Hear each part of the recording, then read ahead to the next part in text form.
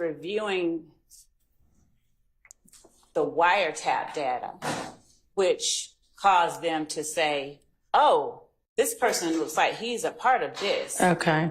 And then looking at the number of times and the types of communication between them, they're able to see data exchanges.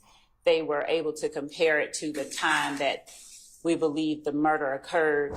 Okay. And they were able to follow on the surveillance footage that we have the path of.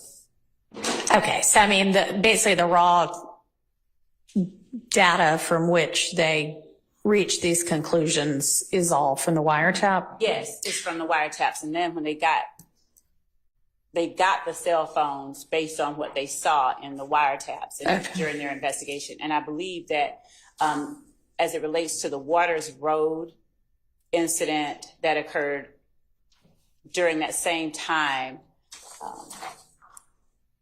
they were able to, this is still information in the wiretap, but there was communication from Mr. Boyer about what was going on at the Waters Road incident. That's a part of the data that's included within the wire information. Okay. Have you, meaning the DA's office or APD, conducted any interviews of Mr. Boyer? No. Not only no interviews, no warrants have been secured either at this time.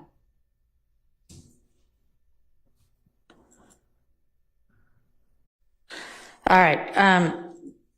I'd like to review the affidavits in support of seeking the contents of cell phone, or did you not need that because you had the wiretap stuff already? We because no one had any contact with the person himself, we never had access to contents of his cell phone, just his cell phone. Okay, so when we're saying cell records, it's essentially like location information. Yes. Okay. All right. So can you get me the affidavit in support of that, please, to review? Yes, sir, Mr. Sharp. Your Honor, regarding the state's assertion that we were put on notice about Mr. Boyer, there is a wiretap. That is true. We were provided the contents of the wiretap. That is also true. There's nothing in the wiretap. There's a phone number, which is what the state handed over on Monday, the contents of that phone number that shows contact through the wiretap.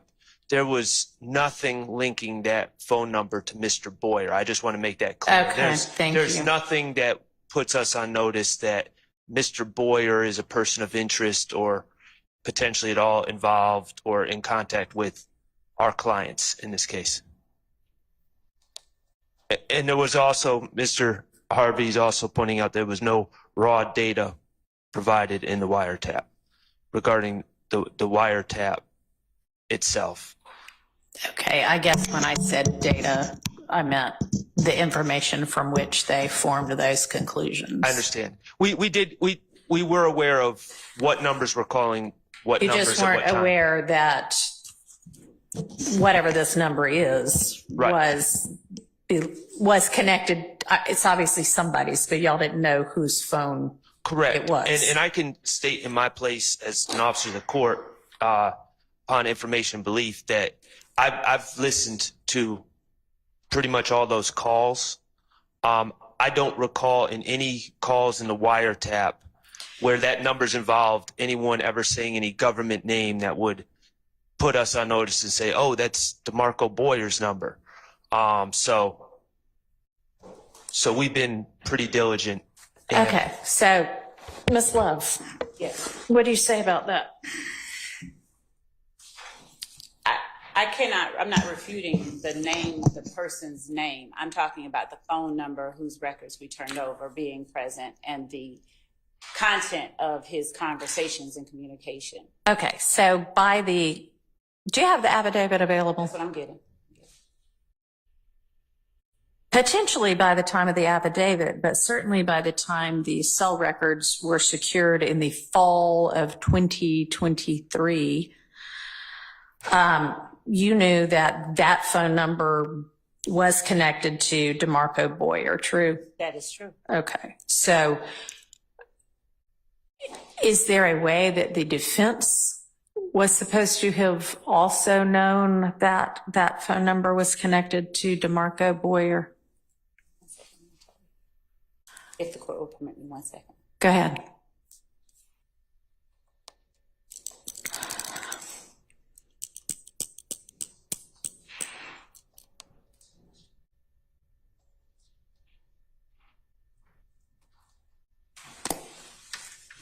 Will the court permit one of our team members to step outside of the courtroom and make a phone call to expedite this obtaining? Yeah, absolutely. Unless you are the one who needs to step out and you're the one in the midst of the argument, the rest of your team can do whatever they want to do. Okay?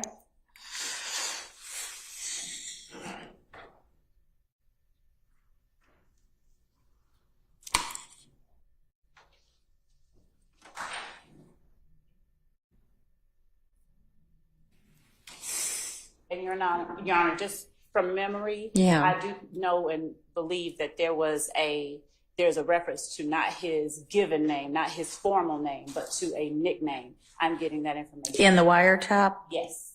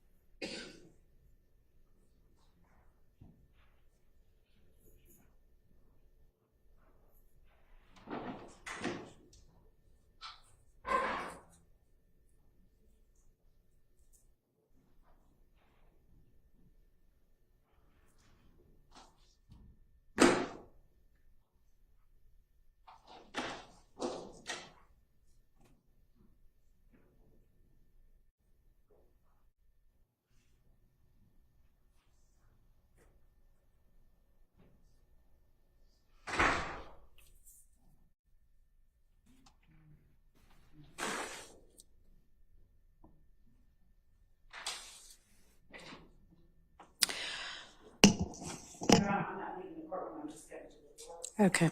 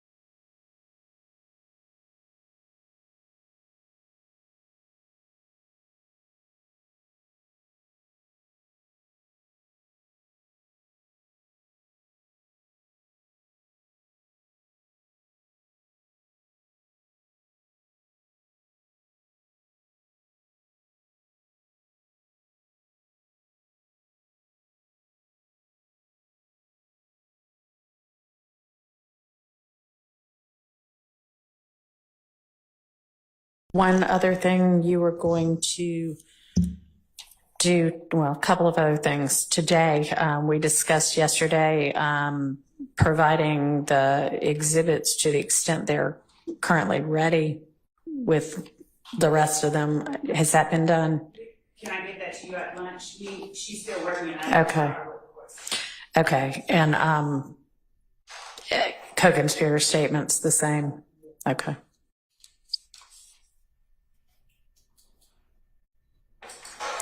All right. Any idea timing on this? So our legal assistant is working on getting the affidavit. Okay. The nickname listed in the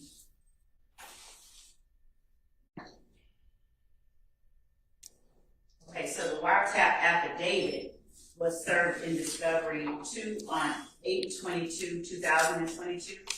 Yeah. So we're just I'm not looking for the wiretap affidavit. I'm looking for the affidavit to get Mr. Boyer's cell records. I don't assume that was served in discovery, was it? I'll check. It should not have been, because the reason that the phone records weren't served was that they were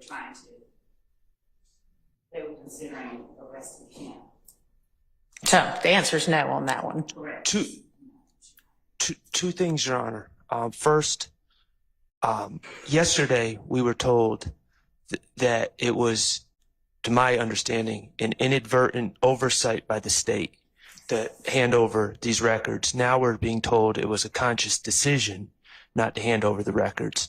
Secondly, regarding the affidavit for the search warrant for Mr. Boyer's, presumably Mr. Boyer's phone records, I specifically requested that yesterday via email, and I haven't received it either.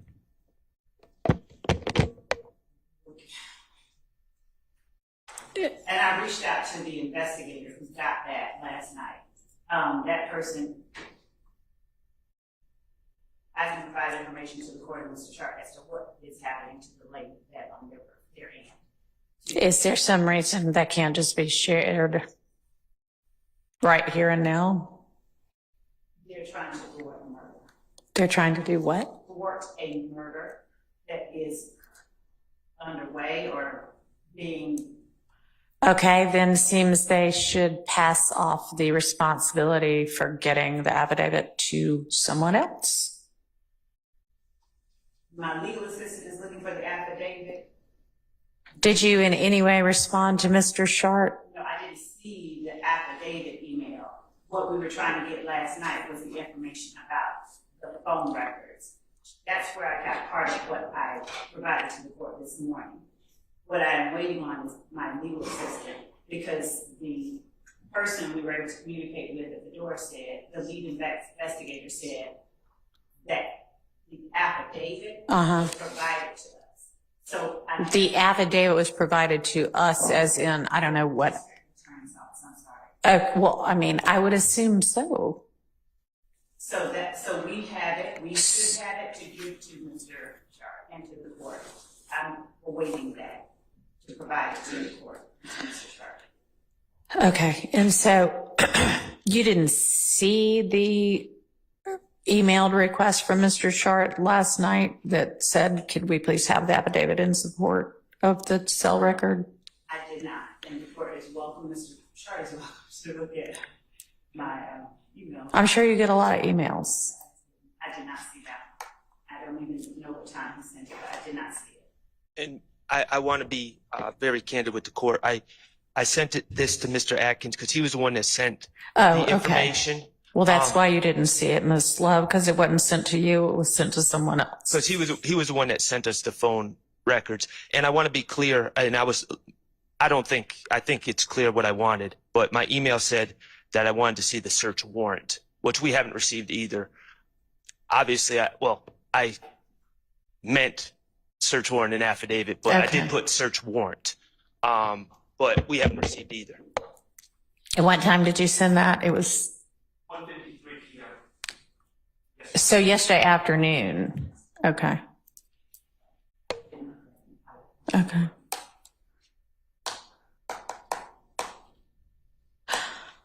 Okay, so I understand that I can't remember who just stood up and raised it, but whomever said that yesterday you said it was inadvertent, and this morning you're saying there was a decision made not to share this information with the defense because Mr. Boyer had not yet been arrested and APD was contemplating whether to secure a warrant, and I didn't want to alert him. So which is it? Thank you. They are both. I asked the court yesterday to allow me time to speak with team members. Right. And the information internally that I know is that when the phone records were initially secured. In the fall of 2023. Yes, Okay. when they were initially secured, the thought process was, we're going to get this person arrested and indicted. Okay. As time went on,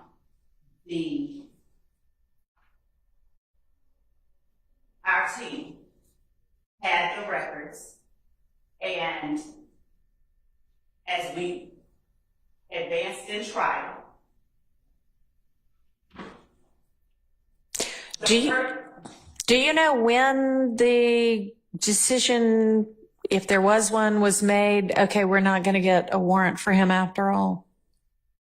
I don't think that decision was ever made, because talking with the lead investigator who got the records last night, there is still frustration because they get permission to get the warrant, and their efforts have not yet been responded to. So they're waiting. That person wants a warrant. So there's not, the decision to obtain the warrant has not been abandoned. The Okay. efforts to obtain it have not been abandoned, but we are at a place where it occurred to team members that, oh wait, we have this, we need to give this over. And time progressed. It was in our possession. Mm-hmm. It occurred to team members. This is something we can't wait for a warrant or arrest on. All of that is true.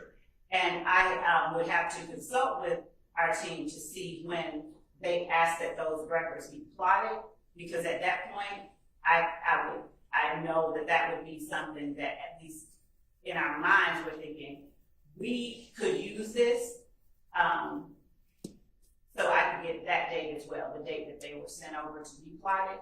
But, Okay. Because, I mean, do you think that it's reasonable that at least by that point you should have shared that information with the defense?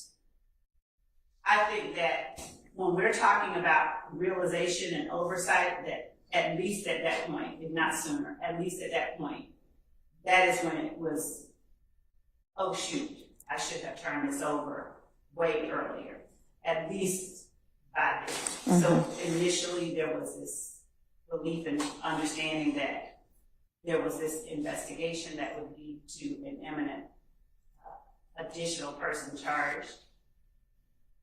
That has not occurred. And there was the realization that we have in our possession this data that we need to turn over. Are there any outstanding warrants for any other things for Mr. Boyer? Yes, I believe he has, not here, I believe he has,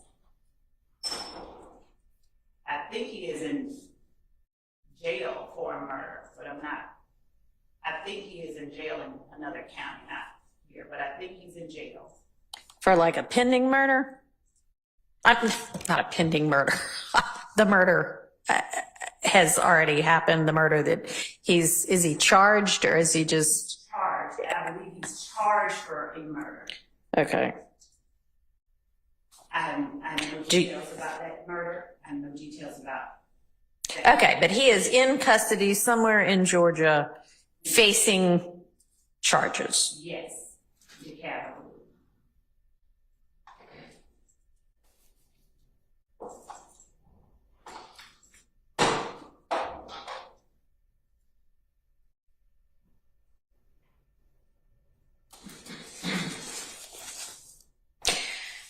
So, does the state intend to try to talk to him? We were not going to talk to him. Okay. Does the state intend to use this plotted out, whatever y'all got about his cell phone location at different times? No, unless, so no, not in this position. All right. And all the information you, the state, have regarding Mr. Boyer is inculpatory of these 6 defendants, or not all 6 of them, whomever is charged in the Thomas murder? In the Drinks. Oh, okay. Oh, okay. Which is something that other than your opening, which isn't evidence. Have you gotten to that point in the evidence yet? No, that would be likely one of the last. Okay. All right. I feel like that was another question the court asked me that I did not answer. I don't know what it was at this point.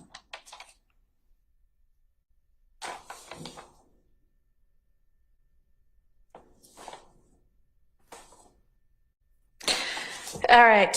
So I will, whenever it's forthcoming sometime today, get and share, if I assume Miss Love's going to share based on the request, the affidavit in support of and the search warrant, and with the defense and also with the court, right? Okay. So we will await that, and then if anybody wants to argue anything concerning it, I will listen. The fact that this has to do with the Drinks murder makes it a little less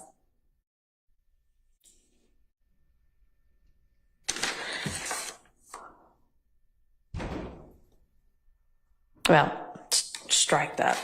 If y'all want to say anything else after we get those, then I will entertain it. Okay. All right. So in the meantime, let's keep plodding through this set of statements of Mr. Zachary's. Can I ask a date certain for the court to inquire of a date certain on this issue before you? On the debt, on the getting the affidavit and the search warrant? No, on, I'm just, I'm sad saying it. I'm really hurt saying this, but this is not new. So a date when Miss Love just said, "Oh shoot," this is not a quote, but some effect of, "Oh shoot, we must turn this over." That was before giving it to Agent Bernie. So what happened on that date of the "oh shoot" to we get it yesterday, and we don't get it new, like, oh, this is new stuff. Let's Good talk question. about it. So we are one team, but we have many members and parts. But I will get the date. But I can tell you that when I said that there was the realization that we do need to turn it over. Yeah. When did that realization occur? I will find out, because it was not mine. It was not my realization. Okay, I'll find out. What I'm saying is, who's in charge of the team? I am. And so before Okay. it's mine, generally speaking, I'm saying that in terms of a date certain, there was communication internally. We looked at it. We were looking at everything we had to turn over, and we were looking at anything that we haven't turned over collectively we realized, oh my goodness, this has not been done. All right. And you don't know what date that happened? No, that's what led to turning it over. On Monday. Yes, this weekend we were talking about it and we turned it over. All right. So sometime over the weekend is when the realization occurred. Oh my gosh, you knew you hadn't turned it over. Oh my gosh, we need to turn this over. Oh my gosh, it has not been turned over and we need to turn it over. Okay. And you're getting us the information about when we get the affidavit in support of the search warrant for the cell records, we'll know the date that occurred. That is correct. Uh-huh. We're working on that. And it did not occur to anybody at that point in time that this is information to be shared with the defense. When the court says at that point in time, you mean with the affidavit for the search warrant? When the search warrant for the records were obtained? Yes. Right? I mean, obviously not, since you got them in the fall of 2023. And because the information that the search warrant was based on had been provided. So we weren't thinking along those lines then. Okay. Had you at any point provided information that the phone number that y'all all know about from the affidavit and the nickname, which I think that's what it was, you were going to tell me what the nickname was, is actually DeMarco Boyer. Did you ever before Monday share that information? No. Okay. All right. What was the nickname? Unk is the name that's listed on, I think, in the wiretap. I think it's okay. Unk. That's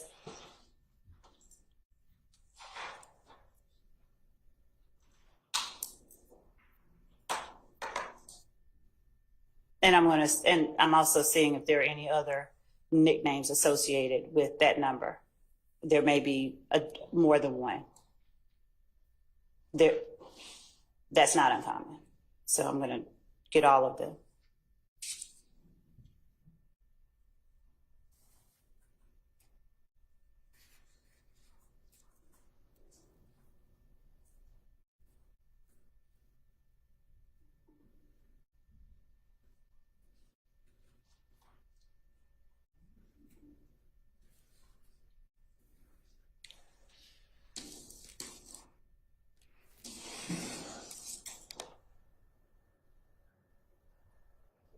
May I step to the door once more? Yeah. And before you step to the door, is there at this stage, which is mid-trial, anything else, whether Brady or not, that you think might be relevant to either the state or the defense in trying this case that you, the state, know of that the defense still does not know of?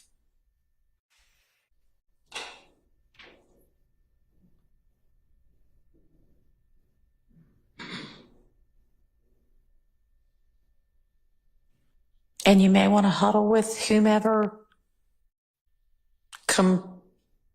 comprises your team, and y'all all put heads together and really, really, really think about that, and then get me an answer after lunch. Okay?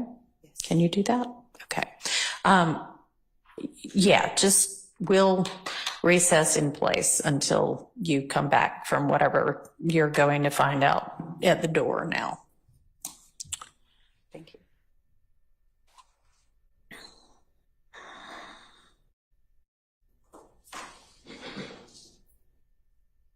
And since we're recessed in place, I'll just sit here.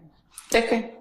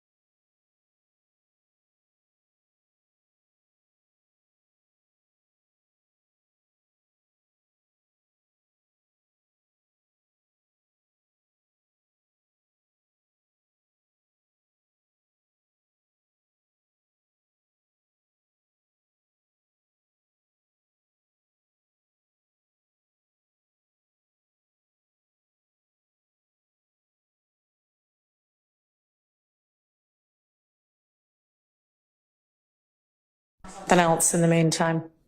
Yes, Your Honor. All right, thank you.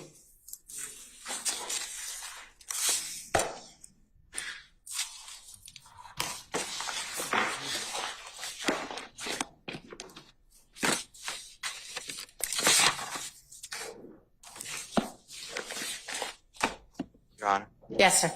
can I just add one thing to the previous discussion? Sure. A lot of the state's theory is that Mr. Williams is in charge of a gang and the gang does crime on his behalf. He asks for it and they do it. We deny that. I heard the court say and I heard the prosecutor say that this is inculpatory, no exculpatory. Everything could be inculpatory or exculpatory. Okay. Can I just, Of course. I didn't say it's inculpatory. I don't know. I said the state, if I said that, I'm repeating the state's maintaining that it's only inculpatory. Understood. But, okay, go and ahead. appreciated.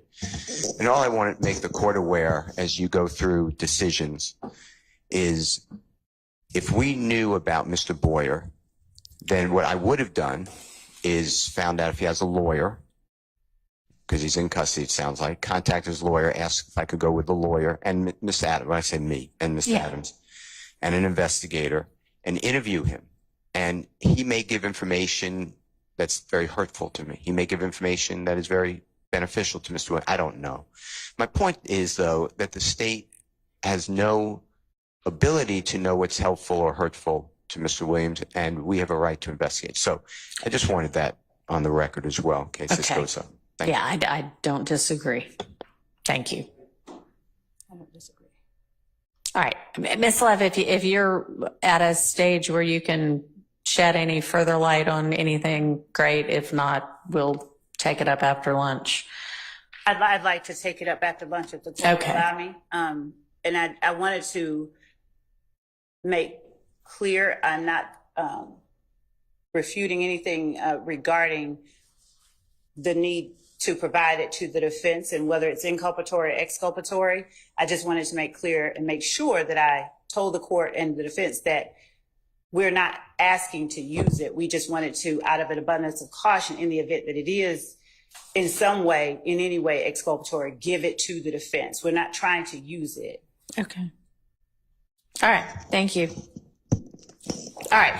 Let's turn back to Mr. Zachary's statement that we were going through yesterday. And Ms. Love, you are going to take the overnight recess to try to determine if there are parts of the proposed redactions that you agree to. So,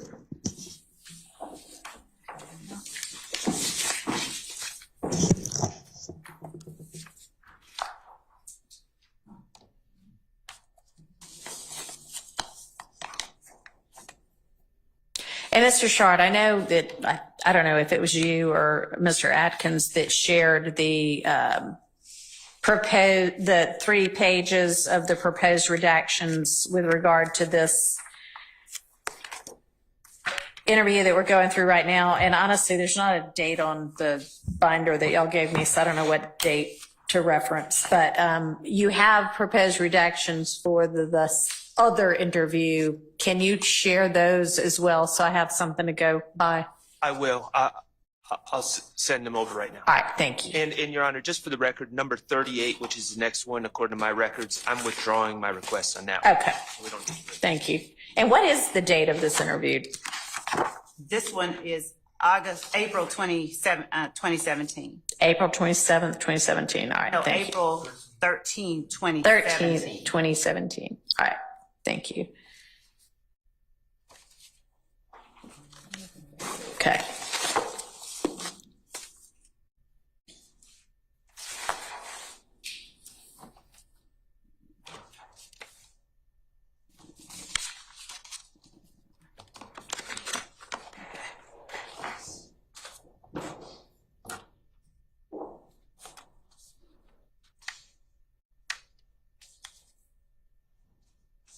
So, Ms. Love, I know you're looking for them, but did you get an opportunity and are there redactions you agreed to? There were not a lot. There was Okay. only one. But you're going to find whatever that was and let Right. us know. Right. Okay. And I marked them in the transcript. All right. That's why.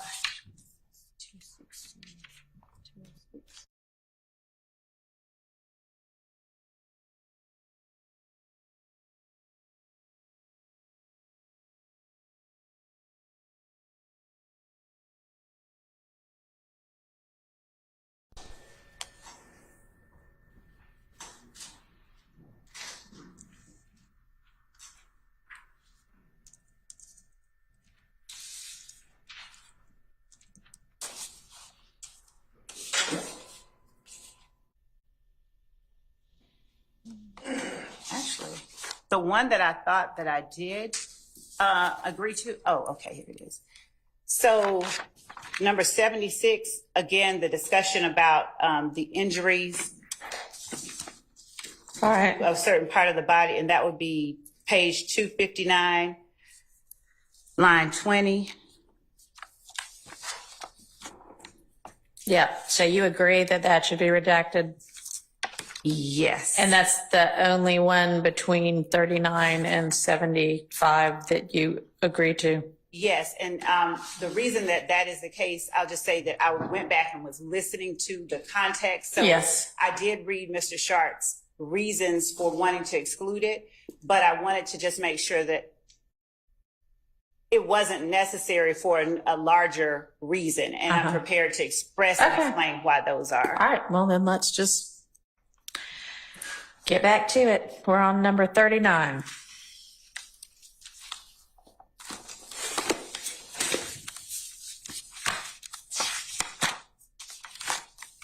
So, Your Honor, number 39, I was shorthanding this. When I wrote yak, Sure.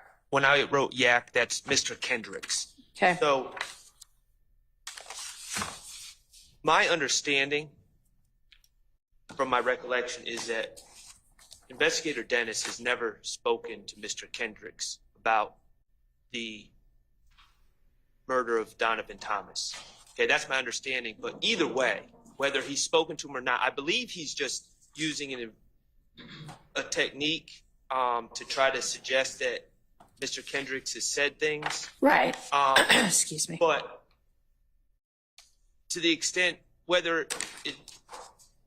either way, he's putting words in Mr. Kendrick's mouth. Mr. Kendrick may not take the stand. That's up to him. But I don't think it's appropriate for Investigator Dennis to state on a out-of-court statement for the jury to hear what Mr. Kendrick supposedly told him about the events of January 10, 2000.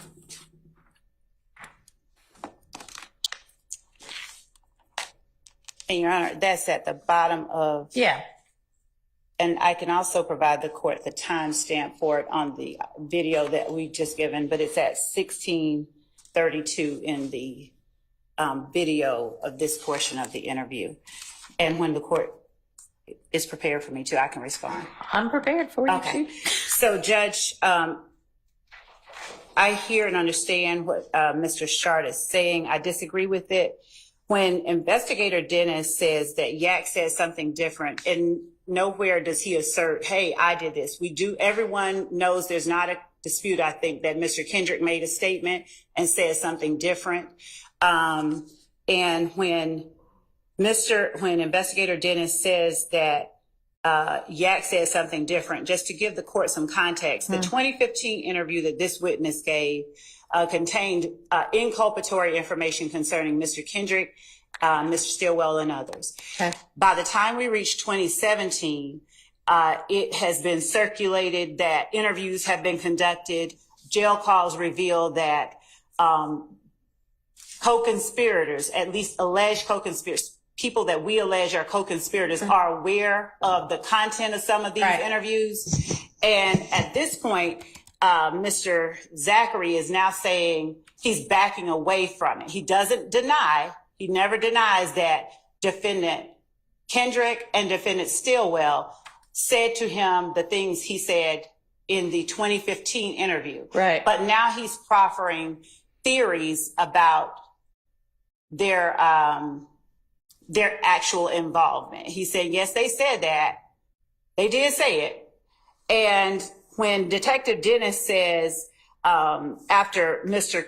Zachary gives him a rendition of events, and Detective Dennis says, Yak says something different, there's nothing about him meeting, and the argument could be made by the defense. You heard Mr. Kendrick or whomever wants to make the argument, but that is a piece of evidence that will be put in at trial at the appropriate time. So That piece of evidence being Mr. Kendrick's statement where he does in fact say something different. yes, Is that what you're about saying? himself, yes. Okay. So And he's already made whatever that statement is by the time of this 2017 interview with Mr. Zachary. he has. Okay. And so whether Investigator Dennis talked to Mr. Kendrick himself or not, Mr. Dennis is aware that in fact Yak did say something different. Right. He's saying right. He's And and it's a broad. does Mr. Kendrick's interview, when we get to the top of page 116, Investigator Dennis is saying Yak said he was on his way to his girlfriend's house, I guess. He does say that. Okay. All right. And so, Your Honor, yeah. I don't believe that's an accurate. I know why you're asking that question, and in the spirit that you're asking that question, I don't believe that's an accurate answer. Mr. Kendrick, first of all, a couple of things, and I bear with me. My understanding, Mr. Kendrick's statement has been suppressed. Oh, no. I don't think it's coming in. She says no. Judge, The portion of the statement that it contains what we're discussing was not. What was suppressed is a portion where another detective comes in and starts talking to Mr. Kendrick. Okay. So there's a very long part of the interview. Before the part that is Yes. suppressed, and it's in the unsuppressed part that the representations that you Yes. just made are contained. I don't. Investigator Dennis on 116 line 8 says Yak said he was on his way to Bush's house, Yeah. and they saw Nut at the barber shop, and they made the call. I don't know if Mr. Kendrick's saying that to any law enforcement. Well, we ought to be able to check that. I mean, right? Like the statement is, And the made the call portion, I'll agree. That part he didn't say. But the part about him being on the way to Bush's house, which is what I think is the most. No, and he didn't say he saw Nut at the barber shop. My recollection of the statement, and Mr. Weinstein's most on top of what was said in that interview and what portions were suppressed, but he said, I did not have anything to do with this killing. I went to my girlfriend's house. That's my alibi. I don't know. So the state, yes, he said he was with Busha in a car with her going to her house. He never said seeing Nut at the barbershop and making a call. That was not stated. So that's a misrepresentation of Mr. Kendrick's statement, first of all. And secondly, I mean, it's just completely confusing to the jurors. okay. So, Your Honor, the state's response to that is when I stated there's information that Mr. Zachary and Detective Dennis exchanged before we reached the point where he says, that's not what Yak says. Yeah. And the reason that is important is that there's a compound sort of statement at the top of 116, and Mr. Sharp is correct regarding Mr. Kendrick not saying we made the call, but the part where he says he was on his way to Bush's house. Right. That's not the part at issue. It's Right. and they saw Nut at the barbershop. Does Mr. Kendrick in his statement say anything about seeing Nut at the barbershop? My memory is that he doesn't say they saw Nut at the barbershop. Okay. My memory is that he doesn't say that they saw Nut at the barbershop. Okay. And But that That's- he was on his way to, so I'm not disputing that part. Okay, so then that part needs, I would think, to be redacted out because it is confusing. I have no problem with that. I just wanted the court to be aware of of the argument that we were making. Okay. If the statement is going to be introduced as evidence, the reason that we were not conceding that part is that Detective Dennis's. That part's fine. I understand everybody's arguments. So let's get to what we are redacting out. Yes, Your Honor. So page 116, line 9, and they saw Nut at the barbershop. Frankly, why don't you just also skip line 10 and line 11? Okay. Okay. Okay. Does that satisfy your objection, Mr. Yes, Your Honor. Short? Okay. Yes, Your Honor. Oh, yeah.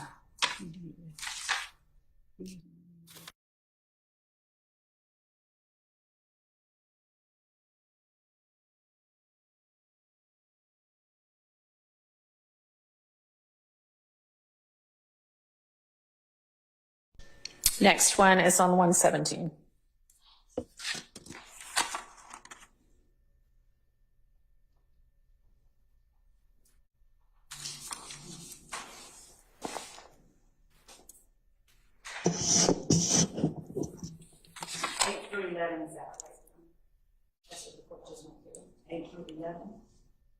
No, what I'm looking at is number 40, which is what, oh, yes, on the other one, no, 9, going back to number 39. The Yak said he was on the way to Busha House is fine. So the part that says, and they saw Nut at the barbershop, that part of 9, and then all of 10 and 11. Okay.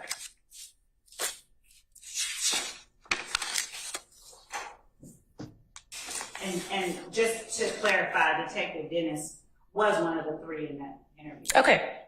Thank you.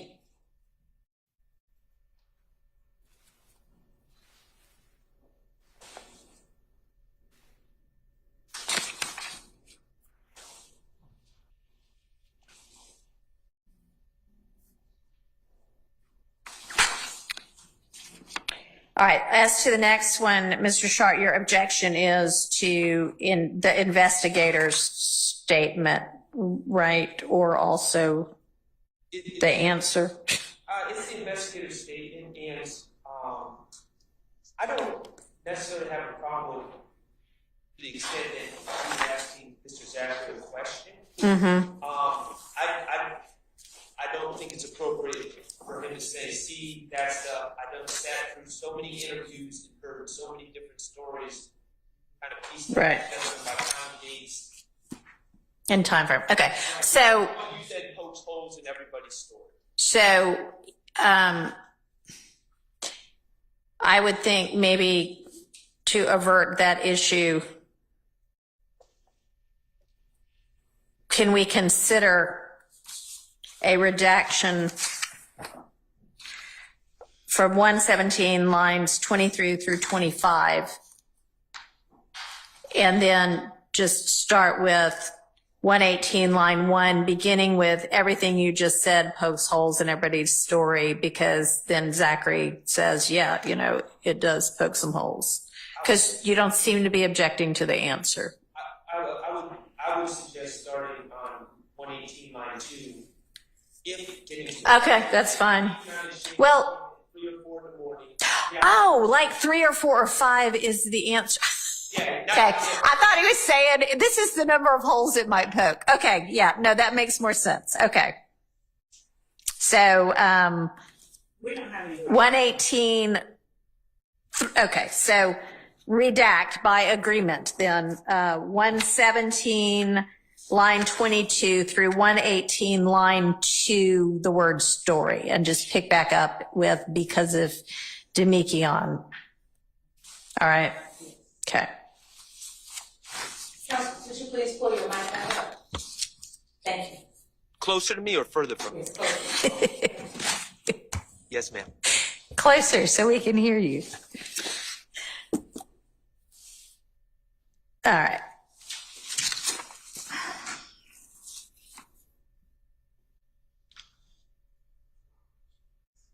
Are we on 118?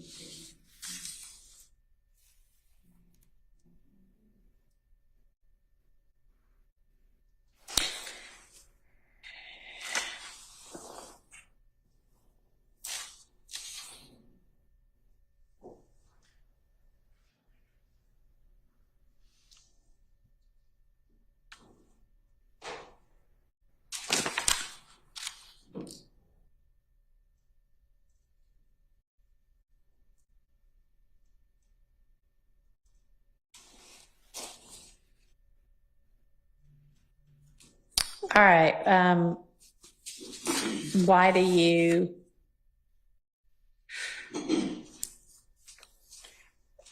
All right. So the objection as to the 41 is that it's speculation.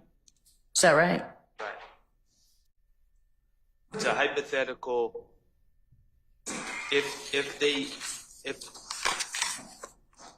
it did, I'm reading that as if they did it. I don't think Demekian had anything to do with it. Why he ain't take it like you said, look at me and like little brother. I think in context, what he's articulating is people look at him as a little brother. And I mean, he wasn't there. He's not offering firsthand knowledge. He's just giving his theory that I don't think Demekian would be involved with something like that if they did it. And I just think that's speculation. Does the state want to respond? In as much as this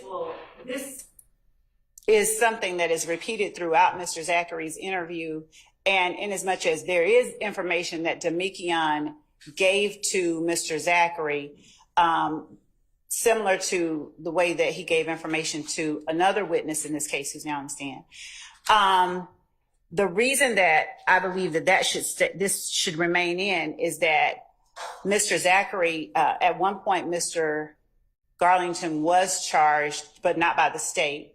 And Mr. Zachary was in a position, he was with Mr. Garlington, Mr. Kendrick, and Mr. Stillwell after the murder, following the murder. So in as much as he makes the assertion, he later says more stuff like, Demekian never told me that he did it.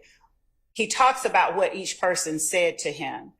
But I'll defer to the court. It's just that's the reason that I wasn't asking or conceding immediately that come out. I mean, that seems like a valid objection. So we're going to strike 118.24 through 119, line 5. I'm sorry, line 4.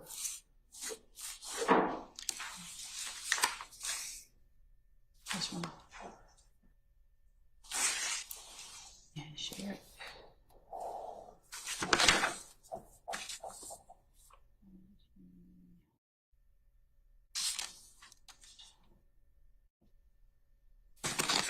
Share the thought.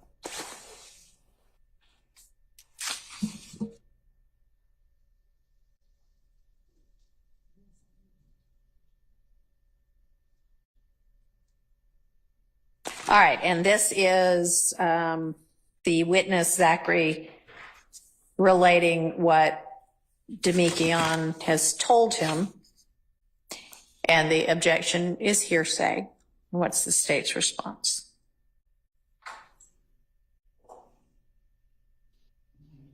Oh, okay, I'm 121. Demekian's statements to Mr. Garlington, I'm sorry, to Mr. Zachary.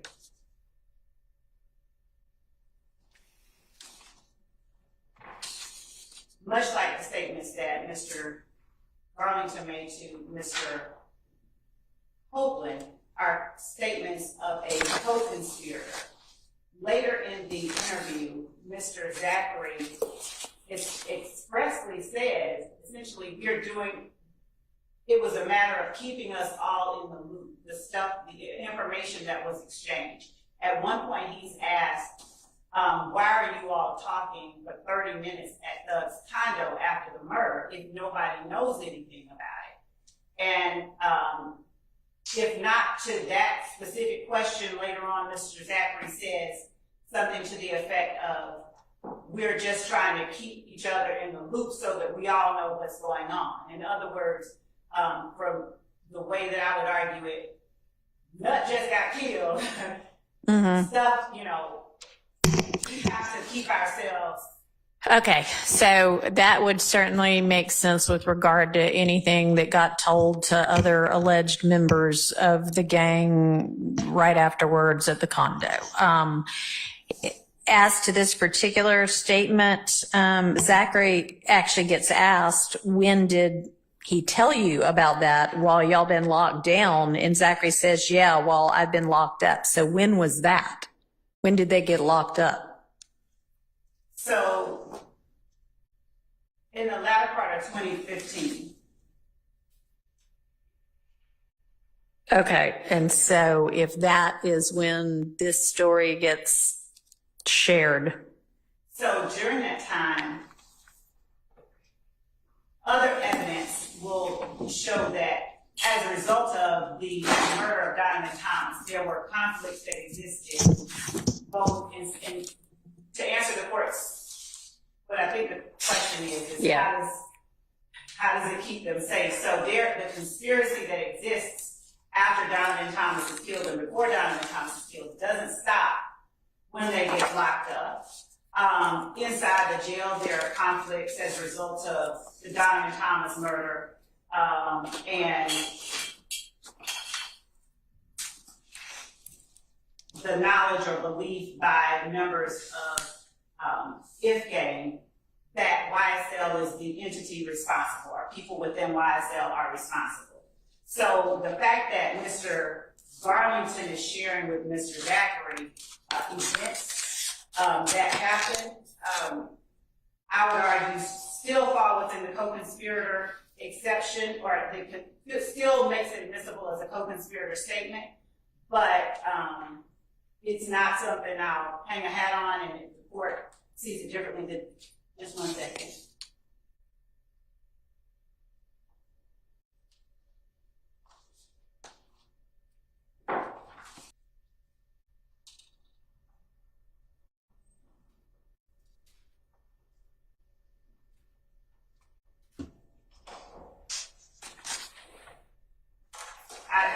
It's not one that I'm going to strongly object to.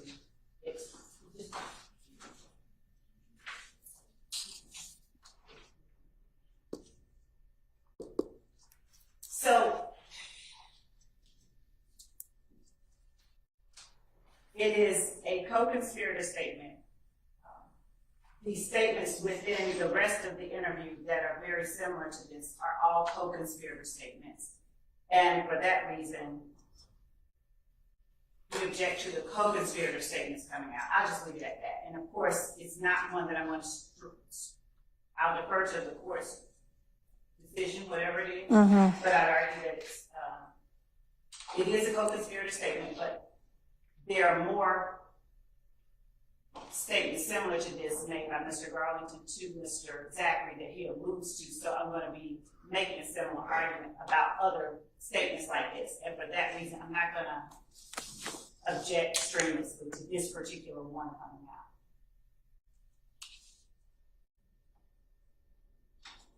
out. Object strenuously. All right, so late 2015, are there... Can I give Your Honor a little context? Yeah. So,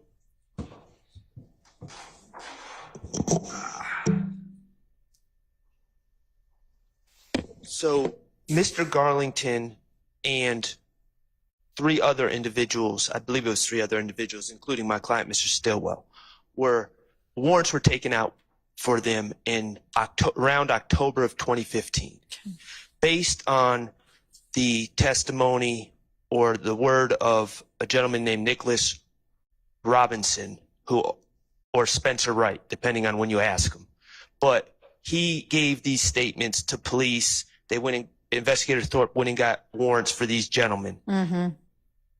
On subsequent review of the footage from the scene, Nicholas Robinson was not present where he claimed to be on the scene. So at the time of giving these statements, Mr. Garlington, and there's jail calls that I believe reflect this, Mr. Garlington is in extreme prove my innocence, shift blame mode. He's not in any sort of co-conspirator, we're in this together mode. And he is asserting to anyone and everyone that will listen is, I didn't have anything to do with this. I'm wrongfully arrested. He's asking people to get video from the McDonald's on Cleveland Avenue, video that we still don't have, that will show he's innocent. Right. And so these conversations that Quindarius Zachary is saying Mr. Garlington had with him are, from my perspective, for the purpose of asserting his innocence and shifting blame to others. So that would not fall under 801D2E. All right, and that's sort of what I'm trying to sort out is this a time that is, when this is shared in furtherance of the conspiracy, or is it not? And if there are, in fact, still beefs going on inside of the jail or outside, I mean, do they get released after late 2015? No, it dies down a lot. No, sorry. I just asked a compound question. So I am wondering about what is the state of the beef back and forth. And then I'm also wondering, do Zachary and Garlington get released after they're locked up in late 2015? No. So Okay. they get released at some point later, much later. For instance, Zachary gets prison time, Garlington also. Right. Okay. But not at a point in time when, like, they might be out in a week and so they need to know what's going on the street. So they all need to. Well, not on the streets.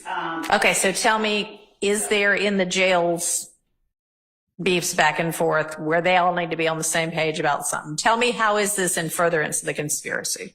So while they are in the jail, and this is broadly speaking and not to this, at this point in time, while they are in the jail, inclusive of this point in time, there are continued,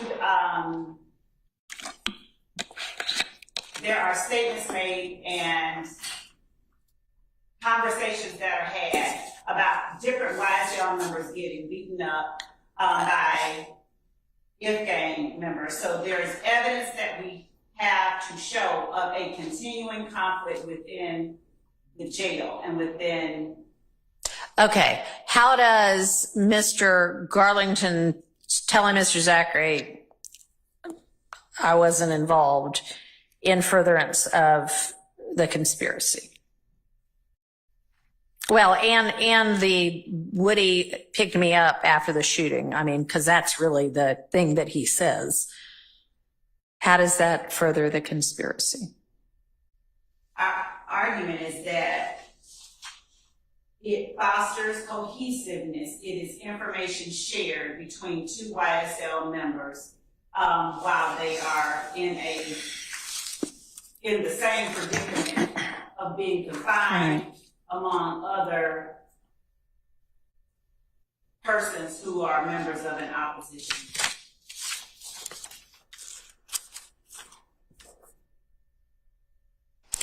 All right. So, I mean, I think the fact that on at 122 page 122, lines 1 through 3, the answer being that Garlington said, no, he does not. He says that Woody picked him up after the shooting. That's not, hey, Betty, I've got absolutely zero to do with this. It is still something that could in some way be against his penal interest. So I am going to find that to meet that co-conspirator exception. So I'm going to overrule the objection on that one. So it just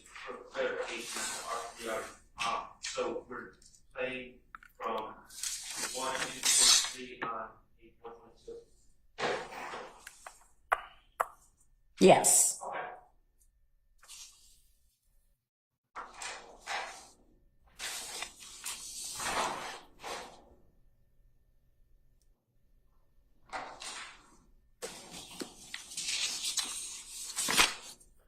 Okay, meaning I understand the court rule. Yeah, no, I understand. I understand.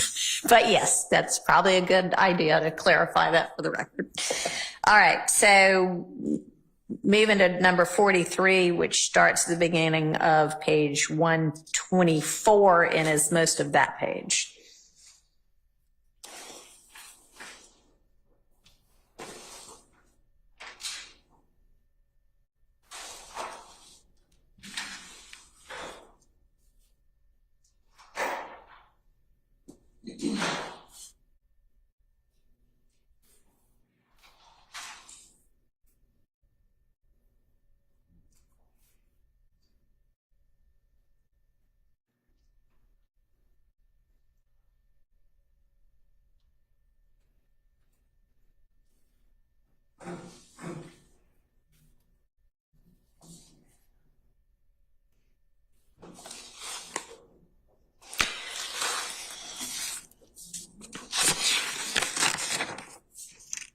All right, what does the state say about this one? So, Your Honor, in order for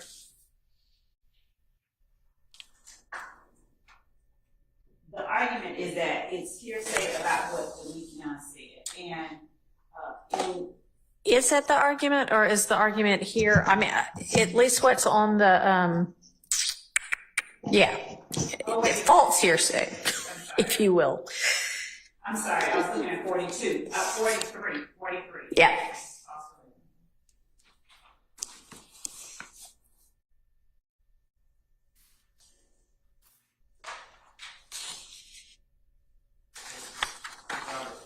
Yeah. Was my impression, and really for my notes, the fact that whether it was truly what Demekion said or not truly what Demekion said, the falsity is irrelevant. I take exception to Investigator Dennis relaying in a statement that would be heard by the jury what Demekion Garlington supposedly said to him. Demekion Garlington is not going to take the stand, to my understanding, in this case. All right. Is Demekion Garlington's statement going to come in? No, his statement to law enforcement will not come in. And we won't Okay. call him. And for that reason, I don't object to 1 through 4 on page 24, but when we get into, again, Zachary talking about what was shared to him by Mr. Garlington, we would object to that portion, but I don't have an objection to 1 through 4. The numbers 1 through 4, but the objection, the redaction requested is 1 through 22, so I'm prepared to argue the rest of it. So, in as much as the argument made just now by Mr. Shard is his objection is to Detective Dennis relaying what Garlington said, there's no objection to that portion. Okay. Okay, so you're saying 5 through 22 is essentially just questioning. It's not any true or false assertion of what Garlington said. It's just him asking questions and Zachary answering them, right? So it is sort of, it's him. So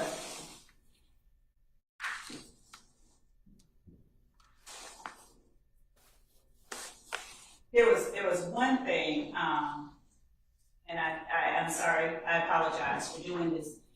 It is much as Mr.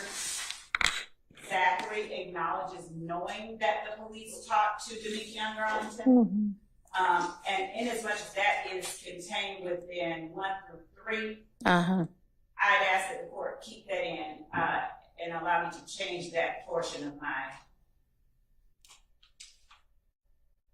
previous representation to the court. Okay, is there going to, well, what are we doing about line 4.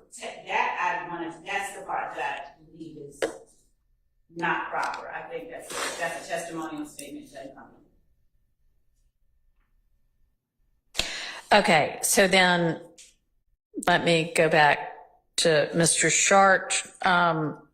If 4 is redacted out, then what is your objection to the rest of it? I don't have an objection to 1 and 3. I do. So, to the extent that these are being brought in for Quindarius Zachary's answers, Yeah. and this is gonna bleed into number 44 on my list. Okay. It goes into, my understanding is this information Quindarius Zachary is giving Investigator Dennis is based on things Demekion Garlington, it's being asserted that Demekion Garlington told Zachary in the jail when Garlington was trying to proclaim his innocence. Okay. So that is, I don't feel that these answers fall under the 801 D2E because, again, I don't feel that they're in furtherance of a conspiracy, the statements made in the jail. So that would be my objection to the answers. Okay. And those are interspersed in what I objected to in number 43 and then specifically in 44 as well. Okay.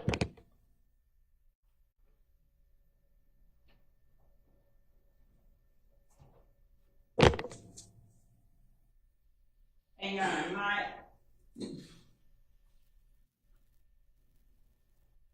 my perspective on that, for the reasons that I've already shared, are different than Mr. Sharp's. And I would add to what I've already said, that in considering, if it even comes to playing it, in considering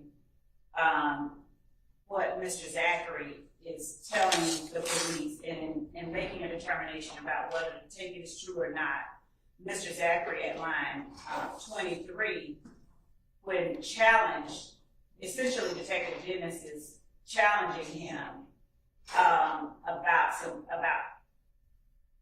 what he has said in line 13 through 16. He says, as what's reflected in the transcript, Zachary pushes back, and then Dennis is asking another set of questions, and Zachary is correcting Dennis with information that he got from Garlington, again, still during this time when they are in confinement, and still during a time when there is still beef, if you will, between the two groups, YSL and F-Gang. So, to the extent that Garlington may want to get out of jail, I'm not understanding there to be any argument that Garlington is somehow an agent or another, just that Garlington wants to get out of jail.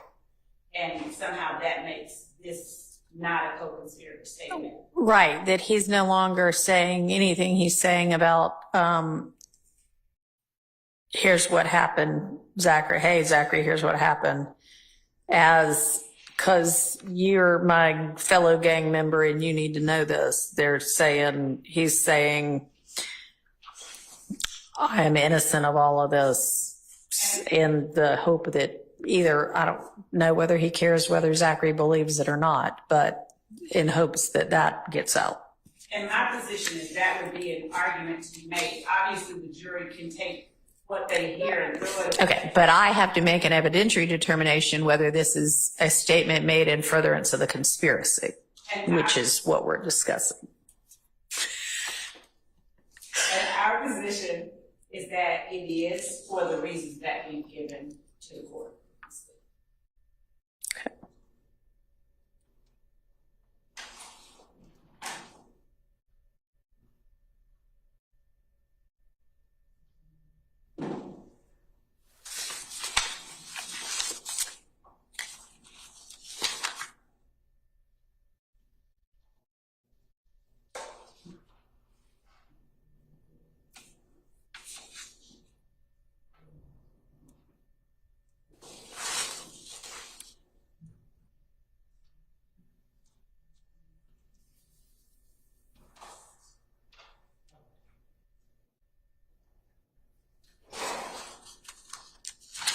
All right, I'm going to allow it.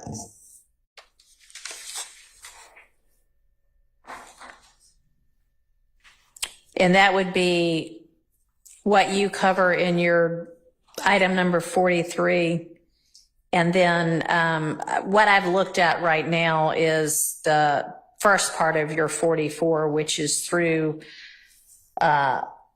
page 125, line 15. It looks like then there's a second set of facts. So I hadn't looked at that or made a ruling about that yet. So. I understand.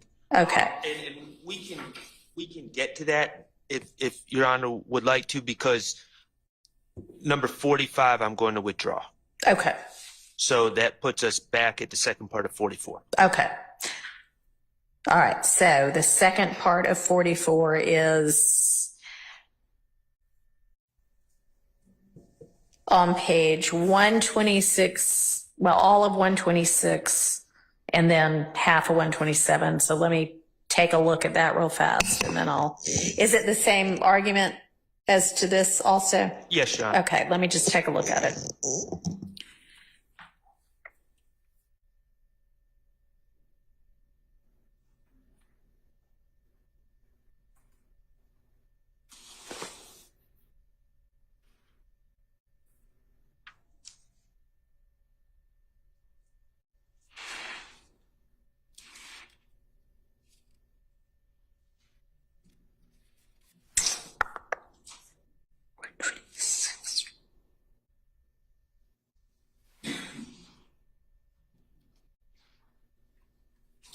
All right, let me ask you, on page 126, lines 15 through 18,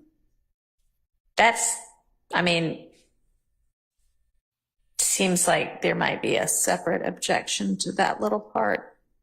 Or you had withdrawn the gun part anyway? I understand, Your Honor. He says that's if you don't care, I don't care well, he either. says that's what I assume, and then he says that's what I heard. The source, I wasn't going. If it we doesn't assume that the source of that's what I heard is Demekion Garlington, it would fall under the same. Okay. All right. I just wanted to make sure. I'll just point out at the bottom of 126, I think Investigator Dennis agrees with my view on these statements.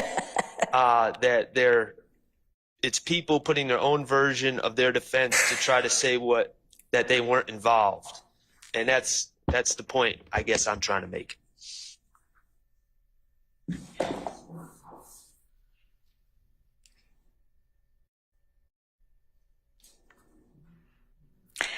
So I suspect we'll see that on a slide during your closing argument.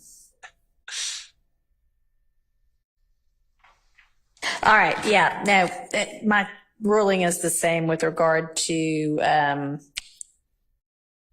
item 46. So that is in. All right. That takes us to 47. Which is on 129.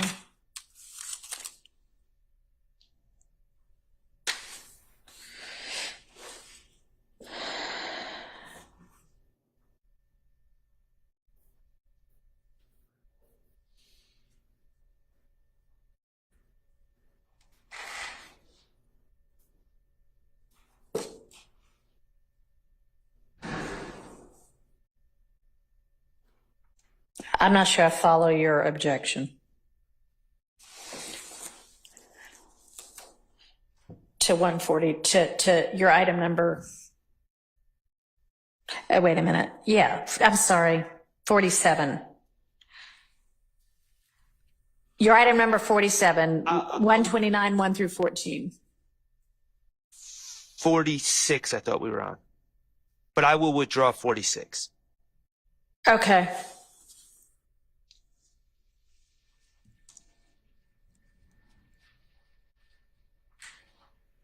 Okay, so now to 47.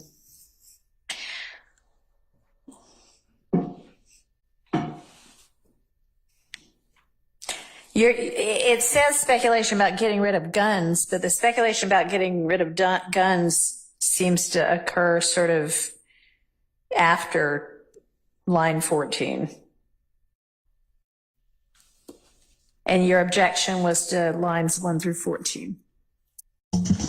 I agree, Your Honor, and I'm going to withdraw number 47 All right. as well. All right, so moving to item 48 on page 140.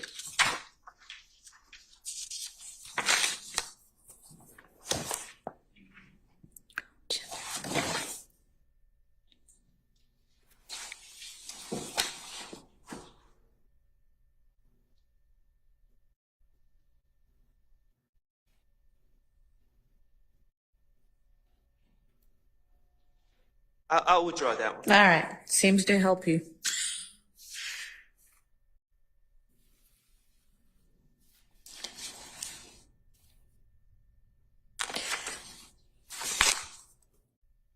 All right, 141, line 11 through first part of 142.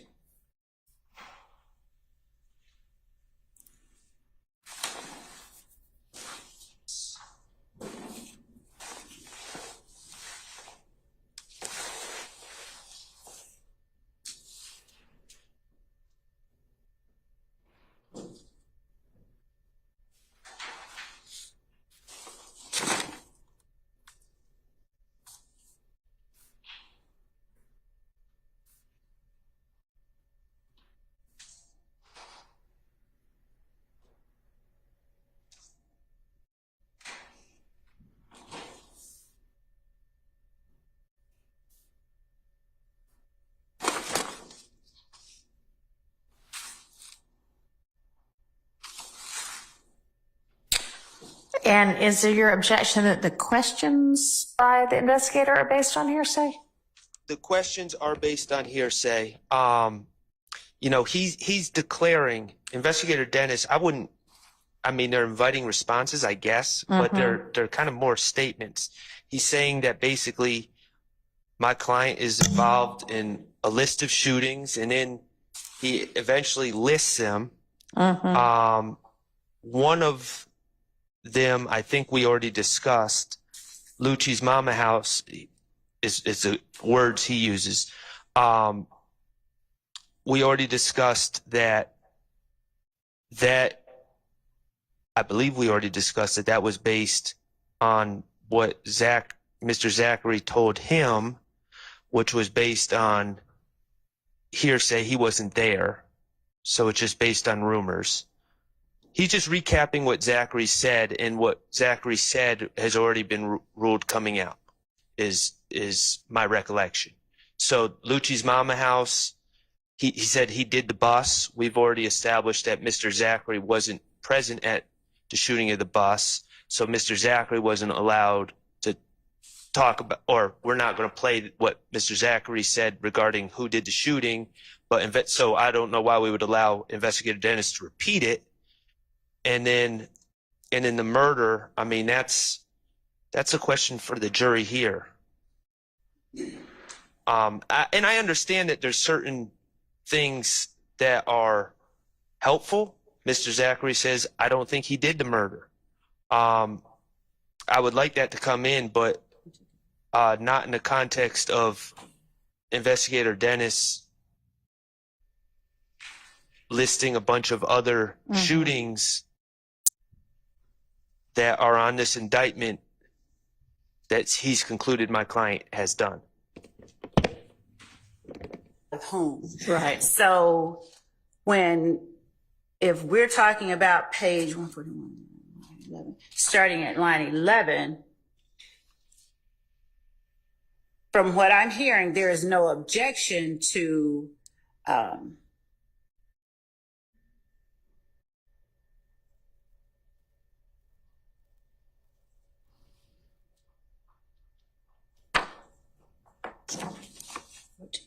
no, he does object to it. Okay, I see what he said. Your Honor, Mr. Zachary he's conveying something about Mr. Stilwell, at least his current iteration of events about Mr. Stillwell.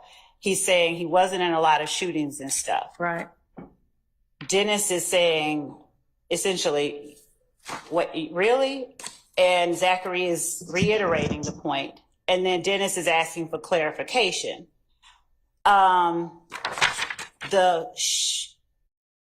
When Zachary says it's probably so many shootings, Uh-huh. and then later on he says they go all the way back to 2014. He's clarifying information he's giving to Dennis, and he is giving information that we would argue he does have a basis for knowing. I don't have a problem taking out he did the murder. But the three biggest ones from line 6 through 7,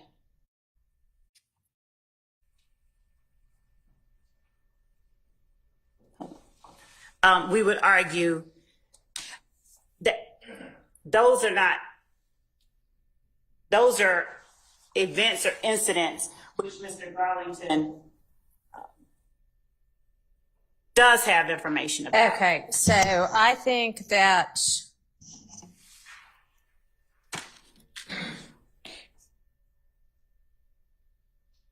(141) lines 11 through 25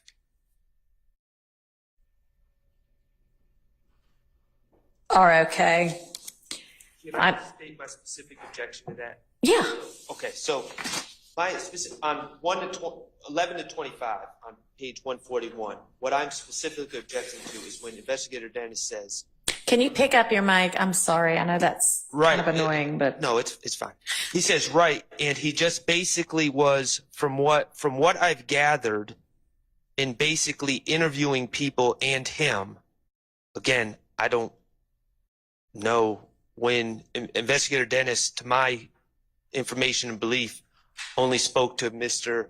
Stillwell as a victim in a case where a young woman was killed back in 2015. So I don't know where "and him" comes from.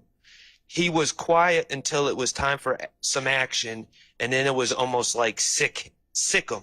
okay. So he's like basically saying my client is, a leash pit bull. Okay. All right. Okay. So then let's strike that question 11 through 14 because it's really not. It kind of interjects, and if you went straight from Zachary talking his answer from 7 to 10 and then pick up with what he continues to say 15 to 17, that works just as well. So, and you're nodding, Miss Love, you agree? Yes. Okay.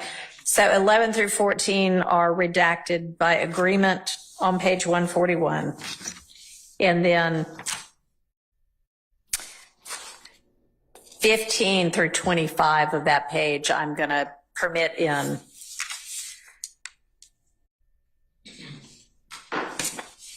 And then, So yeah.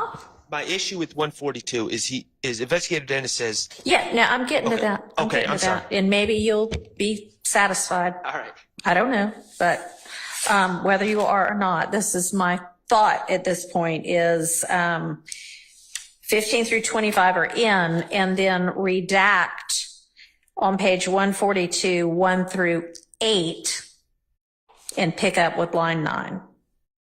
And that avoids all of the Dennis saying something about a shooting that okay. Does that work for you, Ms. Love? Yeah. So Ms. Love agrees to that. So, Mr. Shart, I want to make sure that, you have any further commentary with regard after that ruling? no, Your Honor. Okay.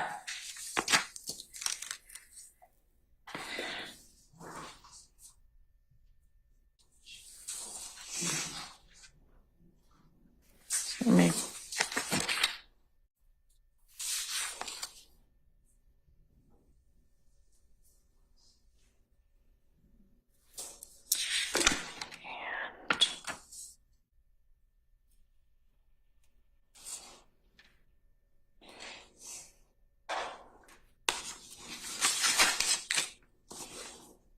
All right, moving us to page 146.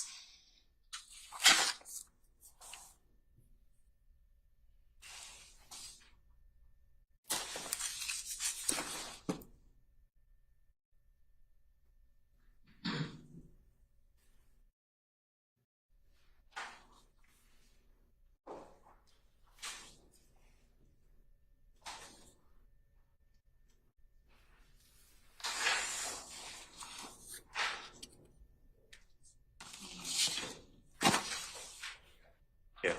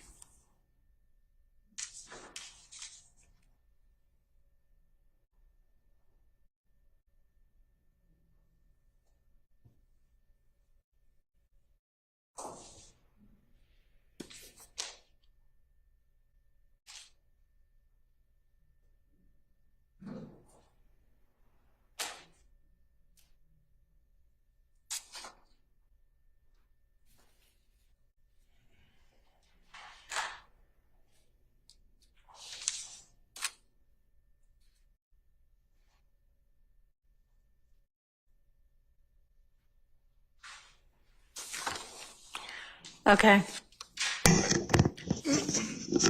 Judge, good morning. Keith Adams on Good behalf morning. of Mr. Williams. So this is number 50 on Mr. Shard's checklist. Yep. The entirety of this testimony and the context of it is that this is a conversation where Mr. Sprinkle's involved, the detectives are involved, and they're talking to Mr. Zachary about what they believe to be a beef, for lack of a better word, between Mr. Williams and DeQuantis Lamar, gentleman Right. known as Rich Homie Quan. In short, my objection for this entire segment of the conversation, starting at 146, line 20, going all the way to 149.3, is that it's speculation. If you read through it, Mr. Zachary is opining about the reason that, well, first he's opining that there's a beef, in fact, a beef between Mr. Williams and Mr. Lamar. And he opines as to what the reasons are. Right. The detectives are kind of interjecting their own take on what has happened and why they fell out. And if the most telling part is if you look at page 149, towards the end of that, and it really kind of starts in the end of 148, where Mr. Zachary's talking about how Mr. Lamar and Mr. Williams fell out, and Birdman, a Rich Homie, fell out for some reason. I don't know, he says. Continues on to page 149, where the investigator asks him because he wouldn't sign. And then Mr. Zachary says, I don't know, I guess. That kind of encapsulates the fact that most of what he's talking about is what he's heard, what may be on the street. And there's no real basis where that speculation is coming from. So I'd ask that all of that be kept out because it's just speculative. All right. Well, I think that you're right with regard to the very end of 148, top of 149 about, Birdman and Rich Homie having fallen out, and, the reason that might have happened being speculation on the part of Zachary. But that's kind of a separate topic from everything that they're talking about before. Well, if you look at the entire, even starting back at 146 and going through, there are portions, for example, let's look at 148, the top of 148, line 1, where Mr. Zachary says something to the effect of, and Rich Homie knew that they were shooting, that they had done shot up thug. There's no way that he would know what's in Mr. Lamar's mind, what he knew. There's nothing to indicate the basis of that knowledge. And I will say that Mr. Lamar is a state's witness. He's on the witness list. We've been noticed that he's potentially going to be called. Birdman is on the state's witness list. Mr. Brian Williams. Right. We've been noticed that he may potentially be called. And so these are witnesses that if the state intends to prove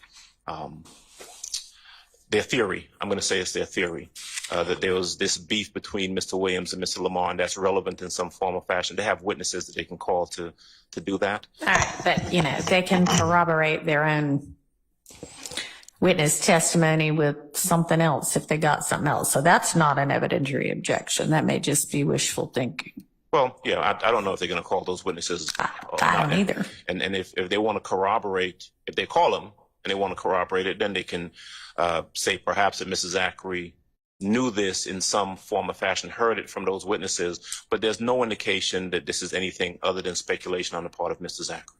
All right. Ms. Love. So, Your Honor, I think some context is necessary here. There have been repeated attempts by Mr. Williams to rebut evidence the state believes has shown that Mr. Lamar and he fell out after Donovan Thomas's murder. Okay. Donovan Thomas's father was one of our witnesses, and some of the questions on cross-examination involved Defendant Williams showing photographs of Mr. Lamar and Mr. Williams together at times that were after, I believe, after the shooting, if I'm remembering the exhibits correctly. There were Instagram posts and things of that nature, a video of Mr. Lamar and Mr. Williams, a music video of them that they both appeared in. Yeah. And that was after specific questions regarding Mr. Lamar's continued association with Mr. Williams after Mr. Thomas's death. Okay. When ADA Sprinkle asks in line 18 through 19 of page 146, so what happened? Why weren't they working together anymore? The answer Mr. Zachary gives, his basis for knowing that information, or at least broadly that information, is contained within the statements that he gives just prior to that, when he's talking about having been on tour, being on tour with Defendant Williams during this long period of time. So in line 9, when ADA Sprinkle asks, you know about Young Thug getting up on stage in March of 2015, calling Rich Homie Quan, bitch Homie Quan. Mm-hmm. And Mr. Zachary says, I was with him, yeah. And then ADA Sprinkle says, you weren't there? And Zachary says, I was with him when he said that. Yeah. So these statements provide a basis for Mr. Zachary's knowledge of whether or not Defendant Williams and Mr. Lamar continued to work together. Okay. And I mean, I notice on page 147, line 20, I mean, Mr. Zachary's saying, like, basically, I stay at the same place as Thug does in that apartment building too. So he's got a basis for knowing what he is saying on 146 and 147 and 148. Now, I agree that 149 starting at 23 is kind of a different topic and speculation. So I'm going to strike that, and the objection went through 149 line 3. That I'm going to strike, but and just that. The rest of it. Judge, I just wanted to make one correction regarding line 20 of page 147.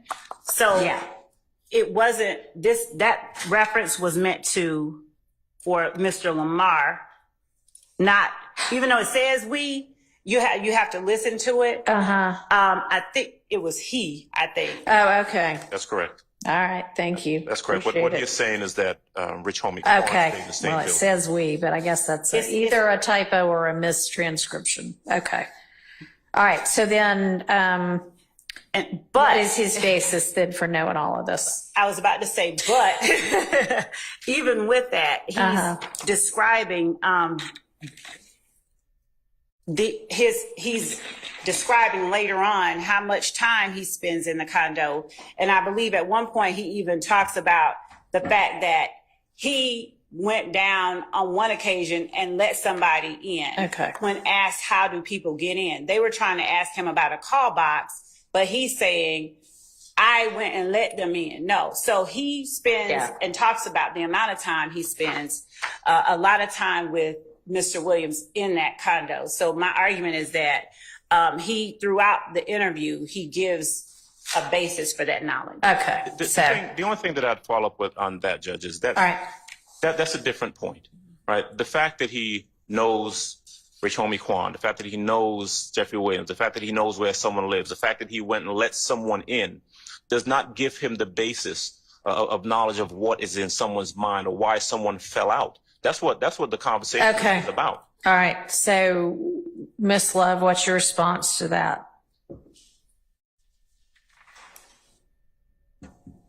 So I would argue that his proximity with Mr. Williams and his association and relationship with Mr. Williams, as reflected in the fact that he's always at the condo, even on occasions when Mr. Williams is not there, is the basis for a knowledge of why they don't work together, and a basis for his knowledge of what happened. Okay. And you have evidence that establishes their close relationship at this period in time. Yes, his words, Mr. Zachary's words throughout the interview, All right. are reflective of that. Okay. Then I will stand on my prior ruling. So just to be clear, Judge, what is the court saying will be kept out?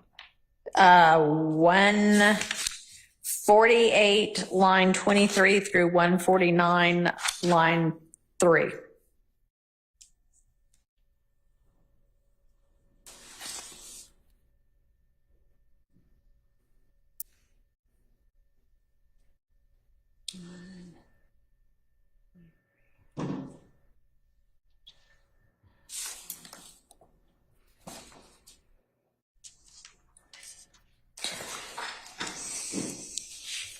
All right, we're at the bottom of 152 now.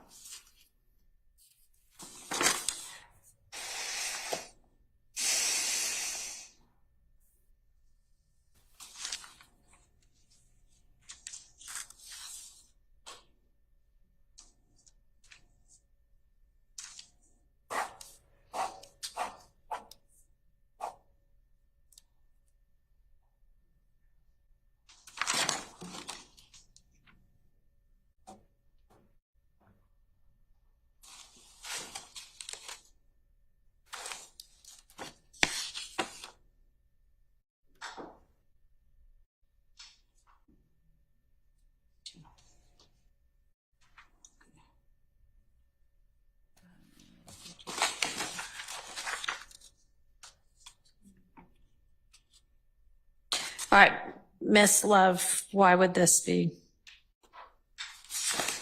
in?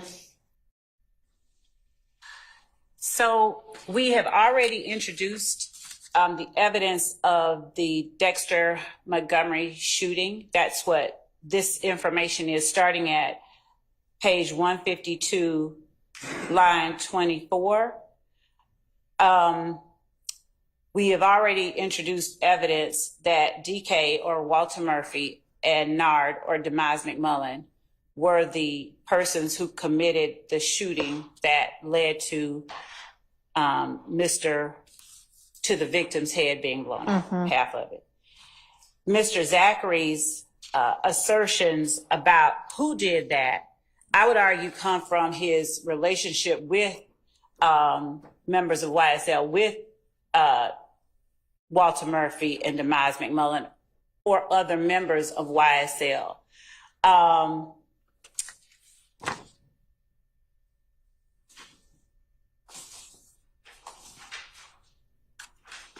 the portions where there is commentary by Detective Dennis, for instance, the part about page 153, lines 14 through 19, I don't have an objection to.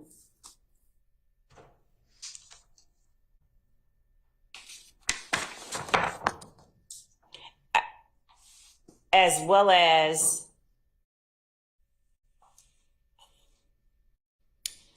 lines 20 through 25, I don't have an objection to.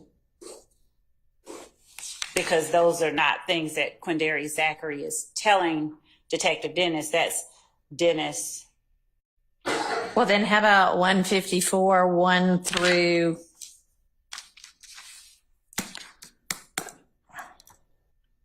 at least 14, but that's all just the investigators talking At least 14. about basically their own investigation. I don't have any. Frank? Yeah. So there's a portion where Mr. Zachary is, you see it on the video, he's looking at what they're showing him. So where I don't have any problem with, for instance, 1 through 4, on page 154, I would ask that 5 through 17 be kept in, because that's the portion where he's looking at pictures. Either has just looked at pictures, and Dennis is now saying that right there is DK walking with an assault rifle. All right. So that's 5 through 8. It is. Yes, 5 through 8. Okay.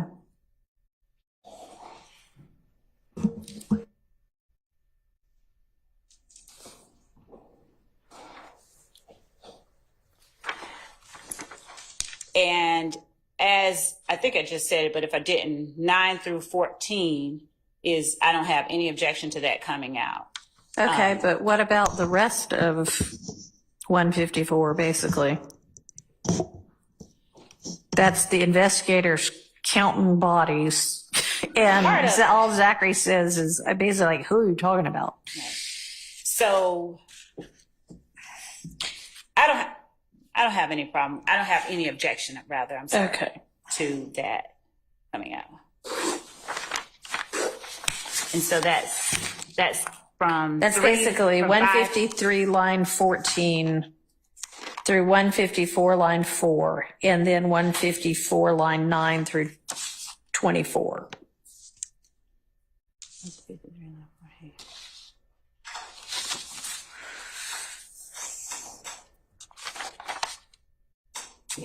Yes, no objection.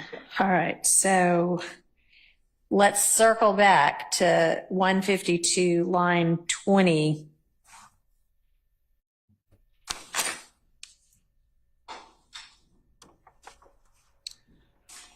Through 153 line 13.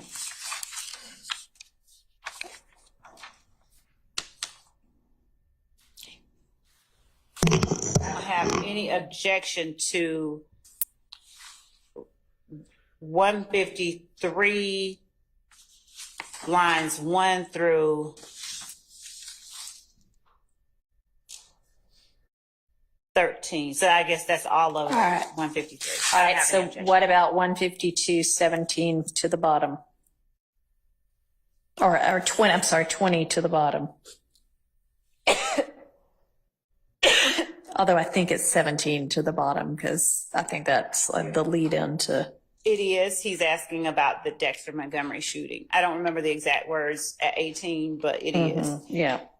I would argue that as to that,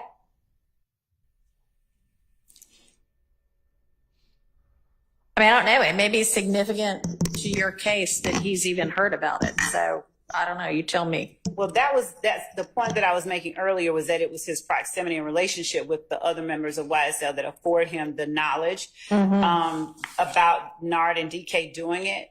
And we have shown evidence that Nard and DK did it. So we would Okay. object to that part coming. All right, so 20 through 22 essentially then, or 17 through 22, you're saying that shows, although it doesn't show the basis, who he heard it from, but It doesn't, but if us with the all coupled together would show he heard it from. other members of Okay, YSL. so, I mean, I think that then, could be relevant to the state's case, and you're offering it there to show he heard about it and that they kept each other connected. So that I will leave in. But what'd you hear about it?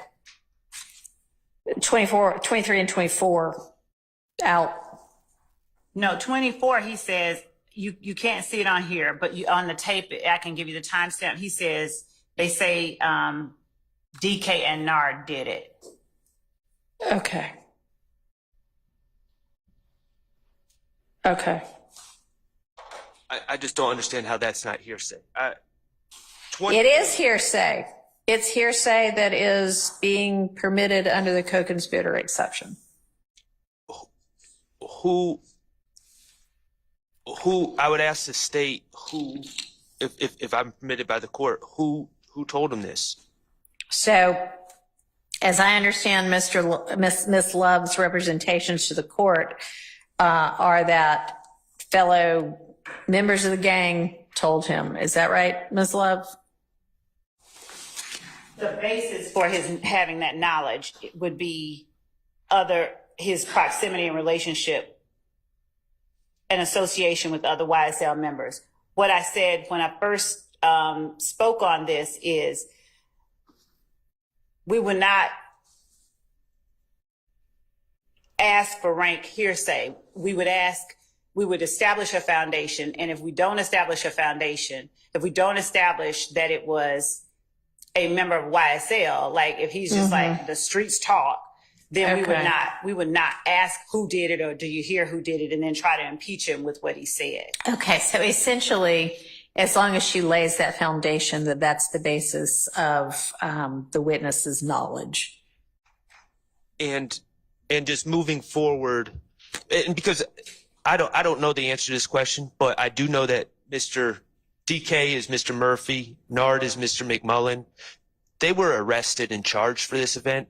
They may have already been arrested by the time they're having this conversation. I don't know the answer to that. But I just think that there's a lot of different ways that Mr. Zachary could come to that conclusion other than a co-conspirator statement. And I just want to be clear, we are putting, if they don't establish a foundation, should this tape be played, the ball is in their court to make sure all this is taken out. Correct? All right, you clear about that? Yes. Okay, so make sure that foundation is laid before, to the extent you end up needing to play this, that you have laid that foundation before you play it. That is what I understand the purpose of this exercise. All right, so we're clear then, assuming that foundation, 152, 17 through 24 come in, 153, all of 153 and 154 are out by agreement.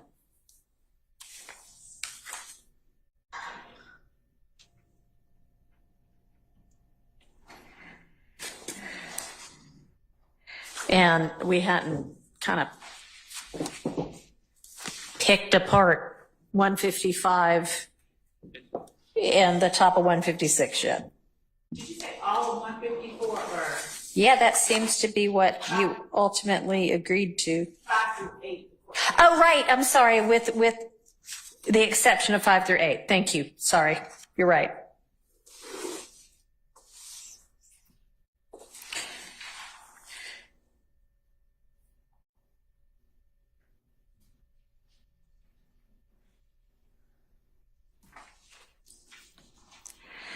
All right, so how about 155?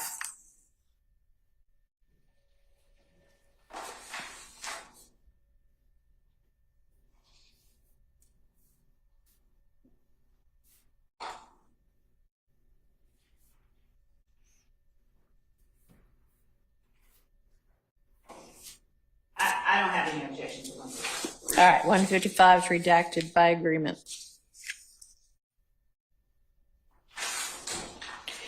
And then the top of 156, 1 through 6.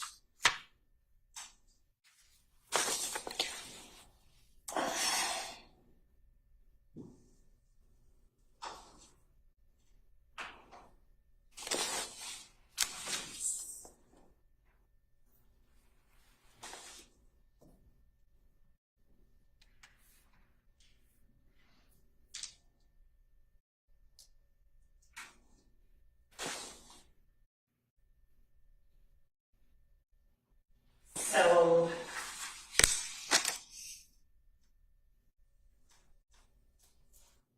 Next item is 157, 1 through 22.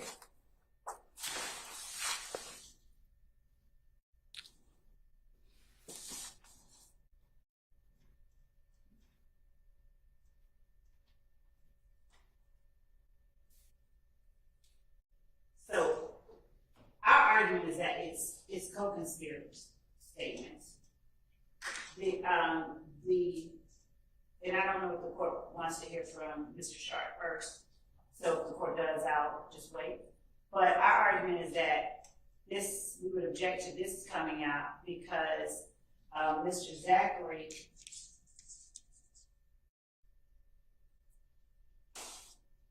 is asked on the previous page 156 at line 7, about his prior statement. Right. And as I said earlier, what he's doing within this statement is he's acknowledging that he said it. He's maintaining what he told them in the 2015 interview regarding what 2 of the defendants on trial now said to him.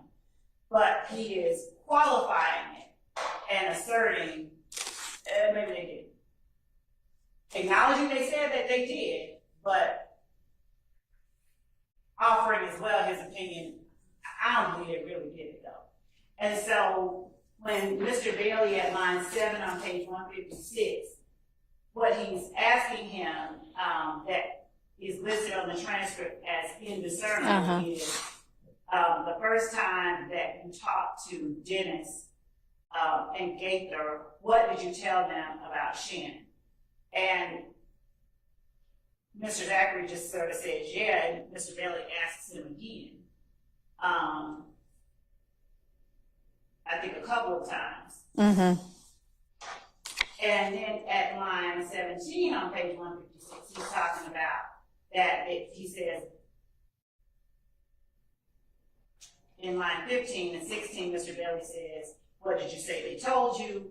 And in response, it's listed as indiscernible, but that's what he's asking. What did you tell the investigators that they told you? And in 17 and 18, Mr. Zachary is saying that they shot at Nutt, but later on, he told me he didn't do it though. So we'd argue that one, there's a reason we would want to play that part and into page 157, because now everybody sort of knows that there's a statement and people are talking, people are telling on members of YSL. There is communication in jail calls and in other places reflecting members of YSL's sort of incredulity, their, like dismay at the fact that various people are telling. Mm-hmm. I think at some point there's a definite call that Lil D, and that's when Quindarius Zachary is called Lil D. Demekion Garlington is also called Lil D, but there is a jail call where they say Lil D told or Lil D is telling. And Mr. Zachary, now being aware that people know he gave that August 2015 statement, is trying to come up, pull back some of it. So we want to play it to show evidence of the enterprise itself, how it operates, what happens when people tell, and how people react.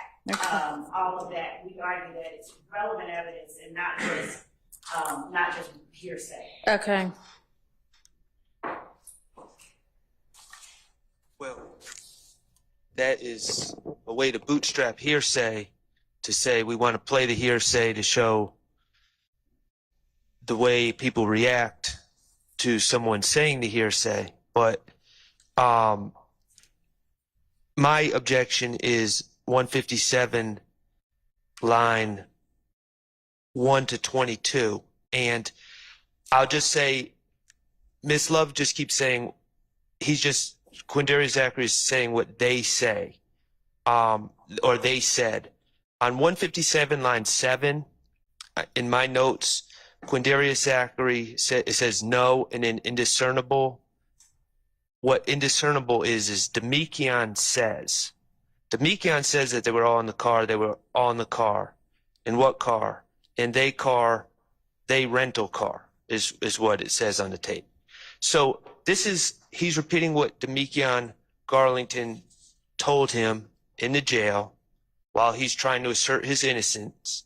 And Demekion is putting himself out as being dropped off outside the car and putting and then eventually putting Shannon, Mr. Kendricks, Mr. McMullen, and Mr. Cobb in the car. So it goes back to the same argument that I'm making, and I know Your Honor hasn't necessarily agreed with me in the past, but I still have to make the argument that these were statements that Demekion Garlington is strategically giving to Mr. Zachary, not to further any conspiracy, but to get out of jail. And he's trying to put his narrative out there, and that falls under, we've provided the cases to the court previously, Stafford, Wilkins, and there's two others, but it's spilling the beans, and there's one of those cases that I've given specifically that had to do with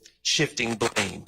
And he's shifting blame, and that's just does not fall, and my argument is that does not fall under 801D to E. Your Honor, my interpretation of page 157, at least lines 1. My interpretation of it is that they are talking about up to a point at the very least, something that Shannon said. I don't disagree that it bleeds into comments about Demekion Garlington, and I'd ask for the court, with respect to the finer points, to give me 1 second.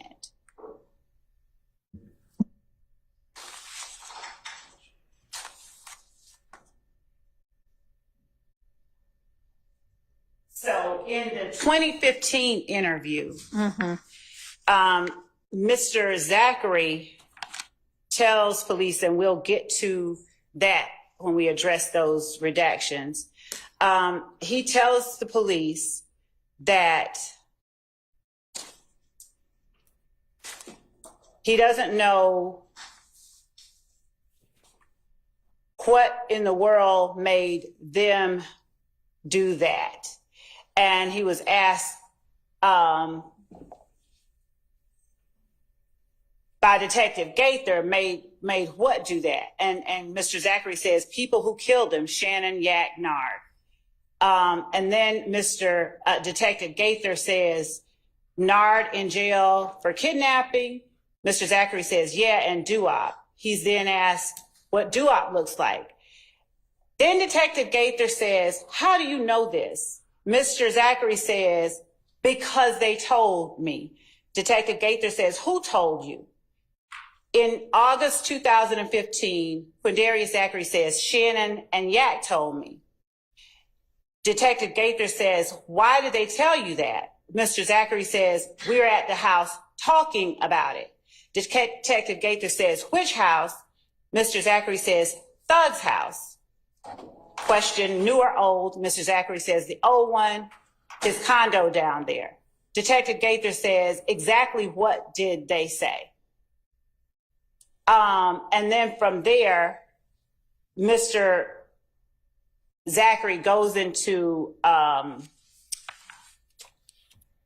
a recitation of events that he says he got from Shannon Okay. and Yak. So the argument that this information came from Demekion Garlington, who was just trying to clear his own name, Right. is belied, I think, by the information that the court will hear Mr. Zachary give in 2015. Okay. In your honor, I Yes. don't dispute that Mr. Zachary has said that Mr. Stillwell, that he's claimed that Mr. Stillwell and Mr. Kendricks made statements to him. That's not the point. And when we deal with those statements, we can address, we'll address those statements in the arguments. But in this particular statement, and we can listen to the tape, my notes say on line 7, Demekion says that they were all in the car. They were all in the car. This information that we're dealing with right now, the source out of Mr. Zachary's own mouth, is the source is Demekion. And that's what's on the table before us right now. All right. So if we go back to 156 line 7, which is where this objection, I think, begins. No, it doesn't. But no, it doesn't. But if we go back there, at that point, they're talking about what Zachary told them way back in 2015, the source of which was the conversations amongst people at Mr. Williams' old Midtown condo. So close in time to the murder.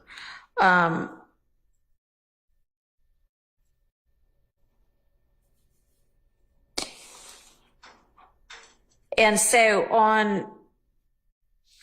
y'all seem to know what a lot of the indiscernibles say. So on 156 at around line 16, I mean, they're talking about what did you tell them about Shannon? And then line 17, what's line 16 say? Do we know? I'll tell you. I can pull that up. I'll tell you right now. On line 15 to 16, Charlie Bailey says in that interview, what did you say Shannon said? Okay. So that clarifies that portion. Okay. Need that. So, And Your Honor, it's only 1 minute from line 13 on page 1, or line 14 on page 156 to line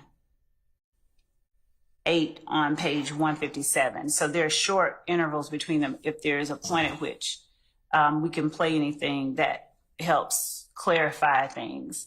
And I understand that, but in that short interval, he switches to say Demekion says that there was all in the car. So I mean, it does. He switches the declarant, and that doesn't take much time to do, and that's what he did in this conversation. Because I don't. So I don't know who is, I know I see that it says Demekion told Shannon, but then it says Shannon didn't do it. He's saying they was in the car though. That he could be, who knows? That could be either of them. I can't speak to that. He said they was in the car when it happened, but they didn't see nothing. So I don't know what the basis for that. Well, and that's Investigator Underwood talking at that point. So I don't know. Investigator Underwood's statement doesn't make a lot of sense in that context to me now, but I believe that the transcript is accurate. So in 2015, during this first statement, does Zachary say that Shannon Stillwell maintained that he was in the car?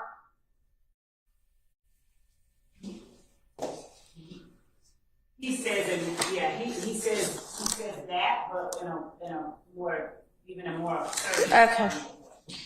And then does he also at that point before say that Garlington was in the car, at least in the car?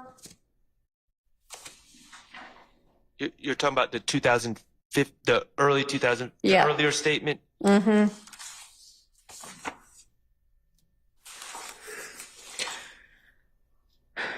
he says, go ahead.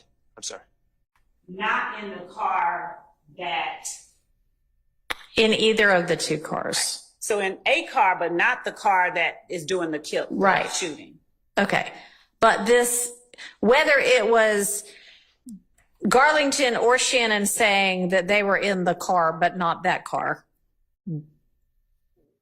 In 2015, when Zachary talked to law enforcement, did he at that point as well say that both Shannon and Garlington were in the car, one of the two cars?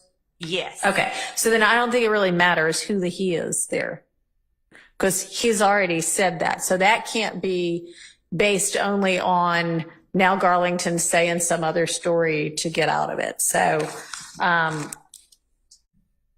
I think 156 lines, well, y'all don't have an issue with that, but 157, 1 through 3 seems fine because he has a basis for knowing that is from before.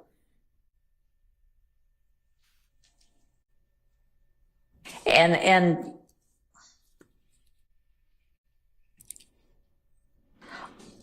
when we get down to 7, are you saying that now that answer that I think Demekian said that they was all in the car? Correct. He said no. The quote that I have in my notes from this statement is, no, Demekian says that they was all in the car. They was all in the car. And then Investigator Underwood says, in what car? When Darius Zachary says, in they car, they rental car. Right. And then Underwood says, when it happened, well, then the rest is as described in the transcript. Okay. I mean, none of that is Demekian saying anything that really is like, I was in no way involved in this. Well, my understanding of what Demekian's saying, and just to add Is that context, I was involved with all of it up until the point when conveniently I got dropped off. right. Right. He my understanding of what the story is Demekian's in the car. They're riding down the street. He gets dropped off. People switch cars. Mm-hmm. And then he says who was in the car ultimately when it pulled off. And he wasn't in the car at that point. And Your Honor, the information that Mr. Zachary shares in 2015, he says that he got that night or the next day. So he got before Mr. Garlington was ever arrested. So to the extent that the argument is, well, at least partially what I understand it to be regarding Mr. Garlington, the information that's being shared is information that Mr. Zachary previously asserted came from his conversations with defendants Kendrick and Stillwell. Okay. I'm going to allow 156 line 7 through 157 line 22. And can I just ask one thing? Sure. I don't want to disagree with Ms. Love about her characterization of what Zachary says Garlington said to him before, because quite honestly, I don't remember until we go over the transcript. But if in fact that transcript from 2015, earlier 2015, does not reveal that Garlington gave him information at that time, could we revisit? Sure. And I was saying, and if I said I said Kendrick and Stillwell. Yeah. Well, right, we know, but Kendrick and Stillwell, we know that, but it seems to me that Ms. Love is asserting that in 2015, Zachary is claiming that Garlington had already given him information prior to Garlington being arrested. And I don't know that to be true. I don't know that that's what she was saying. Because what I had asked her was did he already have a basis for knowing all of that back? He didn't. Mr. Stillwell and Mr. Kendricks allegedly gave Mr. Zachary information. Mm-hmm. I'm not going to agree that all of this information is included in that information. My stance, my belief is that this is information that was given by Mr. Garlington while he was incarcerated, which affects the analysis of the co-conspirator statement. And I don't believe it. And I understood the state's, and if that's not the state's argument, I understood the state's argument as, well, Zachary in his earlier statement Right. had said that Garlington had already given him the information. And I don't know that to be true. I don't think that's what she said, actually. But, what I'm saying is, Mr. Garlington may think that if he puts a story out there that he was with all of the people alleged to have committed this crime as parties to a crime up until, 2 minutes beforehand, hops out and then gets picked up 2 minutes later, that gets him off the hook. That's wishful thinking, although apparently, I don't know. Anyway, I think he is still inculpating himself to me. So I guess I'm saying I understand, but reject your argument that this is, even if said during the jail stage, is at a point where it is no longer in furtherance of the conspiracy. I'm also saying it appears that Zachary had all of this information the first time around also. Okay. That's the part I'm not Okay. necessarily. And that may not be true, but if that changes, you can let me know. But my other ruling still is, adverse to your position. Understood. All right. But, legitimately, we need to get it cleared up, so. All right. So 158 lines 12 through 21. Actually, lunch is here. So why don't we break for lunch until, let's say 1:20.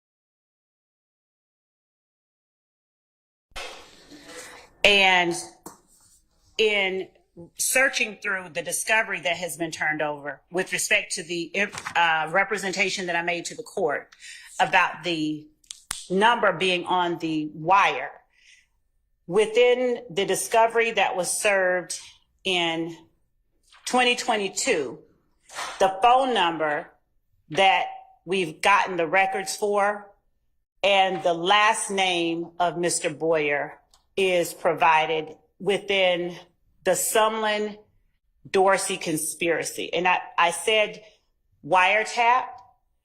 There are 2 wiretaps that were gotten. This name and this number appears in both, and the name for the number appears in the Sumlin wiretap. All right, and you produced that to the defense as a part of the Sumlin Dorsey conspiracy package of discovery in 2022. Is that what you're saying? Yes. You distilled that much Okay. better than I said it. And do you have anything more specific than that to point out to show like exactly when that discovery got served? I do. Hold on. Okay. Just need to know the date.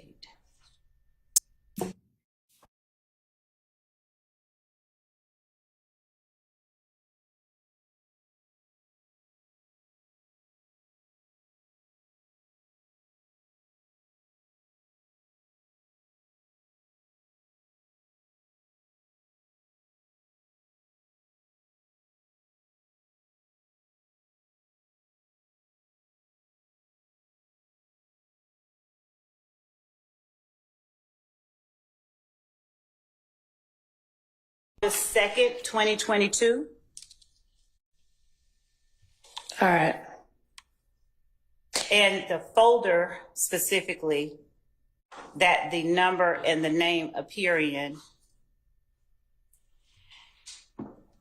the discovery served August 2022, it's folder 1, counts in indictment by act, at 181 through 182, Sumlin, Dorsey, count 55, 181 through 182, discovery 2, Dorsey conspiracy.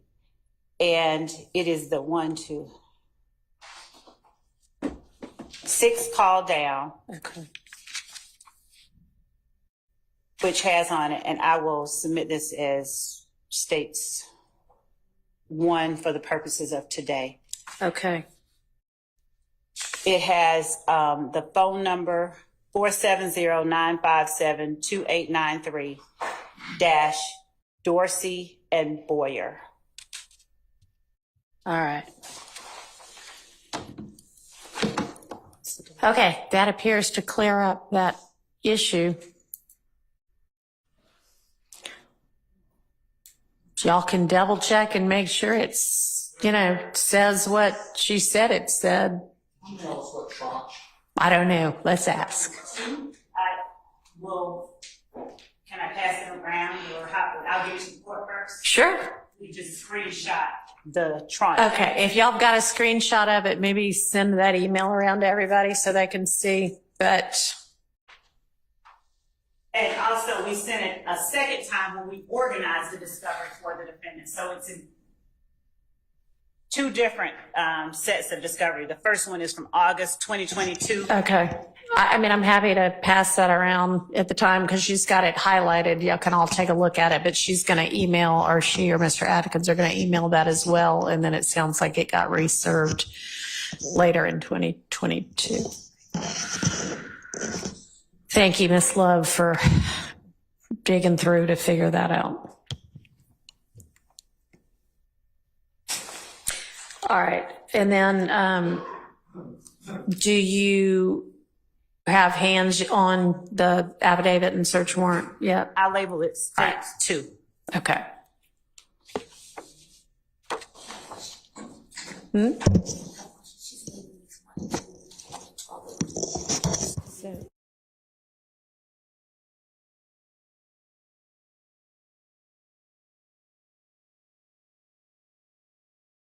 I guess the court reporter is asking about the labeling. So yesterday we had a states 1 and 2, and we sort of had a motion, I guess, with regard to, I guess that was, We labeled it differently. We labeled it States 1 Melnick Proffer. okay. We labeled today's States Exhibit 1 as States Exhibit 1 August 7th, 2024, if that's today's date. Okay, so it's weird, I guess, because I'm sure there are 100 million, I exaggerate, but a number of states exhibits that have already been in for the jury trial. We're sort of paused on the jury trial and kind of doing, we're doing motions in limine for the most part, really, sort of, but this isn't that either. This is, I don't know what to call this. Just don't know what to call this.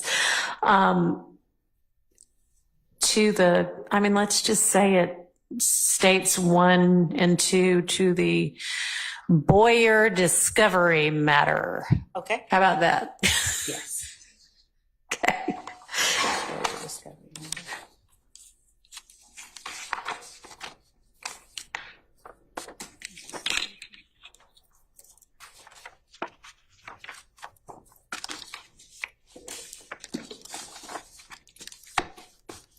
Can we get a stapler?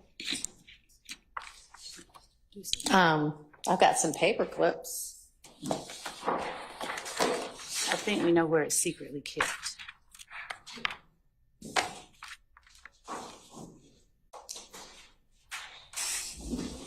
And if not, it's what you look. I'm not stapler. You want your own? A stapler? It's fine. That would be perfect, Ron. Thank you. Thank you. Gotta give it back to me.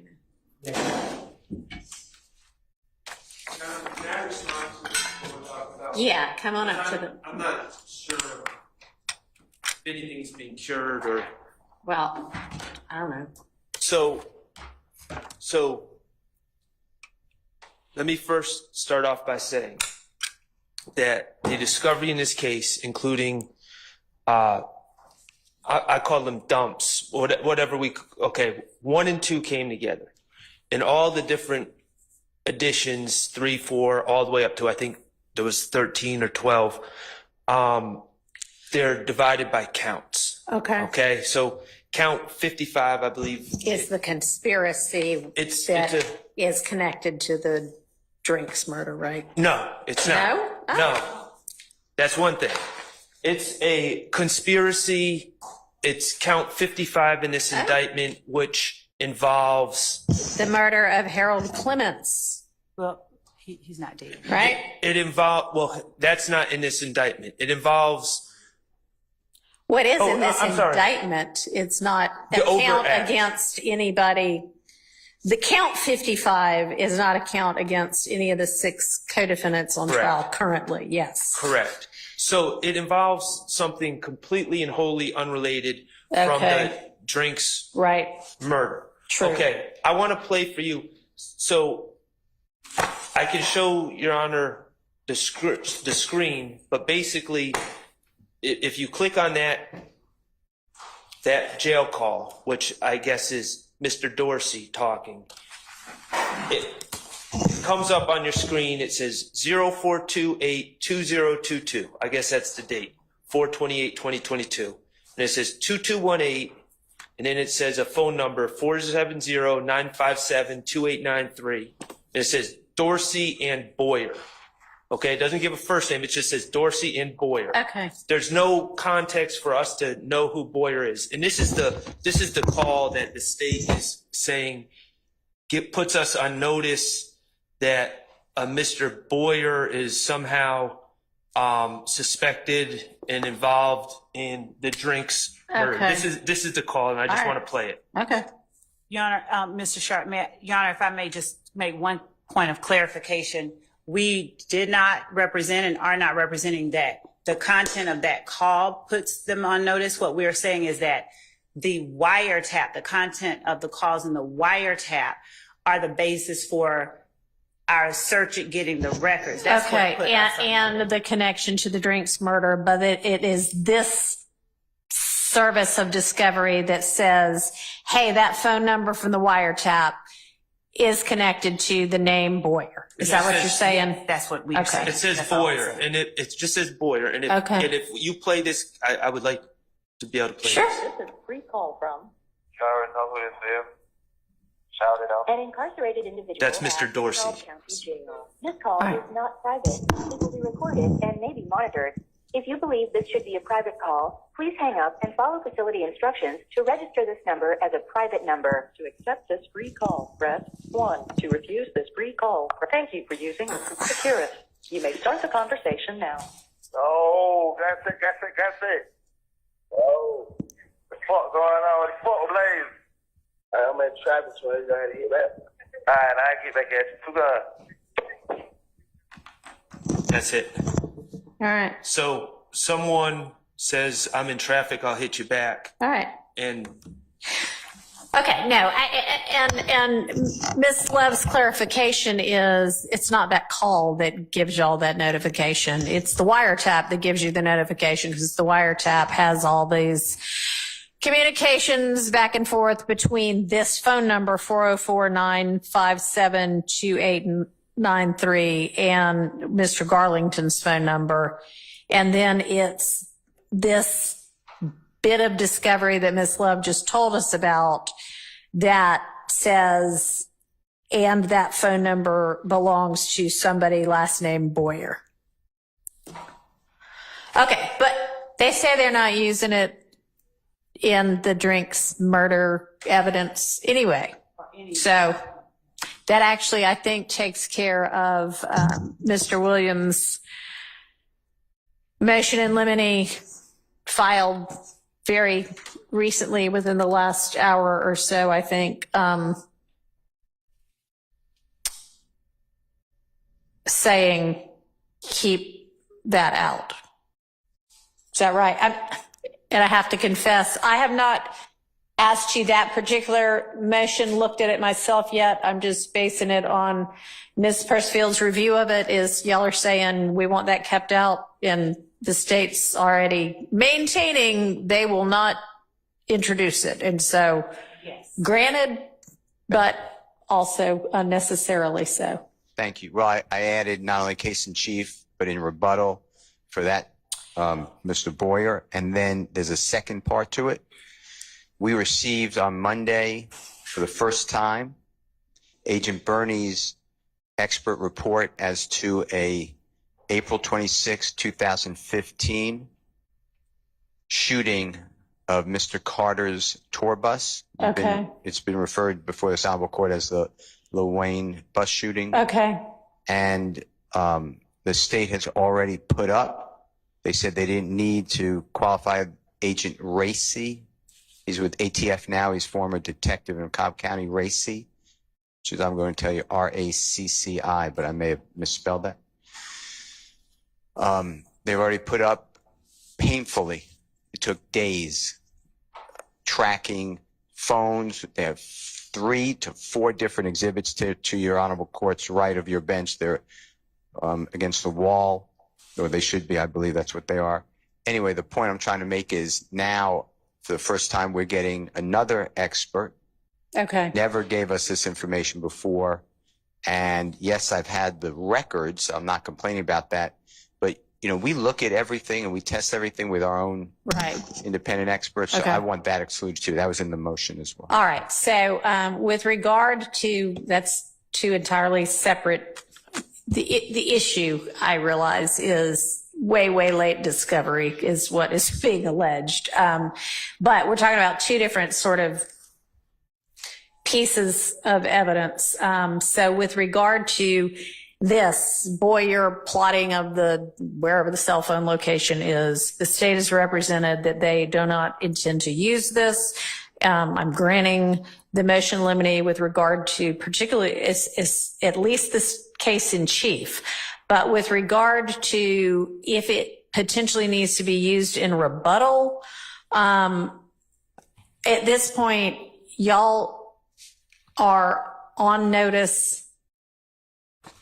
Yes, it should have been produced before now, but we're also, I would say, pretty far away from hearing any evidence about the Drinks murder anyway. I am not going to make a blanket ruling at this point that it can't come in rebuttal either, because y'all got time. I don't know if it might need to be used or not. I don't know, but I'm going to leave that for another day if and when it does come up.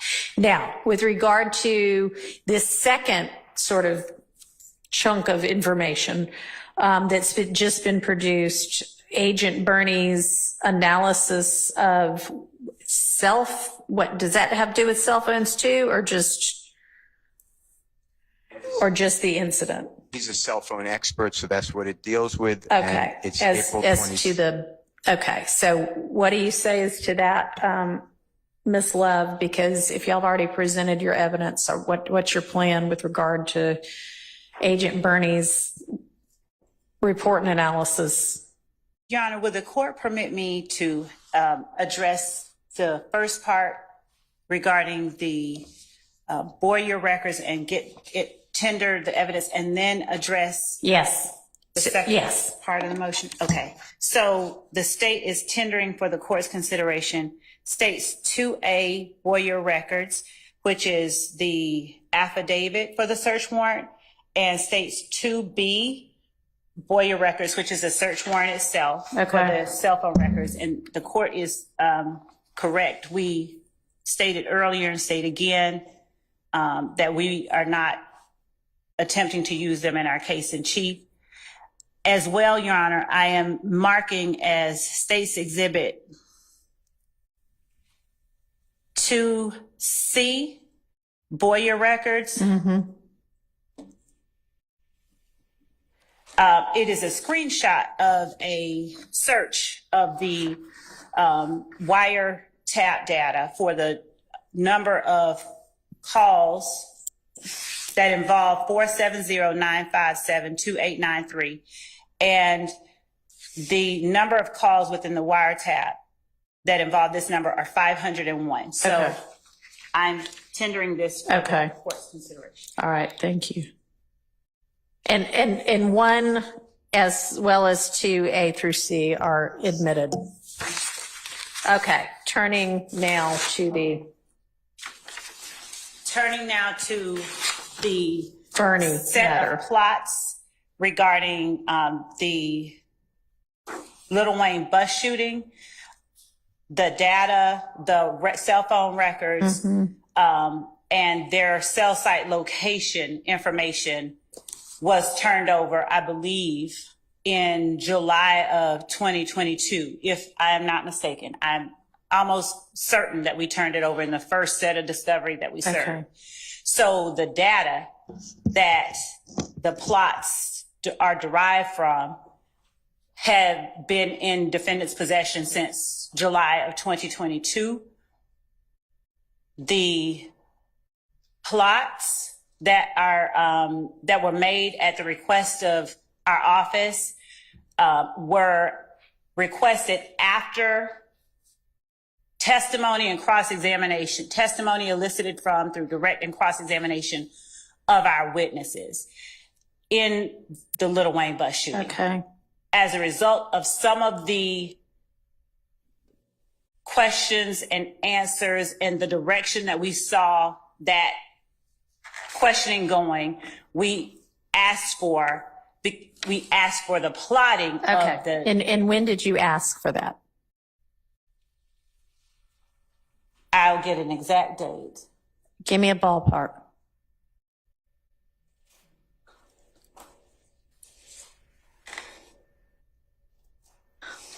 Hold on.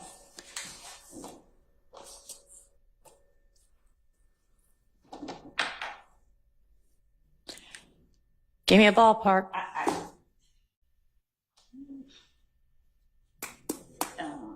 Well, when did these? In the last 6 months, that's the, All I'll right. give you a narrower ballpark because things were delegated and we did. Okay. When did these people testify to the Lil Wayne shooting? When was that testimony, roughly? January, June, April? Okay. So at some point After April. That's a good one. Yes. Okay, let me ask you this. At the point in time when you think it might be relevant to have a plot of whatever cell phones might have been involved, we've already heard everybody's testimony. Man, we'd like to shore that up with some expert rolling back in here and taking the stand again. We're going to get him to plot this. Would it have been possible at that point in time to share with the defense, hey, y'all, we're going to have our expert that y'all already know about anyway. Go ahead and plot this too. Yes, that would be. Yes. Okay. Why was that not done?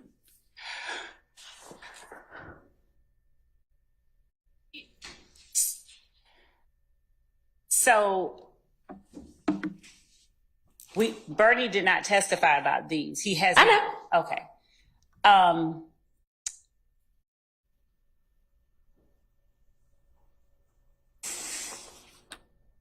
Your Honor, if I may, I'd like to give the court first the more precise time that we got those records. Not when you asked for them, not when you got them, when you asked for them. That, yes. Before I go to that second question with the court's permission. Okay. Go ahead. How long is it going to take to get that information? Can Mr. Christian work on getting that information? It's already being worked on. Okay. I mean, will the answer differ based on when you asked for the information as to why at the time you asked for the information, no matter when that was, you did not, even though you could have, say to the defense attorneys, I'm going to be getting this. I don't know if I'm going to use it or not, but I'm going to be getting it. That is the best practice. And we did not, but I don't have a good answer. I mean, and the answer could be because, man, there are only 24 hours in the day and this is chaos and, you know, we're doing the best we can. That could be your answer. I don't know. It's still not a good answer. Yeah, we know. But let's just maybe nip this in the bud. Because I did ask you also to, at the lunch break, huddle with your team and see if there might potentially be anything else outstanding, whether Brady or not, because none of this sounds like Brady. It's just information that might come in trial that it would be, you know, just kind of like the way we're supposed to try cases is to sort of share each other's evidence to, you know, with the other side so they know what to expect. So were you able to sort out yet? Is there anything else out there in the universe that you think you're going to use? Judge, I used the lunch break to get that information I gave to you earlier. We were feverishly getting that. All right. So all right. Right now, what I have for the court is that Racy testified on between May 13th and May 16th. So I need to clarify that. Okay. And the defense challenging him and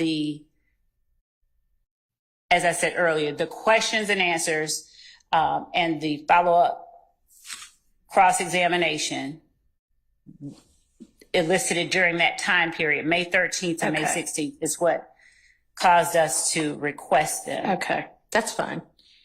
Okay, and essentially you acknowledge, yes, we could have gone ahead and let the defense know we were going to try to get this plotted. You just didn't.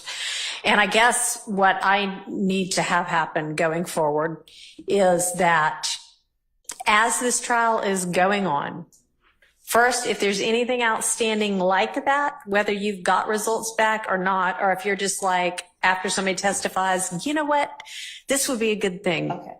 Share it in a timely manner, which is like, not necessarily at the time it occurs to you, but at the time you decide to do it. Okay. Don't wait for the results to get back. Don't wait till you're going to call the person to the stand. At the time you say, we're going to do this, you give that information to the defense, okay? And then when you do get the results back, you can say, we're not going to use it after all. Or we are going to use it. Here's the result.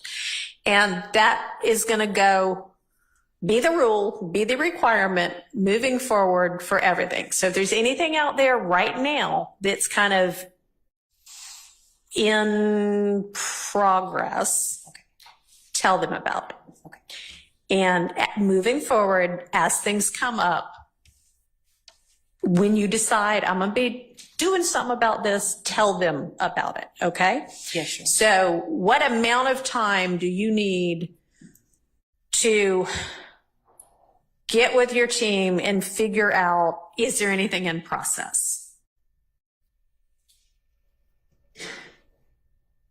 Friday at 5 too late, or you want me to? How about Friday at lunch? Okay. Well, okay. I don't know what our Yes. Friday is going to look like, but yes, you can share it with them without it being in court. So yes, Friday by lunchtime. And you can just copy Miss Persefield on whatever it is you tell them. Okay. All right. And I expect that to be the rule that gets followed moving forward. Okay. Okay. All right. Any questions about it? No. Okay. All right. Anything from the defense on that topic and that rule? And I know it is not ideal, but this, it seems that up until recently, this trial was sort of everything was on a rolling basis. And I can't do a whole lot about that, but moving forward, that's what it's going to be. Yes, ma'am. So, Your Honor, that's everything was everything was not on a rolling basis. Well, And the rule that you just implemented was already the rule. okay. Chief Judge Glanville, at a certain point, because we were receiving late discovery disclosures All right. all the time. Okay. And at a certain point, he said he was fed up. He spoke to the state. He said he was drawing the line there. Okay. And that any late disclosures after that, and he did exactly what you did today. Maybe not in those exact words, but All he right. said, is there anything else? Okay. So he gave the state this opportunity already, and he told Ms. Love specifically that if any other late disclosure of discovery came after that date, that it would be met with remedies and sanctions. So Okay. we're here again, and I'm just asking that before you exercise patience, Don't exercise patience. Okay. That it was already supposed to have been in place and be aware of that. Okay. So, I mean, I think that's probably true. I wouldn't be the least bit surprised if Judge Glanville had already at some point said, all right, y'all, we got to Judge Glanville, sort all this out. in fact, he has and did in fact say, hey, turn over everything you have. Right. And I'd only say that as trial goes and as we see the direction that Okay. I mean, I Manifest understand. itself. Yeah. I mean, trials are kind of living things. I get that. But if even if it took you 2 weeks to decide, so like by, Memorial Day weekend on May, whatever it was at the end of May, you were like, yeah, let's get this. It's now August. So you had all of June and all of July. So, I mean, the motion on the floor is to request that the plot by Bernie be excluded from this trial. Your Honor, we would ask that the court, since that is the motion on the floor, deny the motion because the data that has been plotted has been in the possession of everyone. That's including cell site location data since July of 2022. The counsel for the defendant is correct that Judge Glanville said turn over everything that you have. And you have a continuing discovery obligation. Right. So moving to exclude a summary of what has already been given, we would argue is an extreme remedy given that the information that is contained in that plot that was given to them has been in their possession since July of 2022. And this is something that we requested. I haven't yet even told, I don't even have the exact date that we received it back, but we did request it around May 23rd or shortly after that. All right. And the plotting that Mr. Burney did, is that with regard in the report that's come back? Is that in regard to the Donovan Thomas murder? No, the plotting that they're referring to has to do with the Little Wayne bus shooting Oh, right. Y'all told me that. I'm sorry. that we put up the evidence of. All right. So have you had Burney testify yet? No. So when I see on your witness list that you've most recently provided to everybody, that Bernie is listed as your expert or not. I don't know if he's, expert with an expert report and phone records for count 2. That's in the next 30. The dominant. Okay. So we is he then listed again for where? Yes, he's not in the. He's also in the last 30 set of witnesses for a different act. And is that the bus shooting? The Chamel drinks. No, the bus shooting we've already put up evidence of. So are you planning to call him to say, and here's the plot of everybody for the bus shooting? No, what we did was we introduced Detective Racy to do that, but the defense challenged Detective Racy's ability to do that. Okay. And so for that reason, we had Agent Burney to plot them.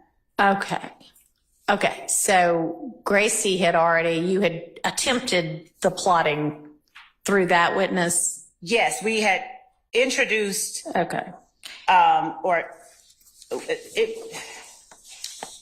we introduced and attempted to introduce plots of various numbers. There were challenges to Racy's ability to plot various numbers. Okay. There were. All right, but you at no point after you knew you couldn't get it in through Gracie said, all right, we may be trying to get this in through Bernie. Did not. No, we never did that. And I want to be clear that it had to do with the line of questions that were put upon Agent Racy. Okay, so I mean, sure, it only came up that this was a possibility after Gracie testified. We only decided to do that after that. We were intended to be done with that. But it's still been 2 months since that time. Yes. And so why is an appropriate sanction not at this point saying you cannot use that information through, period. You can't use that information. I can't let Bernie testify to that. Because 2 reasons. The remedy of exclusion, as the court is aware, is one that is extreme, and generally it would be appropriate when there has been some kind of harm and there has been some kind of bad faith. I'm not saying that that's the only time the court makes the decisions. Our argument would be that it should only be employed if there's something prejudice. Yeah, I understand. So how is it not bad faith? And I don't mean this personally, but how is it not bad faith when you've been ordered by a court, probably orally and in writing, that you need to produce things as they come into being and as you know about them, and then you don't do that? Bad faith would be holding it back for some kind of advantage, tactical advantage. And if we're saying we don't have to put that up until the last 5 witnesses, and we are at witness 80 in a list of 175, giving them the records or the plots now, literally when we have people, Okay, so that sounds more like an argument that they aren't really prejudiced because they still have plenty of time to handle it, right? It's actually for both, because what I was saying is, to say it's bad faith would mean that we held it back for. I mean, that's not the only definition of bad faith, but we did not hold it back for any We did not intentionally keep it from them. Okay. It's So how is it that it came out on Monday or occurred to y'all over the weekend and you produced it on Monday? Is it because because y'all finally got together and said, all right, y'all, what else is there that we ought to be giving them? Why 2 months later? so the moment that precipitated this disclosure, I have to rewind and go back over everything that has happened. And I can only say that it may have been that it may have been that as we were looking at 30 witnesses out and looking at Bernie, we realized, oh, Bernie. Okay. So it basically was just the court saying, it's time to get organized and it's time to share the details about what your intended trial evidence is going to be that finally made y'all get organized enough to realize, oh shoot, there are some things we have not shared yet. Fair? It is the court's order that got us to do that. Okay. All right. So that is probably not bad faith. That is it being swamped because there's a lot of evidence. But I am exercising patience despite the suggestion that I not do that. And I hear that you probably think enough patience has already been exercised. There is a long time before this witness is going to be called for this purpose. It is more difficult to prep for evidence as the trial is ongoing than it would have been before. It's more difficult to do it with 2 fewer months' time than it would have been with 2 extra months' time. This needs to be the last of it. I mean, it's sort of like when somebody comes before me on a probation violation and it's the first time I'm seeing them. I don't know what they thought about getting away with anything before that. But once I talk to them, I expect them to abide by it. I expect you to abide by it. So between now and noon on Friday, you better make sure you have got all your ducks in a row and you have shared those ducks and ducklings with the defense. Yes. Okay. I'm about ready to move on from this, but yes, ma'am. Okay, Your Honor, I'll be brief. Speak into your mic. I'll try to be brief. All right. Your Honor, in all candor to the court, I believe that the state is arguing as if it's a first argument to you because they know you haven't been here for 19 months. These arguments, I've heard them so many times, it's countless. I understand. Right. And for the state to argue it's not bad faith, I'll give you an example of things that we've been through before we had the opportunity for you to be presiding. Can I ask you a question before you do that? Sure. Is this something that is not already included in one of the numerous motions for mistrial or to disqualify these prosecutors? I don't think so, actually. You don't know? I said I don't think so. Okay. But I'm not sure. Go ahead, But this share is it. specific about discovery, disclosure, All right. and timely disclosure. The state's been caught before. Specifically, I remember a late discovery disclosure that once it was disclosed, it actually had a comment on there that was supposed to be internal that said, do not serve yet. They did it on purpose. And how many times can you say, oops? How many times can you repeatedly, systematically make the same mistake as an experienced litigator and say, it's not bad faith? Okay. Your Honor, I'm just asking that the rules be enforced. Because if they're not really rules. They're just aspirational. All right, I understand. And we are instructed ad nauseum by our appellate courts. They probably won't like my use of that term. That exclusion of evidence is an extreme sanction, and that prior to a trial court instituting that as a sanction, the solutions that need to be thought about include a continuance, which is not going to happen here because we've been on a continuance for a while here anyway. A continuance here, it's, no, they cannot bring it up next week. It needs to be way far down the road, which they are representing that it's going to be anyway. So it'll give y'all time to look into whatever it is. And I understand what you're saying and I hear you. And the answer to how many times can it happen? Maybe 0 more times. Okay. Not trying to keep us from moving on, but related to this, Yes. my understanding, I'm sitting way back here. My understanding is the state admitted some court exhibits to include the affidavit and the search warrant Right. for Mr. Boyer's Yeah. phone records. Is that correct? Yes. Could the state, we still don't have those. Okay. So could the state send those to us? Can y'all share those by email or should I have copies made of these? And additionally, my colleagues are correct. We would also like all reports. The statement that the state has made is there's been a continued investigation into this case, into Mr. Boyer, and we would like all associated reports, investigative reports, summaries, supplements involving the continued investigation since our client's arrest. Reasonable. Ms. Love, you understand? Yes, yes. Everything with regard to the police investigation of Mr. Boyer and any kind of involvement of his in any of the crimes indicted in this case.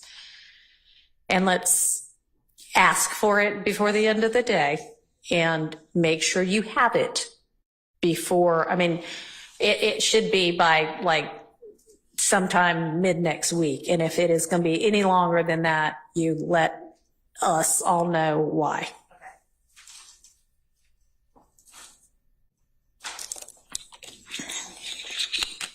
Okay, and so sharing the affidavit and search warrant and whatever else it was, is that something y'all can do electronically or do I need to get copies made? I'm actually checking to see if we brought over physical copies Okay. of both the warrant and the affidavit. We have.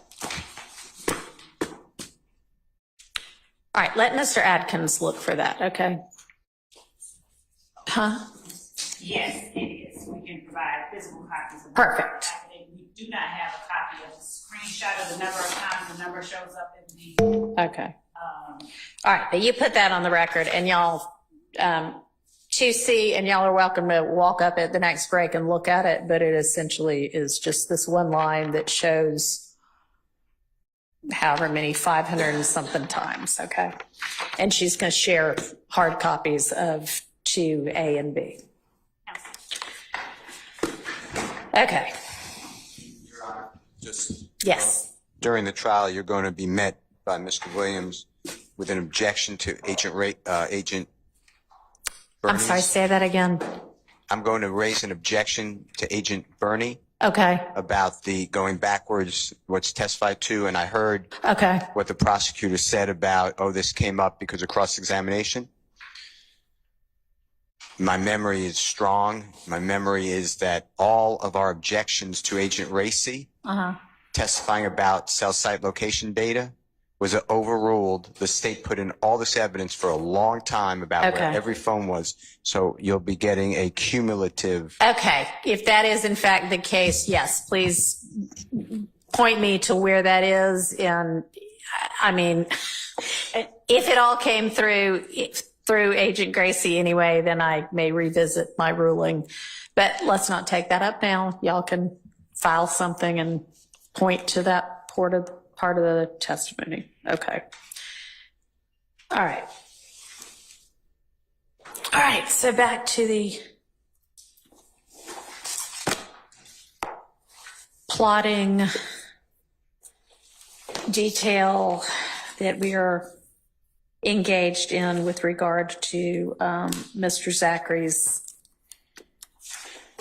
April 2017 statement.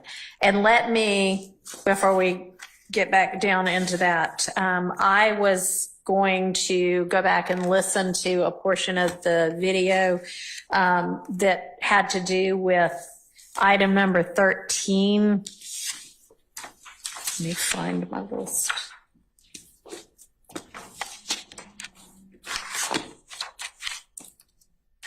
Gotta find my list.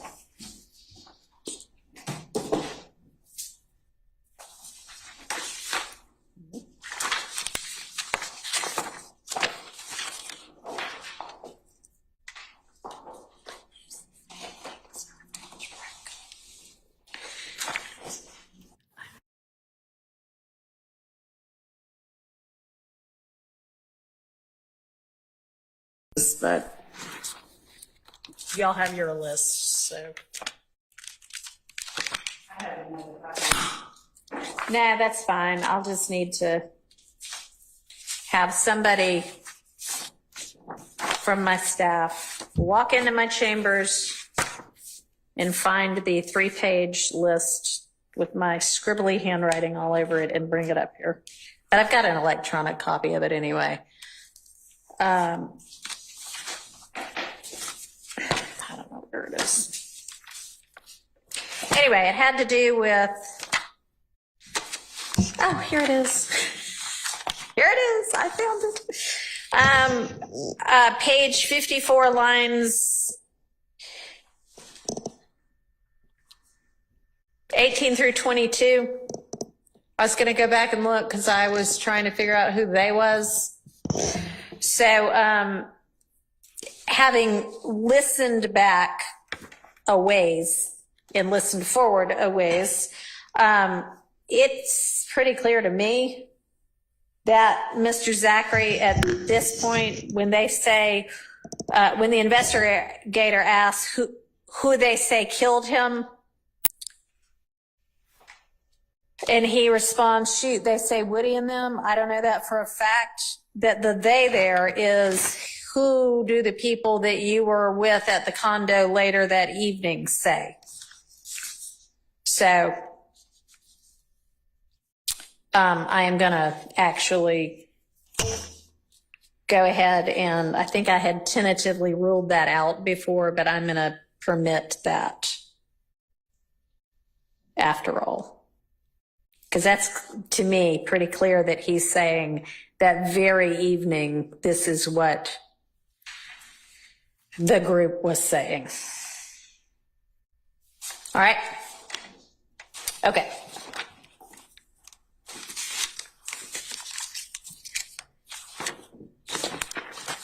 All right, so I think we are were we on item number 53 at this point?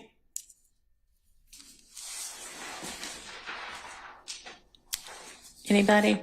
We had gone at least to 150, page 157, the last address line. Okay, right. Great. So then item 53 is on 158. Okay. So 158 lines 12 through 21. Okay. Okay. So then we're at 159, 6 through all of 160.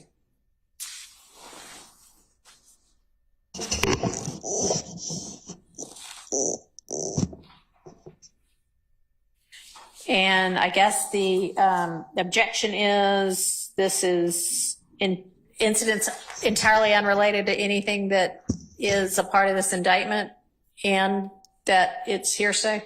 Okay. And what's the state's response?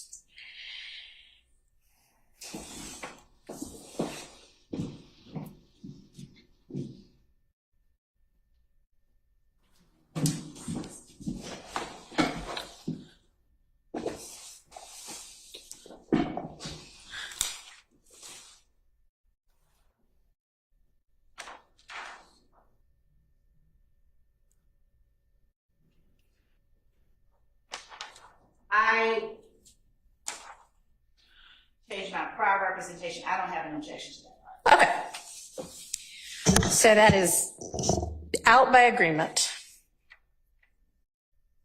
So, All right. so just, I'm sorry. Go ahead. Starting at line 6 on page 159. Right. Yes. Yeah.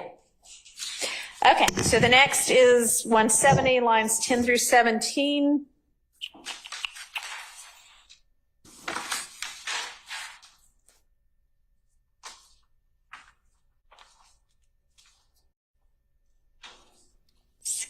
Oh, one.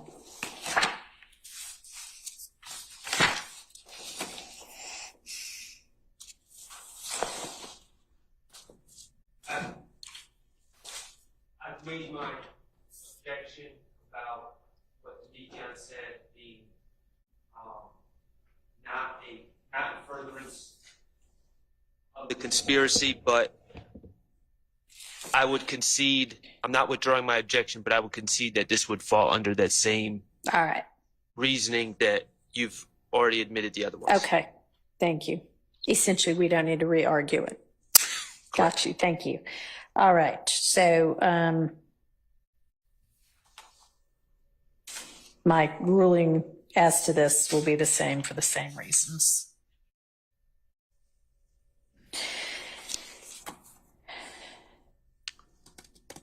And are the items listed in 56 essentially the same again? Same I argument? believe so. I'm just reviewing it to make Okay. sure there's nothing All right. additional.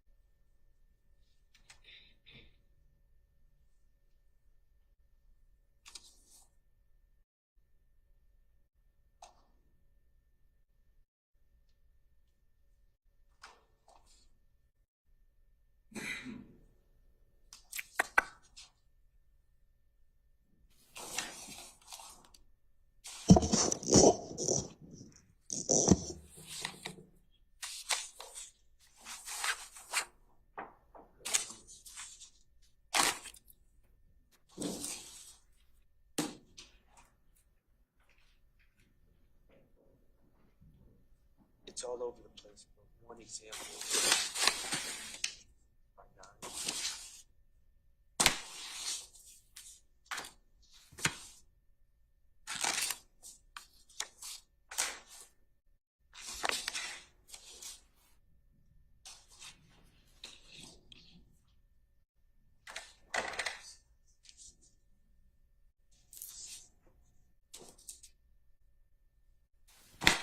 All right, looks like the first chunk, 174 through 177, is all this kind of same thing we've considered argument about.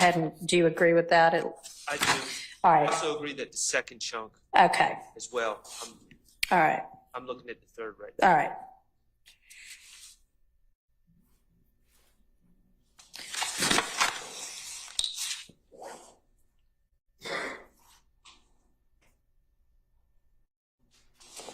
Same for that last one too.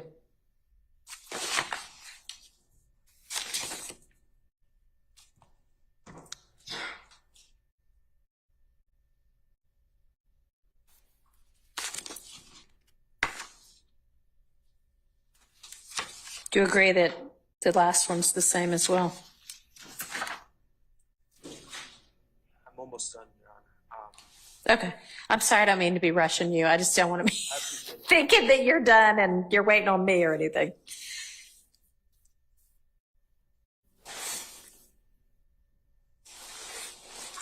I would agree that it appears that that is all based on what Mr. Garlington said to Mr. Zachary. All right. Okay, and so for the reasons stated before, I am going to admit those three portions of the transcript over objection, is obviously assuming they end up needing to come in and foundation is otherwise laid. I do have a motion, and I believe that, or not a motion, but an issue that is in this section, and it's interspersed throughout both. Okay. And when Mr. Zachary Okay. advised, presumably. Can you talk into your mic? Yes. So my concern, I understand that I disagree with it, but I understand that Mr. Zachary has claimed that my client made certain confessions to him. I would argue that we need to figure out on my client's behalf what we're doing with the confessions that were made allegedly by Mr. Kendricks to Mr. Zachary, because that is, as I understand the law, I don't see, that seems like it's spilling the beans. It does not seem like it, and I understand that statements made by Mr. Kendricks, if the jury believes that he made them, can be used against Mr. Kendricks. Mm-hmm. They should not be considered against my client, Mr. Stillwell. And I would assume that all the other attorneys who are representing neither Mr. Stillwell nor Mr. Kendricks would have an argument that those statements should not be considered against their clients if they're being admitted as statements by a party opponent. And for what it's worth, Judge, if I can just join on behalf of Mr. Williams, I was getting ready to kind of jump in and say the same thing, that I understand the court's pronouncement previously. I understand the state's position as to what they contend those statements are. But in so much as we're charged in this indictment, and we believe that those statements may be admissible against those particular individuals who made them, mm-hmm. We do not believe that they're admissible against us. We believe that they do fall under the category of spilling the beans, and that they should not be. They may be admissible against that person, but not against us, and we'd object to those statements being admitted. All right. Your Honor, if it were that it was, we were only saying statements of a party opponent, in that world, I would have one argument. In this case, we have that they are co-conspirator statements, and all of the defendants currently on trial and the people who are making the statements and the persons to whom they are making the statements are alleged co-conspirators, Right. which makes them admissible for each of the defendants. It makes them admissible as long as it is still a statement made in furtherance of the conspiracy. Right. And so y'all are going to need to talk detail to me about when in time and to whom and under what circumstances co-conspirator statements were made, because I can't make a blanket ruling that everybody on trial or everybody indicted, everything they ever said to each other falls under that exception. So let's maybe sit that to the side, but come back to it to the extent I haven't already made a ruling, because it just is going to depend. Okay. So, I mean, I don't know, let's just let me add that to my list of things we still need to do. But y'all are going to have to bring to me the detail about what and when and to whom and all of that. So, Your Honor, that is for sure. That is what we expected. What we were undertaking here is not even an assertion that. Okay. Yeah. So we'll do that another time. One other thing I noticed in what we just were looking at is there was mention made of a McDonald's video. And I think just maybe in passing, Mr. Sharp, you mentioned that nobody's ever produced that video. And I just want to make sure, does the state have possession of any video from McDonald's? And if not, did y'all or somebody from law enforcement go see if any such thing exists? Your Honor, yes, evidence through testimony has already come in that at least one investigator, along with her partner, attempted to obtain McDonald's video. She was not able to. The lead detective was not able to, did not. We don't have any McDonald's video, and we don't have evidence that anyone has McDonald's video. Okay. And as the court already knows, in the portions that are reflected in the transcript, it says someone was trying to get McDonald's Okay, video. just want to make sure. Okay. Then item 57 on page 185.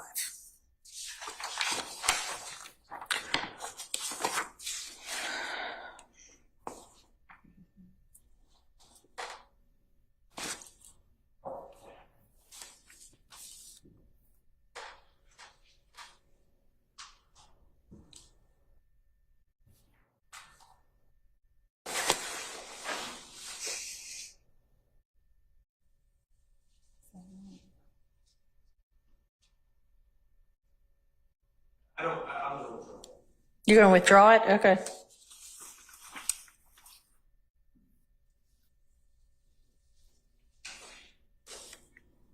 All right. Item 58.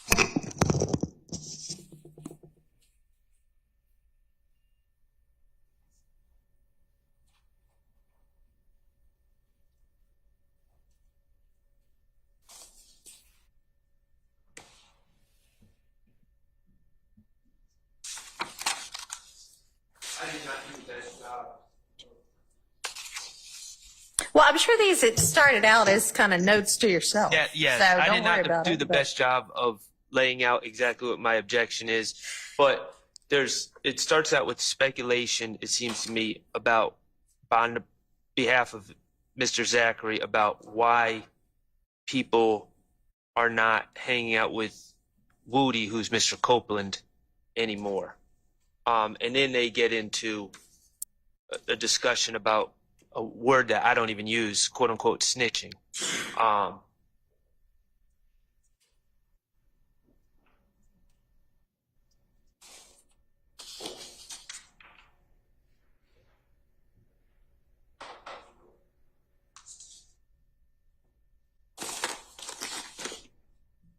And I just don't know what relevance any of this All right. discussion has to this case.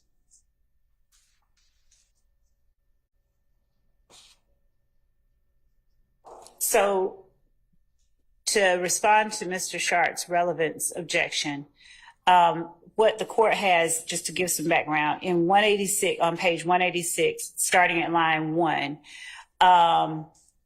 Dennis flat out asks, after Woody came down here and talked to the police, it was almost like everybody was distant from him.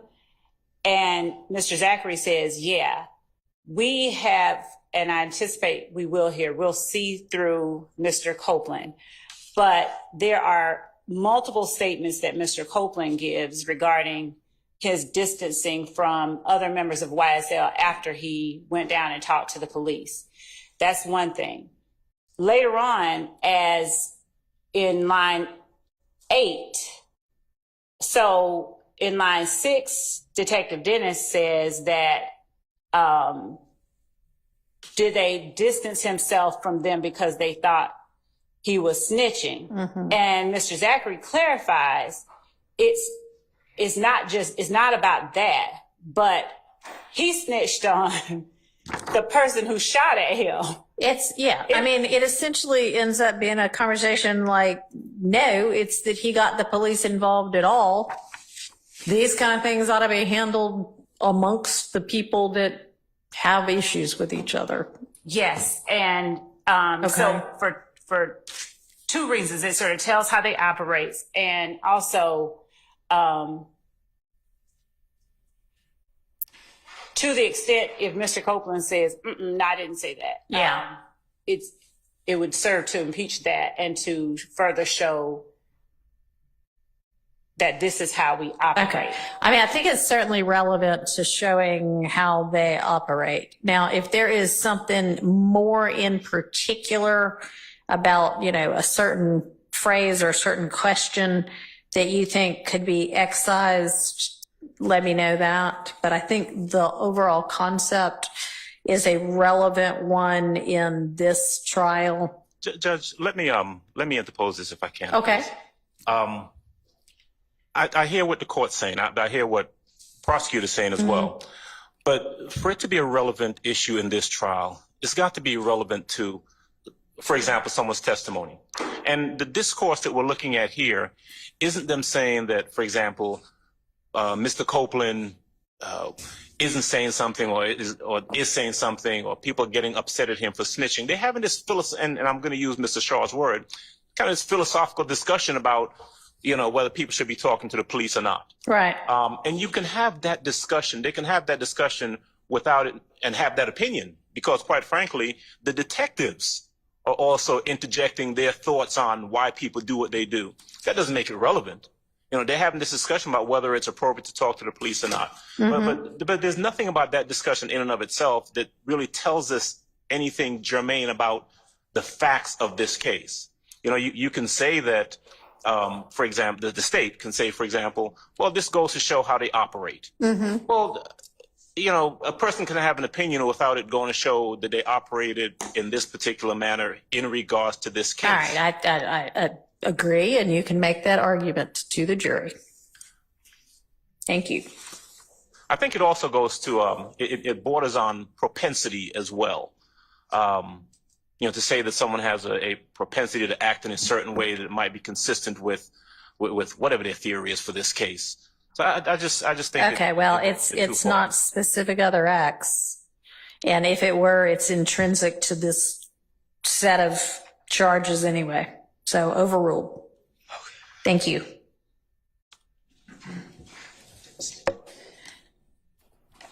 All right, moving to 191, item number 59.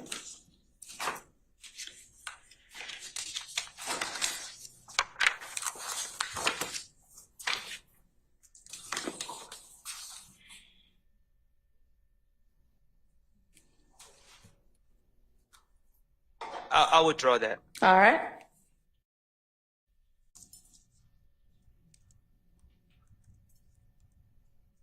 Then 192 is our next one.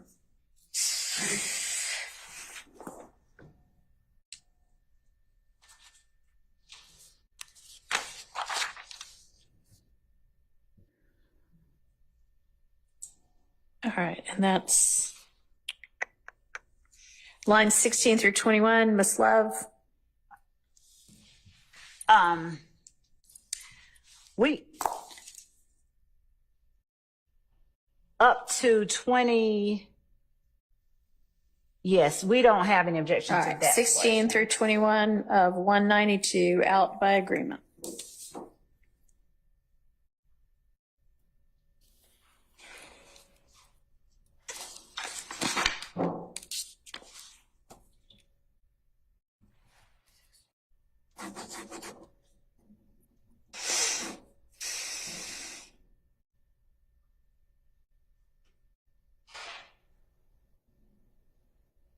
I withdraw 193. Okay.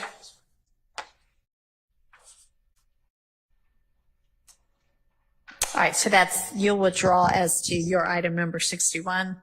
Yes. Okay.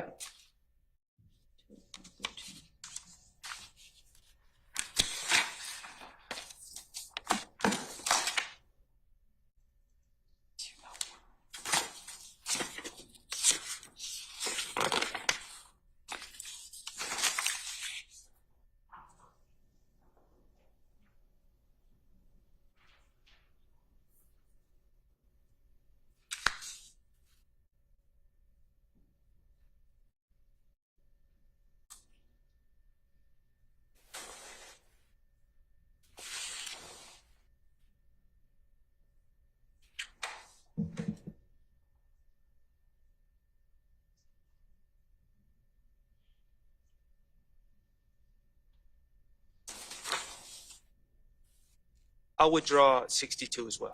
Okay.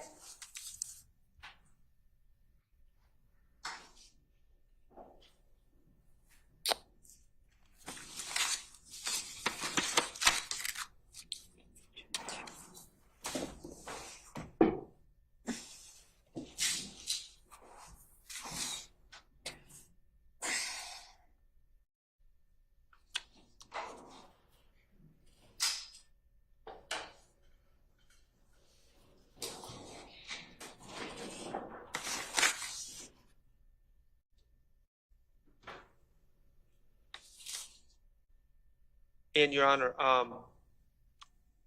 for 63, if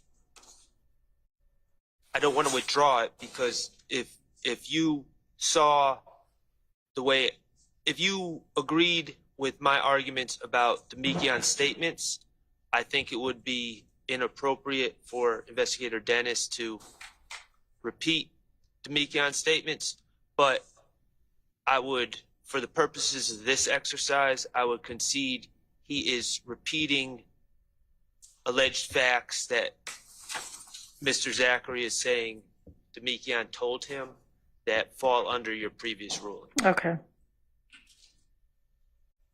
All right.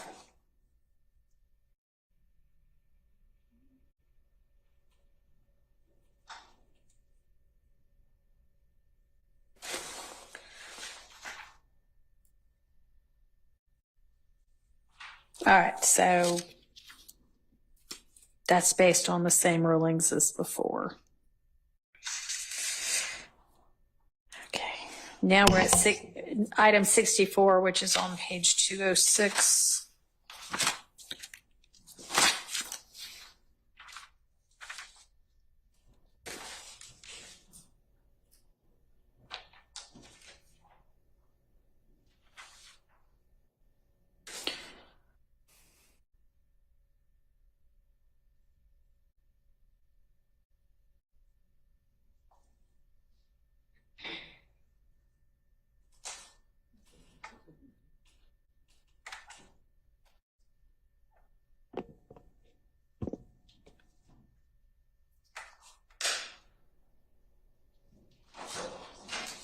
And Your Honor, I know you have no context for this at all.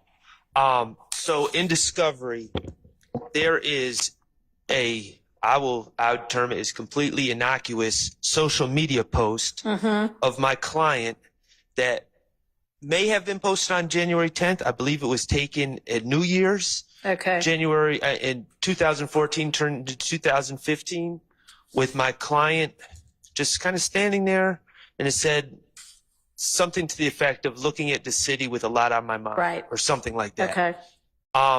Somehow that's being posited as some sort of confession, or Right. which I don't really understand. It has not been admitted into evidence yet. I'm going to argue that it should not be admitted into evidence because it has no relevance. So there's reference to this Right. picture, and Okay. I guess pending. Sorry, go ahead. No, you're tracking. I understand. So do we even have any idea what time it got posted in relation to Mr. Thomas's murder? Your Honor, the time, I believe, is on the post, so it's after, make sure. The time is on the post. And I Okay. the time.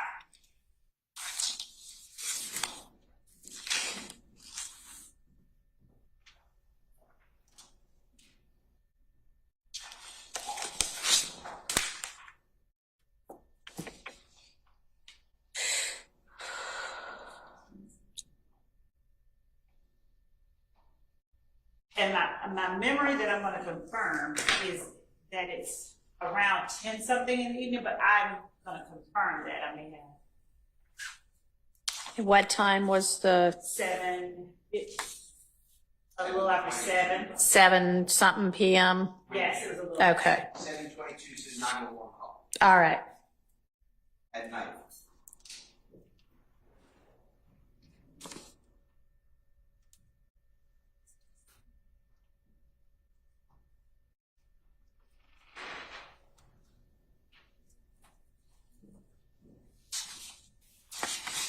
And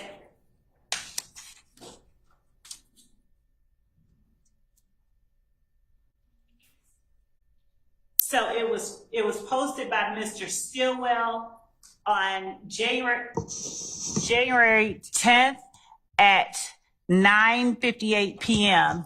is the time and date of the post, on the post. So, January 10th at 9:58 PM. yes. After the, yes. Yeah, that's going to be permitted.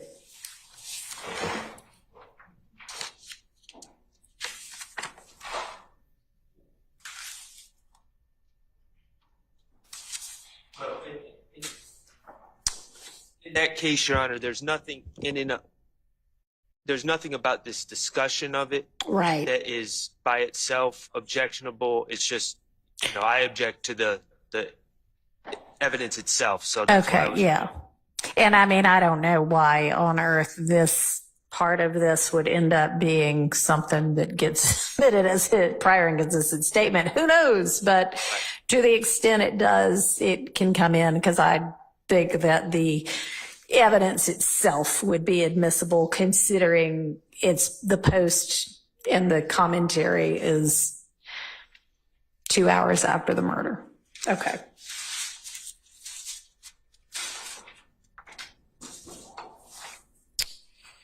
All right, takes us to 2:15.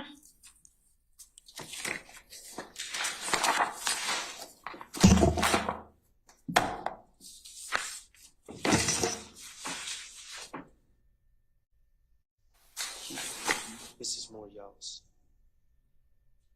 You like it?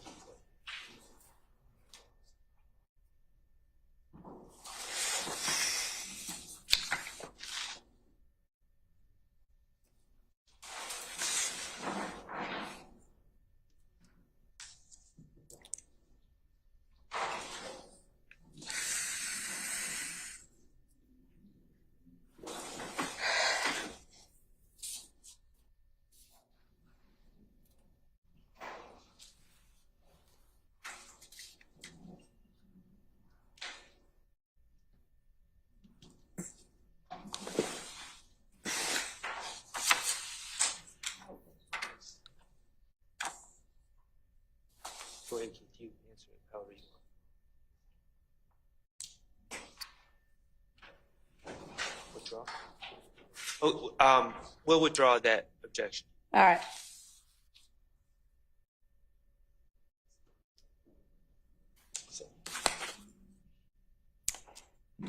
All right, now we're on to page 222.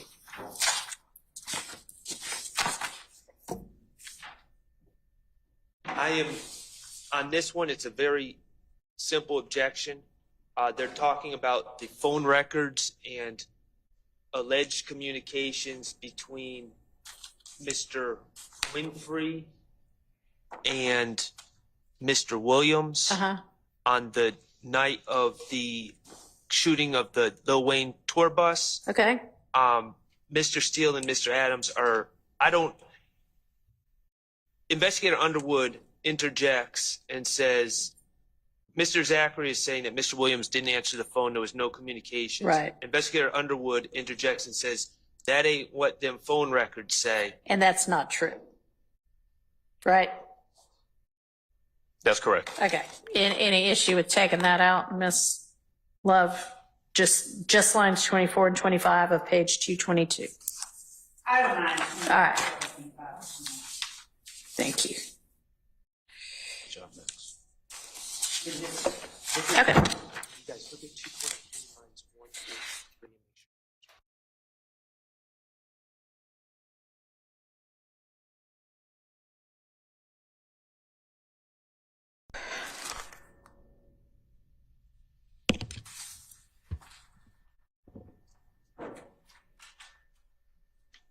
Or really 1 through 12.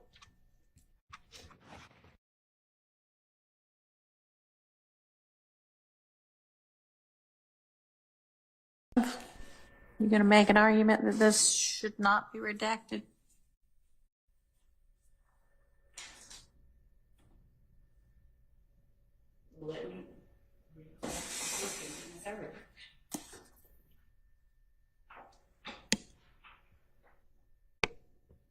So yeah, I don't have, I'm sorry. All right. I don't object. Okay, so item 67 as listed is out by agreement.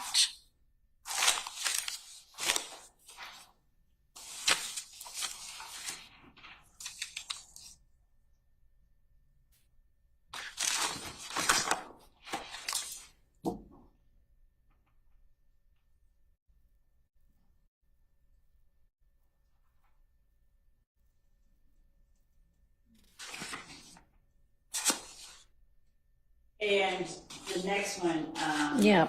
I don't have any objection. All right. Thank you. And so part of the reason that my initial response or reaction to it was to keep it in is only that Mr. Zachary, throughout this conversation, this portion of it, he's talking about his own observations as he was with them. Right. Not this particular part. So that's essentially, I mean, I don't know if the overlapping conversation actually, y'all can understand it adds anything, but at least what's on the transcript 20 through 25 is not additive to anything. So can we just strike the entirety of this page by agreement? Yes. Okay. Yes, John. All right.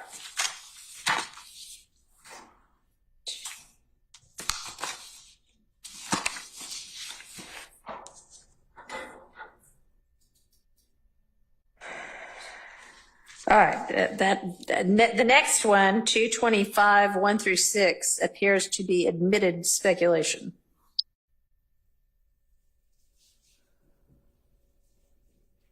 Unless I'm missing something.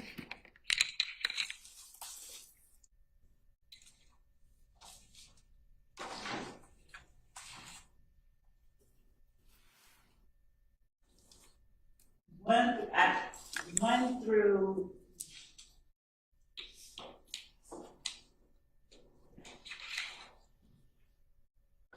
I agree and don't object, and I was actually looking further down. Okay. I had no objection to 1 through 6. Okay.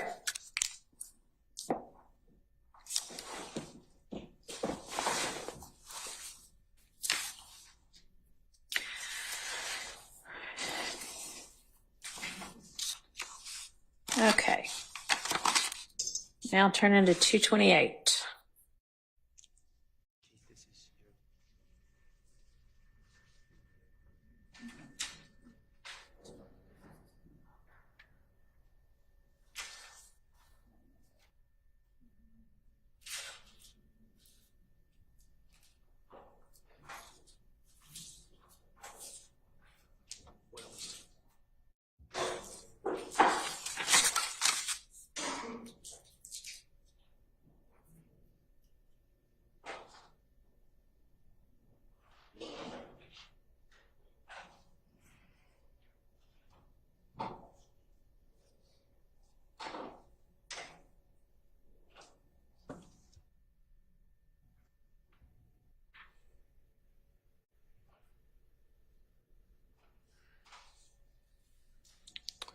All right.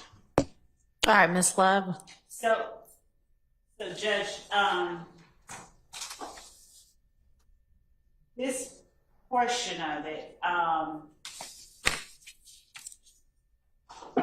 the reason I wanted this in is that So I know why you wanted it. Why is it admissible? That's the question. so, all right, so I don't have any objection to 11 through 17. But Mr. Zachary's assertion that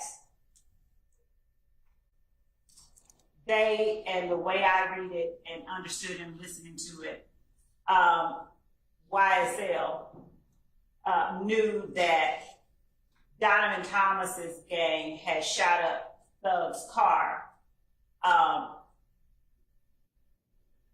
I believe that that statement reflects a general understanding that he shares and that his cohorts share within YSL. And I would argue that that part goes to prove count 1, and it provides not that we need a motive for murder, but The Woody get on Instagram flashing money and junk, and the Nut Gang had done shot up Woody, I mean Thug's car. no, when he says when you're listening to some nuts gang, if gang, shot up, and But I mean, is that the part that you want? Is that like basically lines 17 through 19? Yes. But Judge, you don't look at it in a vacuum, right? If we're talking about looking at it from line 11. Yeah, no, I'm just trying to get a handle on what everybody's even arguing. So if she's saying, trying to figure out now, like she's saying, I don't have an issue with some of it. I'm not making a ruling right now. I'm just trying to get a handle on things. Yeah, I'm just trying to point out that the analysis is the same, whether we're going from 11 to 17 or 11 to 19, is still the same analysis. That what the speaker, what Mrs. Zachary is doing is he is giving his assumption as to why something is happening, what people are thinking, and it's clear, right? Where he's talking about, well, that's what everybody thinks. And it's because, Woody got on Instagram flashing money and people think that the Nut Gang had done shot up Woody or Thug's car. All of that is assumption and speculation on his part. And it's just not, it should not be admissible. Okay. I don't think it's an assumption on his part that Woody got on Instagram flashing money, is it? No, not that part. That's a fact. That's a fact. Okay. Woody got on Instagram.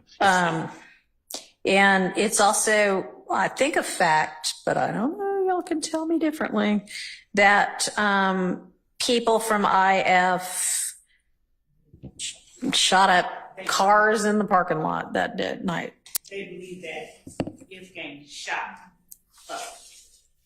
Right. So someone's belief, though, is not evidence, and there's certainly been no evidence. That's an issue for a jury to make a determination about. No, the fact that this group of people thought that this other group of people that they are beefing with have done some shootings against people in their group is relevant, whether it is true or not. Their thought about it is relevant to the issues on trial right now. So to me, the only way this 17 through 19 comes in is if Mr. Zachary gets on the stand and says, no, I had no idea that Woody got on Instagram flashing money, and or no, nobody that I ever hung with ever thought that IF did anything about the shooting in the parking lot that broke a windshield on Thug's car. Right. It would have to be an inconsistent statement. He would have to. All right. So 17 through 19, that little portion, if he gets on the stand and says one of those things, then whichever part of that is inconsistent, you can say, didn't you on whatever day basically say this? But that doesn't mean 11 through whatever the next page is. That means that Woody got on Instagram flashing money or Nut Gang done shot up Thug's car. Okay? Yes. The rest of it does seem like, well, if other people think such and such, here might be the reason they think it. They don't, I don't see that they have an objection beyond 19. It's page, I believe it's supposed to say 2, I thought it went all the way to 229, line 19. yes, that is correct. The one that I have, No, I know, it just says 2219, but he means 22919. so I have a different response with that understanding as to 228, 20 through 24, and Okay. further down. All right, so 228, 11 through 15, or the beginning of 16, is out by agreement. 17 through 19, only in under the very limited circumstances I just relayed. So now 20 through 23. So throughout this trial, again, there have been battling contentions regarding the relationship between DeQuantez Lamar, who is Rich Homie Quan, and defendant Williams. So when 88 Sprinkle asked whether Rich Homie Quan, and actually this part has there's been evidence that Rich Homie One was affiliated with Okay. Donovan Gang. Okay. So when he asked Quindarius Zachary that, and Mr. Zachary says yes, Yeah. and began talking about it, this part of this states it challenges the notion as he goes further on and explains.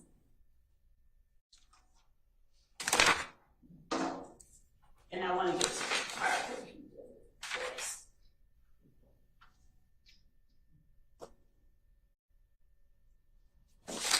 Oh, well, let's just deal with this part right now, 20 through 24.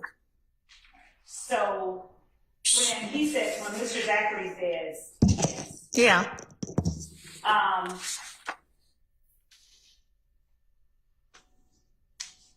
and then talks about the fact that Thug and Nut were hanging together Right. while Woody and Shell Kell were shooting each other. Right. It's just his observation. I mean, Okay.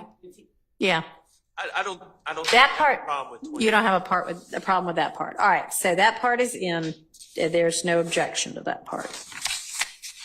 Okay, so now we turn to 229, 1 through 19.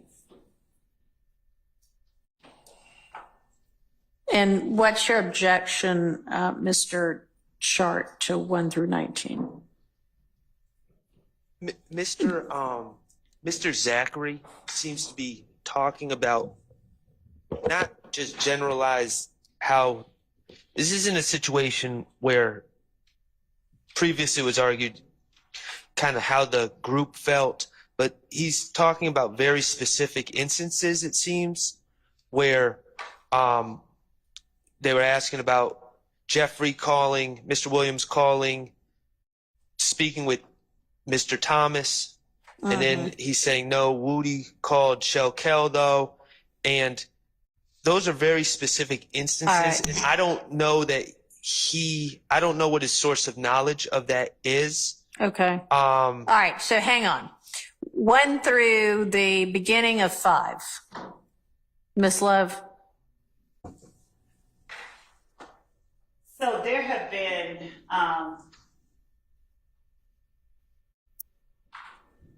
assertions regarding this call, and there have been assertions. Okay, so is any of the assertions that there's evidence to back up the assertion suggested in Investigator Underwood's question on about what Thug did? I know that there were suggestions that Nut might have tried to quash something. Is it just pure speculation that if he did in fact do that, that Thug said F you? I don't object to that kind of. Okay.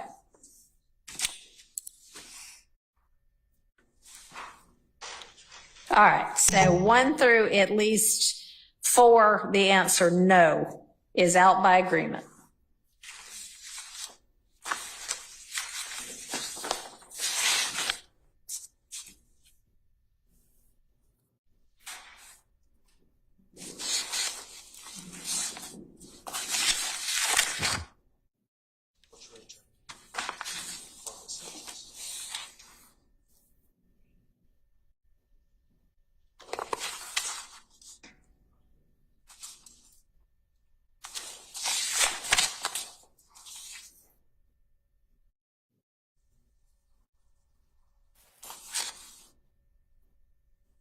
All right, what about the rest of it?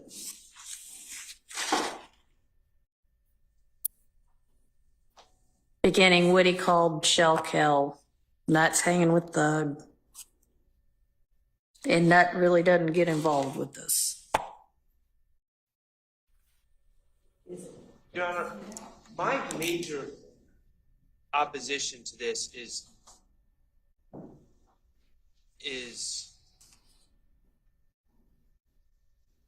well, I'm going to defer to Mr. Adams on this if he has a problem with it. I don't really have that much of a problem with it. All right. Neither do I. Okay. Okay. Then the objection to 129 line 4, beginning with Woody call down through 19 is withdrawn.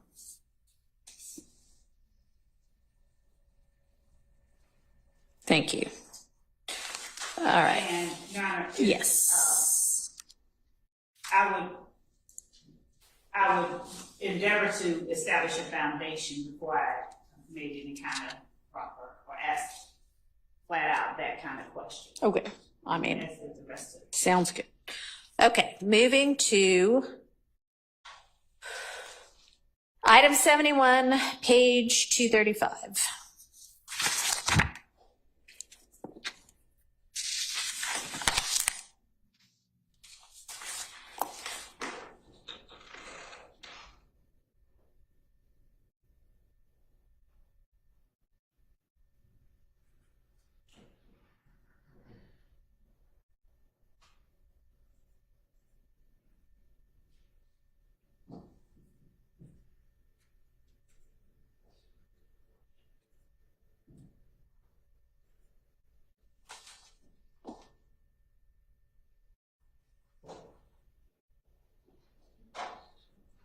I know you are.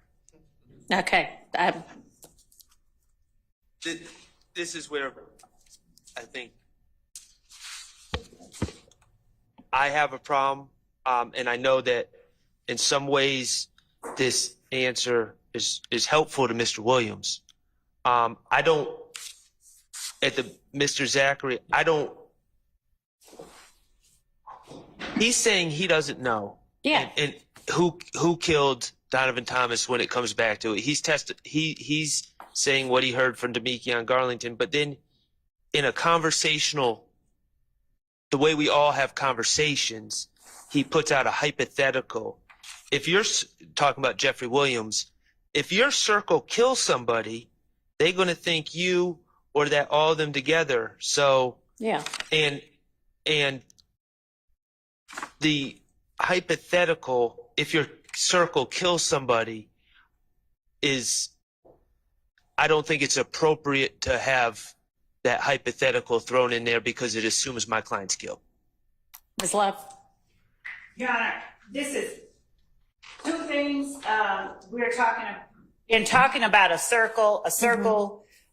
We'd argue he's describing a group. He's acknowledging the existence of an association, and he's saying these words to the police after he is, according to him, told that two of his group have caught someone down bad. And he's essentially saying, if your clique, if my gang, calling it a circle, but they also at various points throughout and the earlier interview, they referred to it as a gang in 2015. If my gang kills somebody, they're going to think that all of them be together.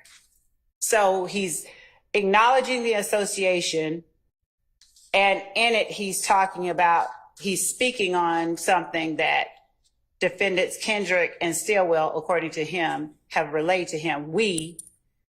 And that's the way that he tells the police that Mr. Kendrick and Mr. Stillwell told him. We caught that in down bad.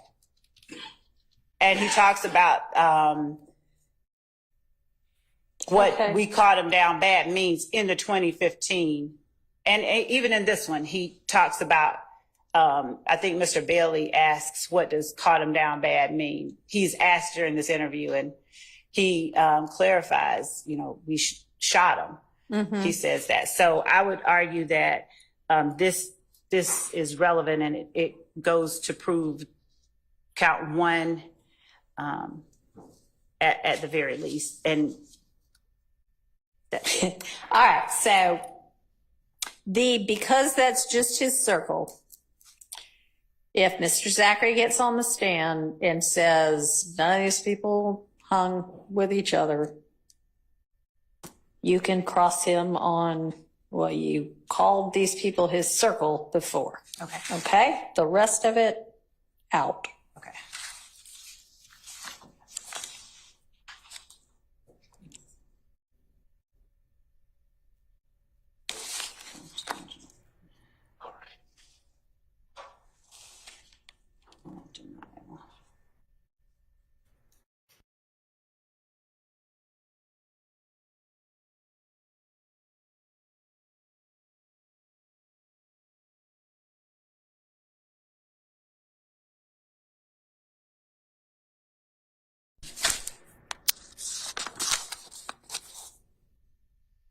And Judge, my number 72 is cut off. So is it 239, 20 lines 23 through 24? I think so. Yes. Okay.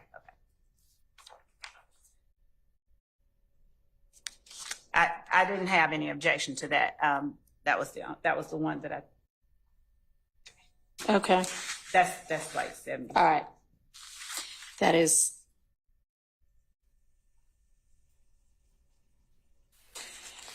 $72 out by agreement. All right, moving to 245 through the top of 240, the very top of 247.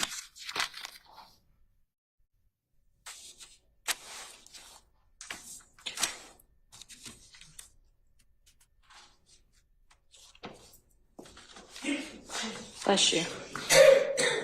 Yes. Miss Love. So Seems inappropriate to come in. right now, yes, right. There's obviously going to be discussion about what he's given and all of that, but right now, I agree. I don't have any objection. All right. To that. Thank you. But up to, and I'm just not objecting to all of what's on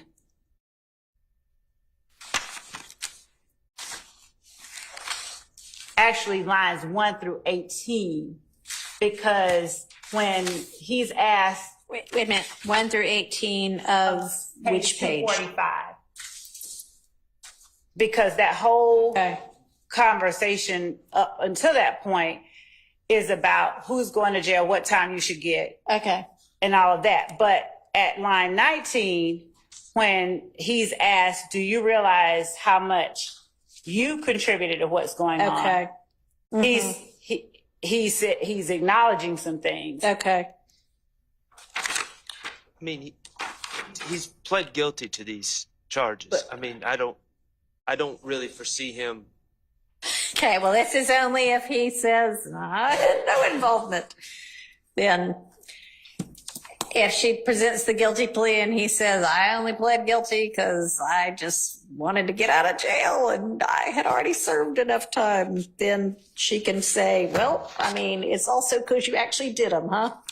So under that circumstance, 19 through 245 line 19 through 246 line 1 would be okay.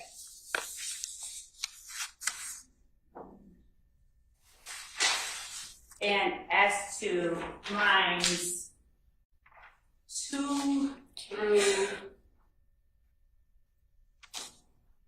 14, depending on how he testifies. So, Mr. Zachary at first pushes back on the getting guns for them, but he was also convicted of straw purchasing. Yeah. And he's and- busy saying, yeah, I did it. I was young and stupid, but I did it. So, okay. So actually it goes down to 18. All right. So that's 3 through 18, potentially. Yes. Okay.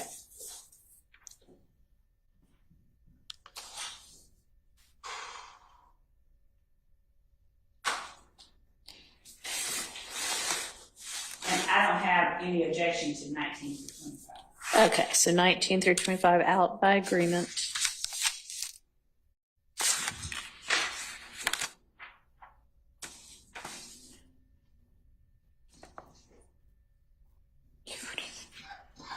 So would that go all the way It to does. line, okay, so through 247, line 2. Okay.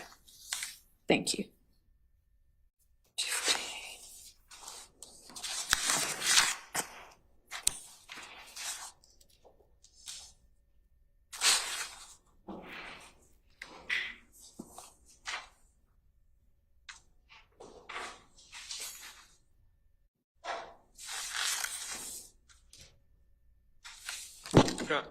And you're under 74. The next one is would fall under your previous rulings about Demekian statements Okay. to Mr. Zachary.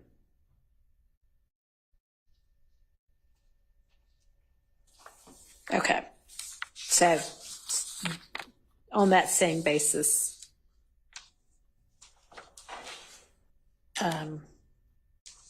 that part would be in.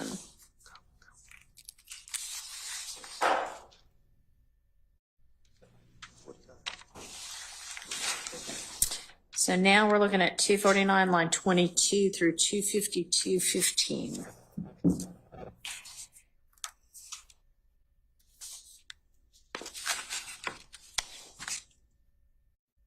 I don't have any objection to 22 through 25 on 249.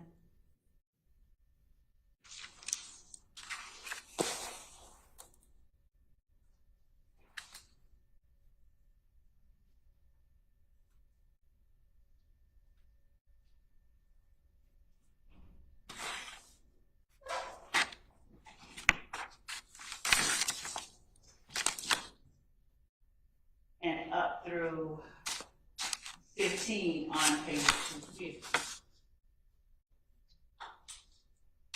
And actually, the rest of, because it's just a little clip that I want in, and it's just not gonna play well trying to get in that one. Demekian's your boy, yeah, it's. not Yeah, gonna- okay. all that.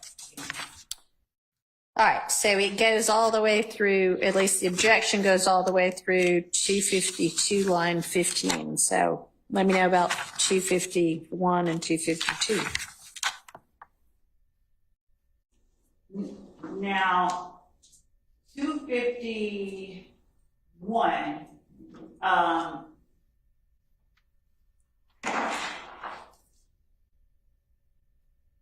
again, only assuming that, you know, he makes some assertion that makes the fact that he's sitting right there with his attorney relevant when he's doing a proffer.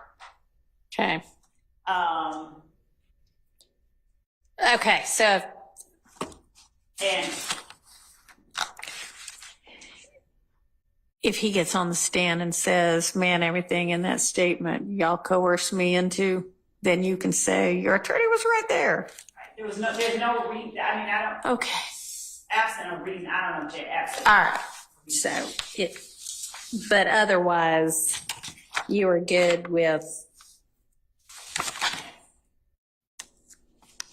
Okay, so what about all of 251? And then on to 252, line 15, which may, All of it, rethinking how I was looking at it, I don't have. okay, all right. So that is out by objection with the one caveat that if he says, you can't believe any of this because I was being coerced, then we can say, didn't you have an attorney with you? Okay. And also, Judge, I'm not, there's a portion of 252 that wasn't objected to. I haven't voiced to the court the two areas that I would argue need not come in. Because I think that we should, for clarity, just go through what has been requested by the defense, but I'd like an opportunity to just. Okay, so we are now at the end of the defense's requested redactions, exclusions as to this statement. So if you think that there are things that the state believes should not come in, now would be your time to present those.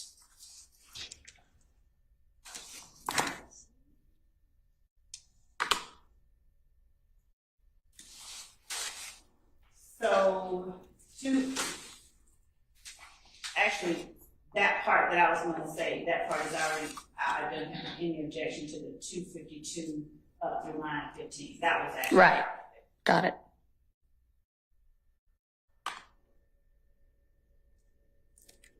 And then so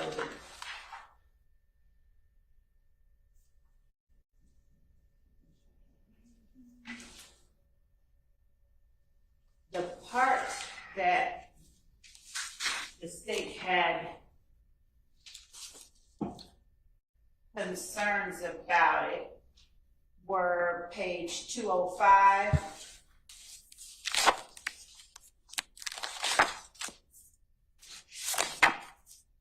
Page 205, where Dennis says, who you believe has something to do with it.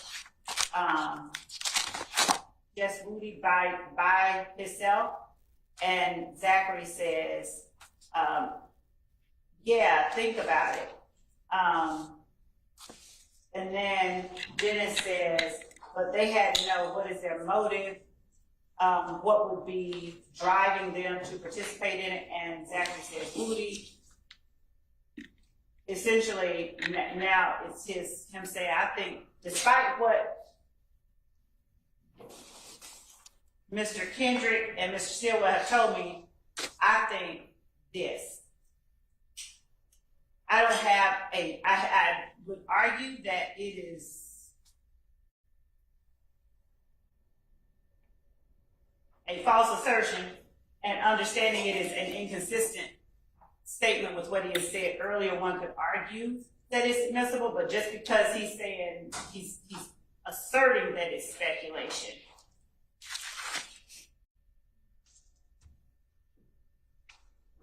I don't follow you. Are you saying that 205 lines, I guess, what, 4 through, I don't know, 1 through 23? No, it was 7, I don't know, 11, okay. Well, 11 starts with by itself, so there has to be some reference to Woody before then. 9. Okay. And maybe the indiscernible part on 8 is where he mentions Woody. You might want to go look back and look at that or listen to that. But okay, so he's saying, Zachary is saying, I think this was Woody. Let me go.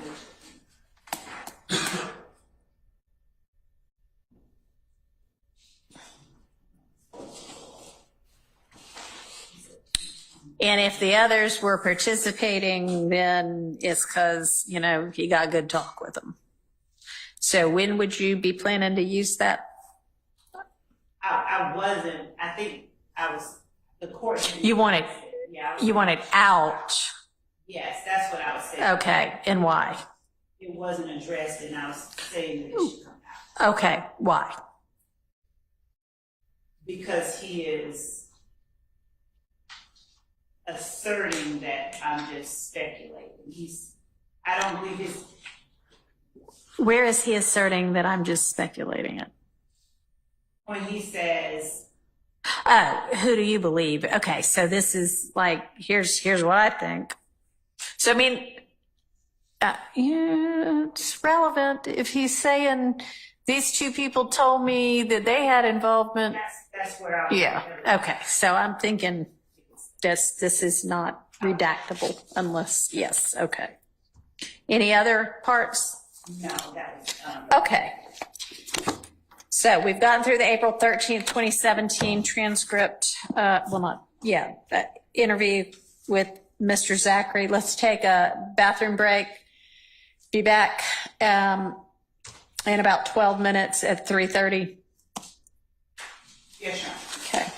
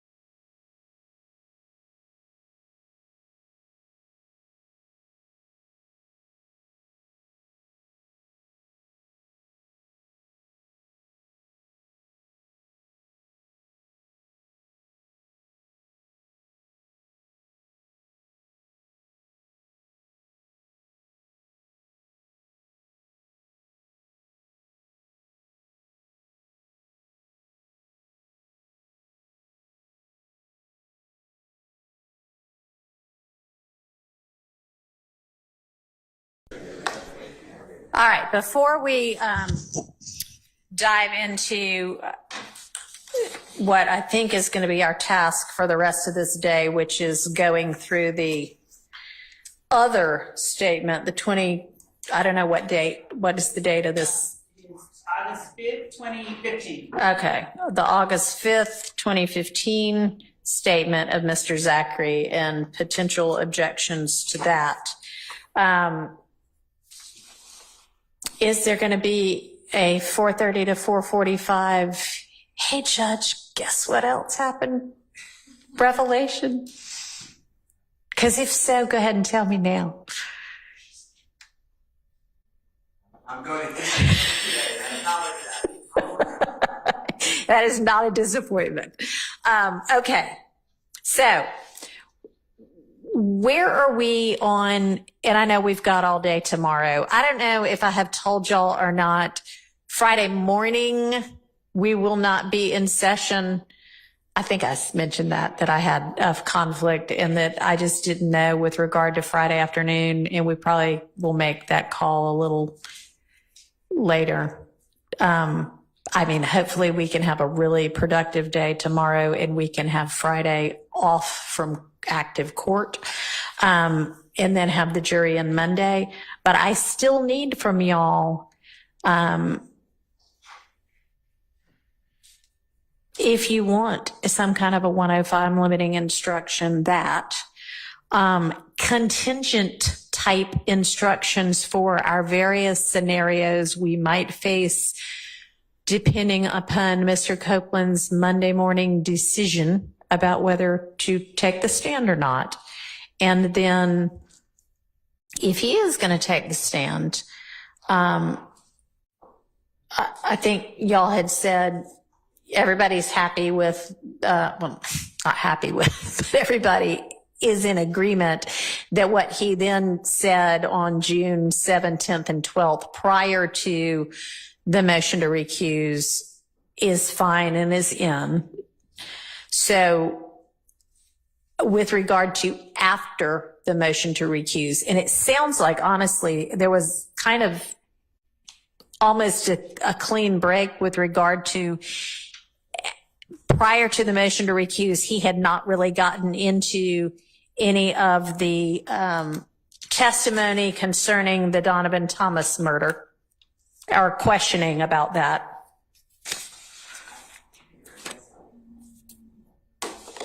And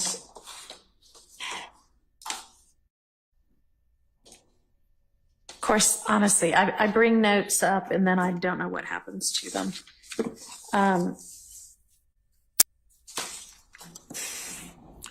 What do I do? I know.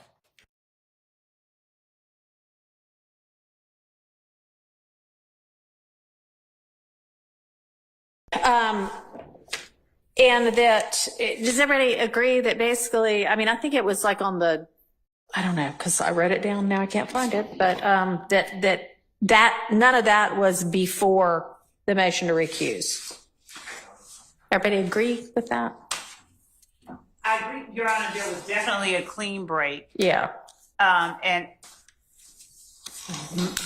the majority of the days after the motion to recuse consisted of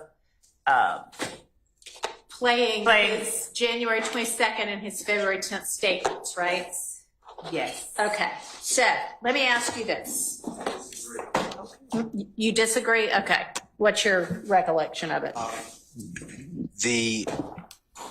There were questioning and Here it is. the video audio of the early morning hours of January 11th, 2015 recording with Detective Thorpe, Thorpe, and Mr. Copeland was played in its entirety for the jury before the motion to recuse was filed. And then there was a second audio video, January 20th, 2015, that was also played. That day. After. Did you say January? Yes, it's hours after the God forbid killing, The killing Yeah. is January 10th, Right. 7:22 p.m. Uh-huh. in 2015. Early morning hours of January 11th, Mr. Copeland is with Detective Thorpe. Right. And that got played after. And then what was the second one you said? January 20th. I'm going by my January 20th, not February 20th. Well, Okay. no. There's maybe January 21st. There's a 2 in January, 2 in February. Right. 1 in. Well, anyway, whatever those two statements were, somebody can go back in the record and look. But that was most of what occurred afterwards. Before the filing of the motion to recuse. Oh. That's what I'm trying to Okay. articulate. All right. There was discussion of Donovan Thomas before the motion to recuse. That's why I wanted in. There's a lot of exculpatory information. Okay. So y'all can agree to whatever you want to agree to in terms of things that are before the jury post recusal motion. This is pre-recusal motion. That's why I wanted it. Pre-recusal motion. Yes. Okay. I think, Your Honor, there's no, we don't have differing opinions about pre-recusal motion as long as he continues to testify. Right. Agree. So Agreed. Yes. So whatever is, if he continues to testify, whatever has already been tackled pre-recusal is fine. And you are saying that part of that, there was at least one, maybe 2 videos played pre-recusal. That's true. Okay. And so those videos, y'all, was it like the entirety of it, or? I mean, it seemed to be most of the day's transcript was video played, but I'm going to. but then video was played on the 17th also, which was post-recusal, right? Yes. And that was maybe, I thought maybe that was January 11th and February 20th.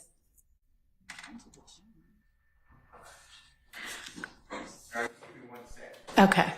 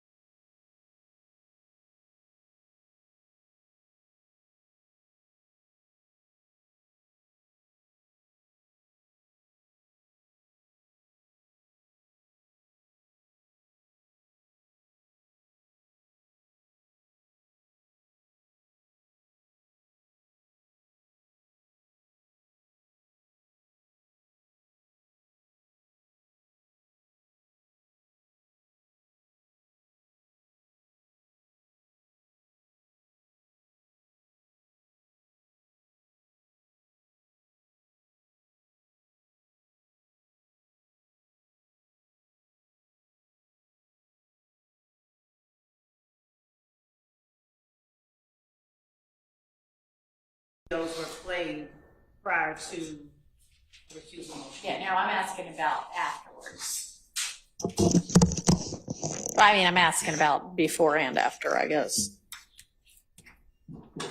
I thought on the 17th, which is obviously after, that the January 11th and February 20th video statements were played. I believe that is correct, and I'm making sure. That was my memory. My memory was that the full video, she played portions of videos prior to that. 17th was the last. Right, but some little snippets, right. But the full videos were not played, and that was what we had discussed internally, and I thought that was what we came to, that the full videos were not played until after the motion for recusal. Okay. And the questions that led to them. So there were questions, and then there was the playing of the video. The ruling. Okay. True. January 11th was played, and January 11th and February 20th Yeah. were played on 6/17. That is true. Okay. There were snippets before that and discussion before that. All right. So in general, in terms of an instruction to the jury, a couple of different things. All right. Yes, the January 11th and February 20th videos were played post-recusal motion. The contents of the January 11th and February 20th videos are not going to change. Are y'all proposing that we have the jury watch the entirety of those again simply because they watched them after the recusal motion? And I'm just asking that because I'm trying to figure out the logistics. And y'all can huddle on that if you want and give me an answer tomorrow. But in terms of thinking through how we instruct the jury and how we handle this, that is an issue to be considered and for y'all to come up with an answer about, okay? And then is there, other than those two videos, however y'all want to handle those, is there other testimony, questioning and answer, testimony that y'all want to come to some sort of a stipulation about? And yes or no, either of those is fine. Just, I need to know how to deal with it. And then if no, then is the instruction going to be, was there anything substantive about the Donovan Thomas murder prior to the motion to recuse? If there really wasn't, then I can say that we're doing everything about that over again.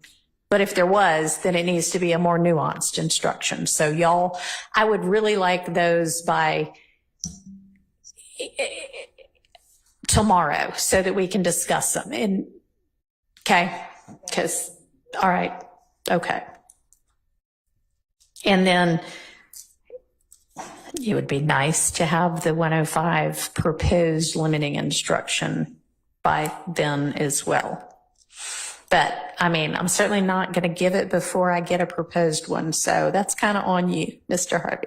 And Your Honor, Yes. we had addressed in writing and will, if necessary, if the court tells us to address in writing again, that a 105 instruction in a RICO case is not appropriate, but we'll. So if you want to you don't have to refile the same thing. Just point me to when and where it was filed. But what yes, I know that everything gets to be considered that is alleged as an overt act in furtherance of a conspiracy, a RICO conspiracy and a RICO count.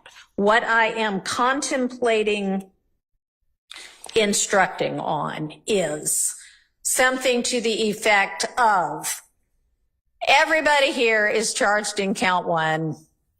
Anything you hear that's an overt act can be taken into consideration when considering whether the state has established guilt as to count one, as to each of these individual defendants. With regard to, whatever count it is. If we're talking about the Donovan Thomas murder, that evidence can only be considered as to the people charged with it when determining whatever those counts are, 2, 3, and 4, or whatever they are. So that the jury knows what they are appropriately considering everything against. I want to give a legally appropriate instruction. Understood. Okay. But we did allege the Donovan Thomas murder. Oh, I know. And so it is 100% appropriate for the jury to consider that evidence when considering count one against each of these defendants. It is not appropriate for them to consider it in terms of the guilt of any of the defendants to any other counts other than the people who are charged with the murder and the corresponding whatever it is, ag assault or gang or whatever. Okay? So that's my thought as to that. And y'all work on what Mr. Harvey is going to take the lead on, and then I'll listen to objections on, and I'll formulate something. But I think that that is appropriate upon request, as long as it is an accurate statement of the law. Okay? All right. So that all being said, let's now turn back to the scintillating task of how to redact this statement.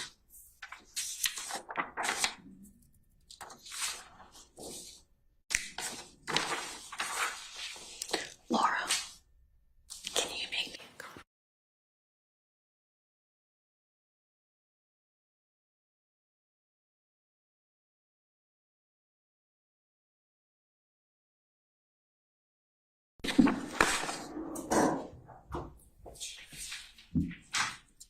Ms. Love, I asked for my stapler back, Mr. Atkins, and it is not back yet. So I may not land it to y'all again.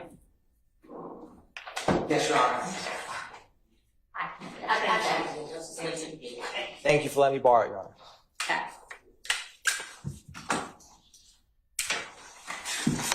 All right.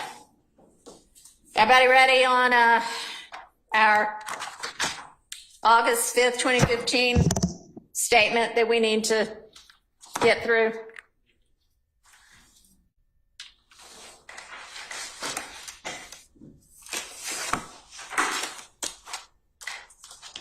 I'll take the silence as a yes. Yeah. Okay. All right. All right.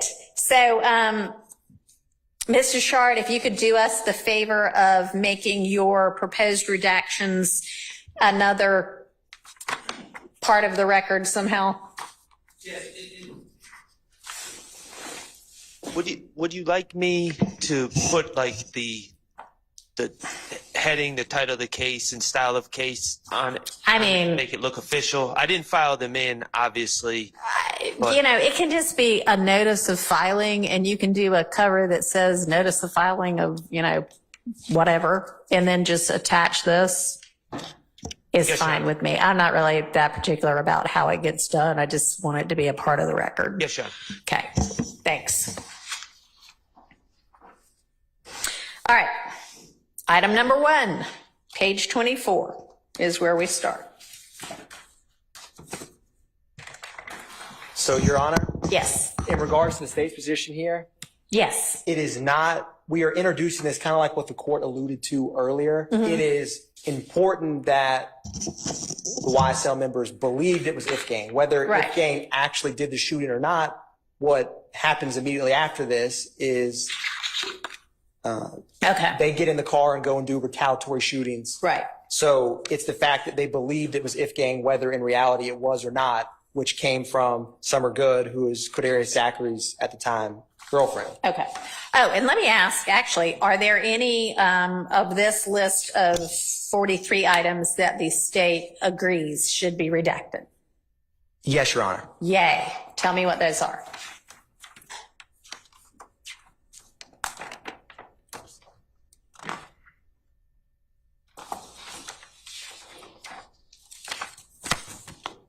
Your Honor, I'm going to it. I know off the top of my head, there's one that references the Sandy Springs search warrant of defendant Williams' house, that's out. I'm trying to figure out what number that is. Okay.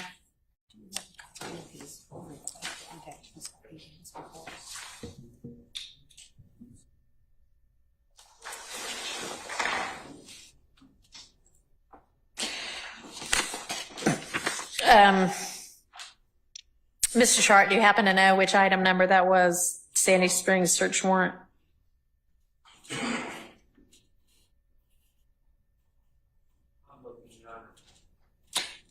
Are there more than that one? Yes, Your Honor, there are. Okay.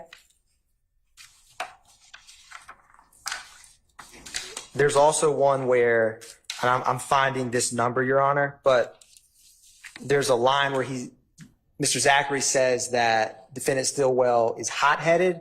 There's a part after that, but the state agrees that calling him hot-headed, Okay. the state would concede that. So I'm going to I have this in order, but Okay. I didn't separately draw out which ones. It's fine. I guess just then, whenever we get to it, Yes, Your Honor. you can say, before I read it and Mr. Short argues, just say, okay, for that one, we agree. Thank you. All right. The first one that Mr. Atkins was referring to is number 34 on my list, I believe, which is 149 page 149, line 19.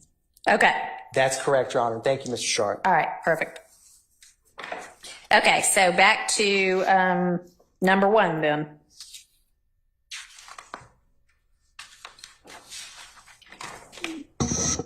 Yes, Your Honor. So as articulated, the state's position here is it's important that they believe that Ifgang was who shot at Demekian at Club Crucial, because after that, Cordarius Zachary, Antonio Sledge, Demekian Garlington, and defendant Stillwell, they get into a vehicle and go and shoot 1428 Adele Drive, 1903 Drew Drive. And so it's in result of Ifgang shooting at them. So I see the objection is hearsay about who did the shooting at Demekian at the club. And so the state's position is it's the effect on. Right. You're not offering it for the truth of whether those people did the shooting. You're offering it for this was what this crowd believed. Yes, Your Honor. All right. Any response? I believe that it's hearsay. Mr. Zachary was not present. I heard what the state said. My stance is Mr. Zachary was not present at the club when Demekian allegedly got jumped, and he wasn't outside the club when shots were fired. So any information about what happened outside the club that day was something that Mr. Zachary does not have firsthand knowledge of.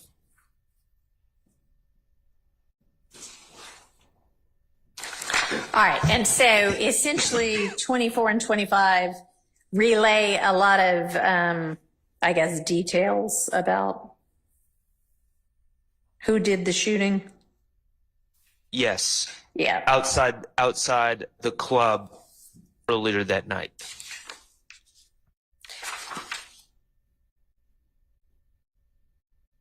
All right. So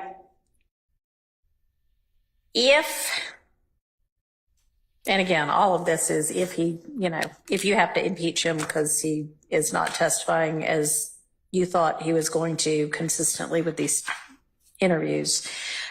So if you are then impeaching him, and your purpose is, hey, at that time you told us, it needs to be phrased in a way that what you're impeaching him on is not A, B, C, and D people committed this. It's you thought at the time it was this, right? And so I don't even know that you need to go through 2 whole pages of that to accomplish that. Yes, Your Honor. Okay. All right. Understood. And agree that's the state's intent with this portion. Okay.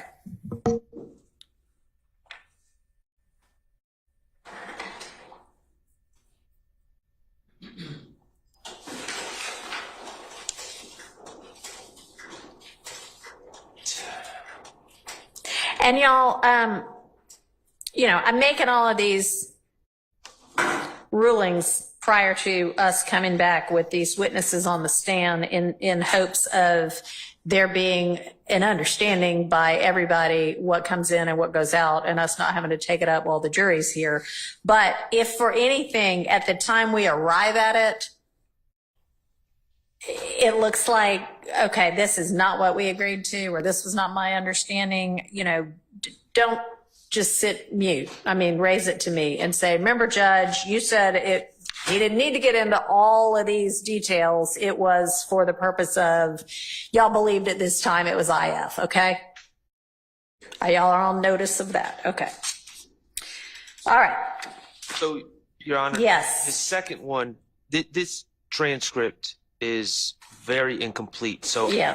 could I mean, I'm sure Your Honor can flip to the page, but it's probably not going to help. May I convey what I believe? Absolutely. And that has been helpful to the extent that both sides have done that so far. And from the portions that I have listened to with the transcript in front of me, watching the videos, yeah, I mean, the transcription is less than stellar. So yes, please do. Please continue to do that. So on page 48, line 7, Quindarius Zachary says, and he and Thug, like, nah, I ain't cool with N's, the N-word, until they pay for my window. Okay.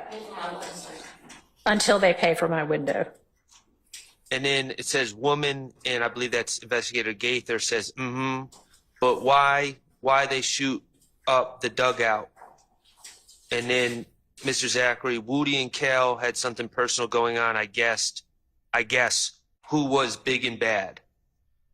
And my objection is with the statement that Mr. Williams, according to Mr. Zachary, said, nah, I ain't cool with N-words until they pay for my window. Okay. I don't have any understanding or belief that Mr. Zachary had any firsthand knowledge of any conversations that Mr. Williams may or may not have had with other individuals about this subject. And I think he's just passing on information that he's heard.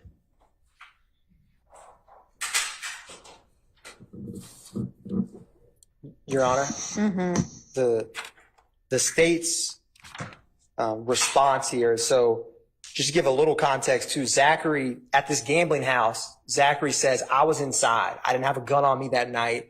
And the way he says it in the state's opinion is that when Defendant Williams walks outside right before who they later go on to believe Kelvin Watts, Shell Kell, shot and broke his window, that he kind of comes outside afterwards. I mean, so He's Zachary? Yeah, Zachary's inside when the shooting happens. So he's not physically outside. He doesn't like spot Shell Kell in the bushes and say, oh, I saw him with my own eyes. But it's kind of the state's, with the way he describes it, you know, he walks outside soon thereafter because he just heard a bunch of gunshots. Right. And I think it's reasonable to believe that, you know, they would all be discussing, and he kind of alludes to that, like going to the parking lot and there's a lot of broken glass and bullets. They don't immediately know it's Kelvin Watts, but at the same time, the state believes that between either excited utterances of people out in the parking lot after this shooting that hit multiple cars and or speaking with fellow co-conspirators, what he says here, and this is relation to something else that comes up down the road where a female who Shell Kell ends up confiding in, Zachary classifies it as flexing, like bragging about doing the shooting. Right. That's how they end up believing or thinking that he did that, to confirm that. So when he says here, you know, he's explaining about Defendant Williams' reaction to the window being broke, I think there's reasonable assumptions, I believe, that given his personal being there, interacting with these individuals on a regular basis, and also the key part that Kelvin Watts is the half-brother of the deceased Donovan Thomas. And so I'm not saying that the murder of Donovan Thomas was 100% related to this broken window, but it is, you know, relevant in that sequence of events and escalation of shootings in the state's position. So with all of that said, the state feels that this is not as speculative as it may first seem. All right. And you've got evidence somewhere else that Zachary walks outside while the, you know, aftermath of it is still going on? In this interview, Your Honor, he ends up saying, so everybody's walking him to the car, him being Defendant Williams, then hears gunshots still going off. And so he says, I'm still gambling. I didn't have a gun anyway on me, so no sense walking him out there. So Zachary tells the police in this same interview, I was at the gambling house. And then he says Then gunshots go off, and then everyone runs out the door. Everyone in there with guns ran out, started shooting. So like he kind of alludes to after this gunshot, everyone in the house ran outside to include himself. If he says everyone with guns ran out, that does not include himself. Yeah. If he just said he didn't have a gun. So is there something more? So, Your Honor, he also goes on to state that a bunch of people he's inside the gambling house. He said he posted a bunch of pictures, Instagram photos, and he says, when the windshield got shot out, did they confront Kell about it immediately? And Zachary says he didn't know because they didn't initially know. They have to find out down the road. And so I'm trying to find where this is in terms of, he says, you all come outside. Zachary says, I didn't have a gun. And so there's other, I guess, evidence, so to speak, of in some of Copeland's interviews, taking aside what's in evidence right now or not with what we're redacting, he describes this gambling house incident as well. And so for purposes of, in this hypothetical universe, defendant, or not defendant, but Mr. Zachary is going to testify after Copeland. Okay. And so the state believes that with the combination of, I can't find in this moment, Your Honor, where Zachary himself walks outside, but he does state in this interview that there was a lot of gunshots. It was chaotic. People ran outside. I think it's fair to assume he walked outside at some point shortly thereafter, didn't just stay gambling after they shot up. And he interacts with these people on a nearly daily basis or frequent basis, that this shooting of the window is something that gets referenced by multiple interviews. Yeah. So it's the state's position. I don't have like a definitive piece of evidence where he's like, this is exactly how I know, but I think it's reasonable to think that he would have a pretty good basis for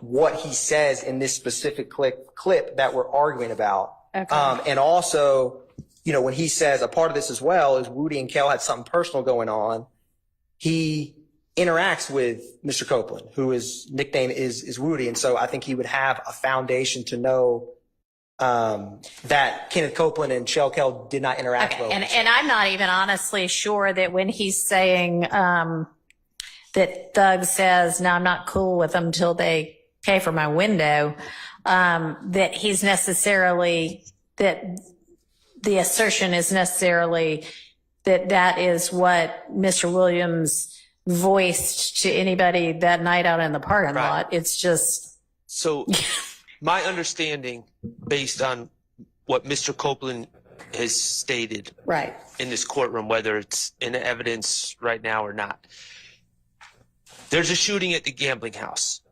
Shell Kell was not initially thought to be the person, and then later has pillow talk, and he's thought to be the person. I agree that Mr. Zachary was present at the gambling house per his own words. But this conversation about I'm not cool with people until they pay for my window never is alleged to have happened that night. There's a subsequent conversation with Mr. Copeland, and Mr. Copeland is apparently there, and Mr. Watts is apparently there, and allegedly Mr. Williams is on the phone with Mr. Copeland. That's Mr. Copeland's testimony. Mr. Zachary, to my understanding, has nothing to do with that conversation. So he's just passing on hearsay that he would have heard from Mr. Copeland, presumably, but I'm speculating. Okay, well, even if it's hearsay, I think this would come in under the, what's your theory as to why this comes in? If he hasn't heard, if you can show that he at some point heard or overheard Mr. Williams saying, they can pay for my window and then we're cool, not until then, great. Yes, Your Honor. Point that out. Otherwise, it is hearsay. What would the exception be? So, Your Honor, the exception here would be, or at least the state's argument is that,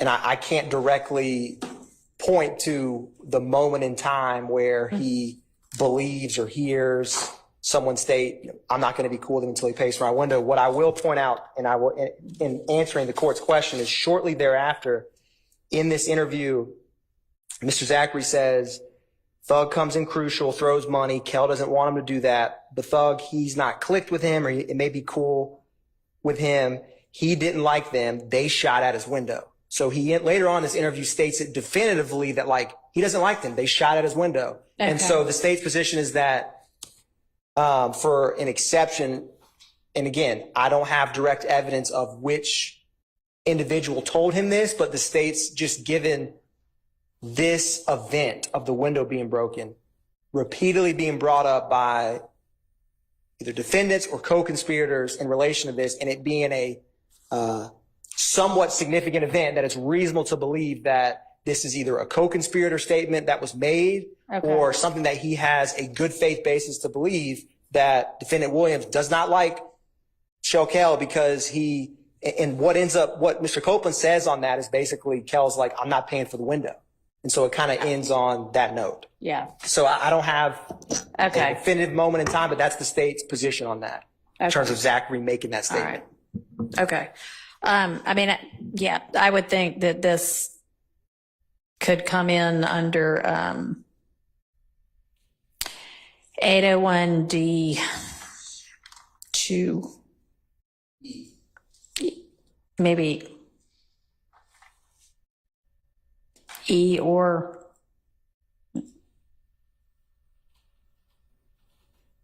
yeah.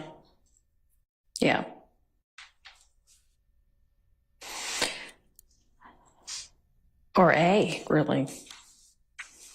Okay, so that is going to be admitted over objection.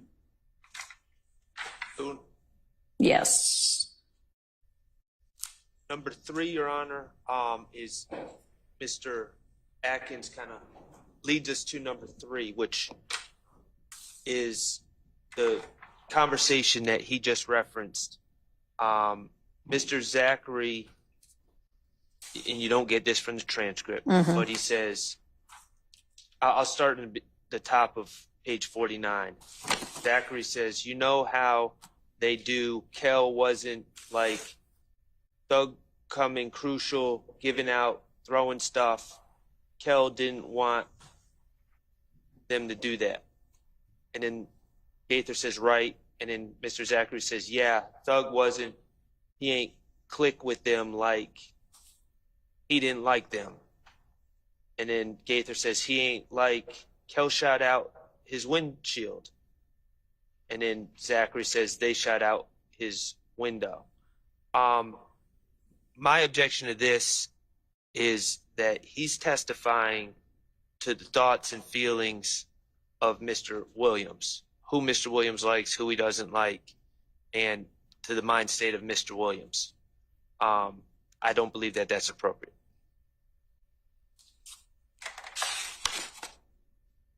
All right, so the throwing money parts as to the incident that happened at the club.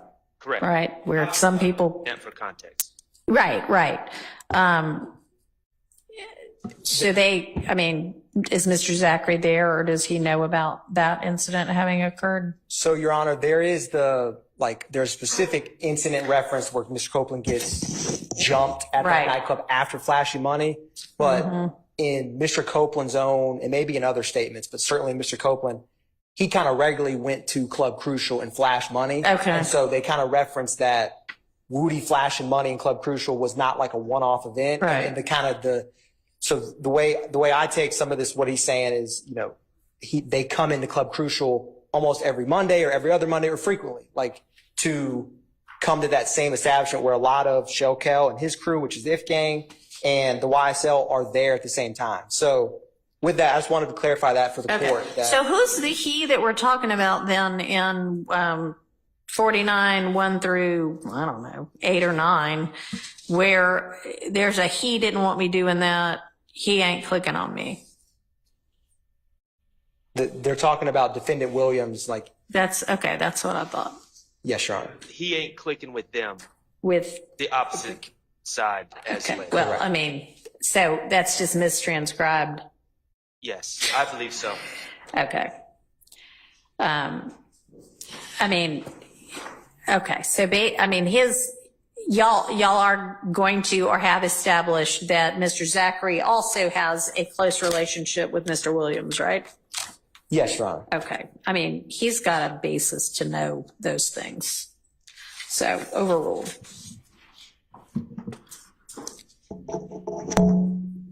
I'm going to withdraw number 4. Okay.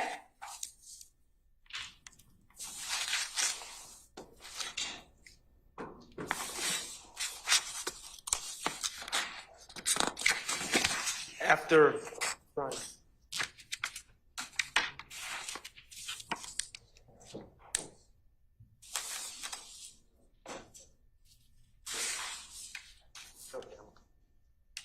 after consulting with my colleagues, we're going to withdraw number 5. Okay.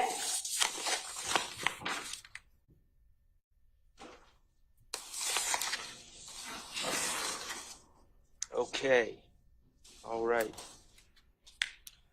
Number 6, Your Honor, Uh-huh. is talking about, and this came up in I think the last statement as well. They were under the belief that NBC did the shooting at the dugout, the false belief, and they're talking about why did you believe that? And he's saying because Yak, Mr. Kendricks, beat up someone at the club. And specifically on 55 line 17, if I can make sense of this transcript, Sure. they said they didn't mess with each other. They didn't mess with each other. So it was already tension in the air, but they waited until the boy Yak, he had gotten into it with MDC, and I had helped him fighting in the club. So y'all got into it, some guys with MDC. MDC is down with who? They from Bankhead. And then they say, so Ms. Gaither investigate. That's what I'm saying. It's like they not really with. And then Mr. Zachary says, if gang, and Gaither says it's just them themselves. Okay. So this has nothing to do with, All right. it's just bringing up a fight that Mr. Kendricks apparently got into, allegedly, that led to the mistaken belief that MDC was behind the shooting of the dugout. All right. So, Your Honor, the state's position with this part is it has a couple relevant portions. One being state has to prove association. And the fact that Zachary is defending, he's like, I get in the fight too with the MDC, which is the most dangerous clique, a gang on the west side in Bankhead at that time. The state's not going to be belaboring the point about this one fight and trying to cast anything improper character-wise or what about a fist fight in a club. But the point of this is that they defend each other. And that's a big part of the retaliatory shootings. This is a fist fight, but the fact that he jumps in and protects him, and also the way he describes this in the state's position is, he says, like, Detective Gaither, Zachary's like, they're from Bankhead. And Detective Gaither's like, that's what I'm saying, they're not really with If Gang. And Zachary says they're just their self, like they're not a part. So he has some familiarity with street gangs and who is clicked up, so to speak, with who. And so the fact that he's talking about and he's saying like, to me, there's a we and an us. There's not much else that I've seen in this case law about NDC, but that part is important. Okay. Another part about it that's contained in this, I believe, is this gets down the road to where how they learned that Shellkel was the one who claimed or did shoot Defendant Williams' window. And so he says he ran his mouth to a female who goes by Gucci Red. And so again, the key part of this is that's how they end up believing that Kelvin Watts did the shooting, because they initially thought it was MDC because of this fight. So the state believes this portion is relevant for a number of reasons of why they initially thought it was MDC, the association between Zachary and Kendricks, And also there's a part, at least if I'm reading the page 55, line 17 to page 57, line 7. My apologies, Ms. Madam. To page 57, line 7 includes what on its face seems hearsay. Like they learned about this from this female, but it's it's important that they believe it was Shell Kell who shot the window.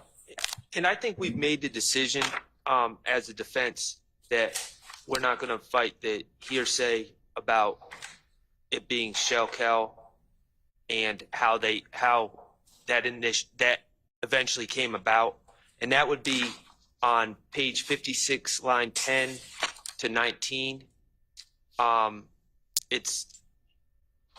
He's saying that they found out it was Shell Kell because he was running his mouth to Gucci Red. He says pillow talk and junk. So I don't have a problem with that section. I just don't know why we need to get into Mr. Kendrick's apparent simmering feud with completely unrelated people that led to the false belief that it was the most dangerous clique as opposed to Shell Kell. I mean, we can just get into the fact that they know it was Shell Kell now without going through that whole misapprehension. Okay. So, I mean, it is potentially relevant. Again, this is only if he testifies inconsistently on the issues of, as you represented, what you think it's important for is that, hey, we all defend each other. We hear X, Y, Z, and then that's good enough for us. We go back our boys.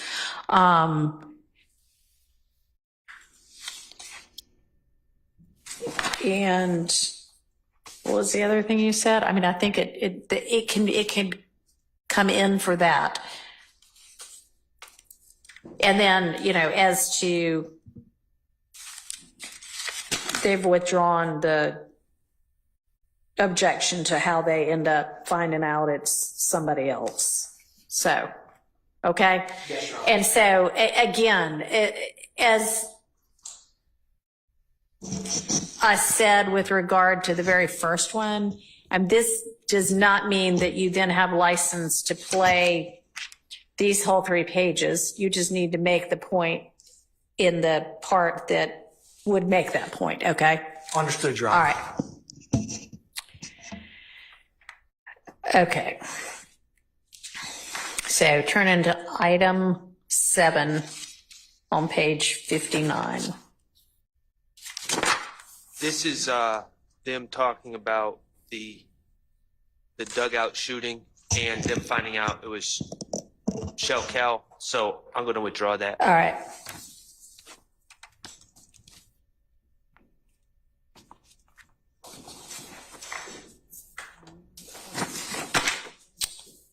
All right, item 8 is bottom of 60 through middle of 64.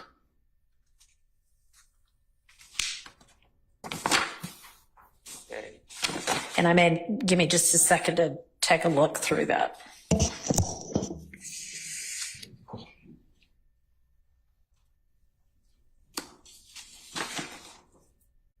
I forwarded it to you.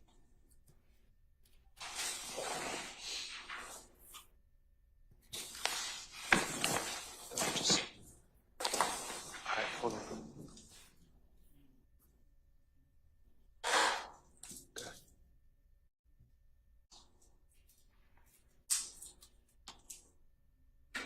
Just sent it.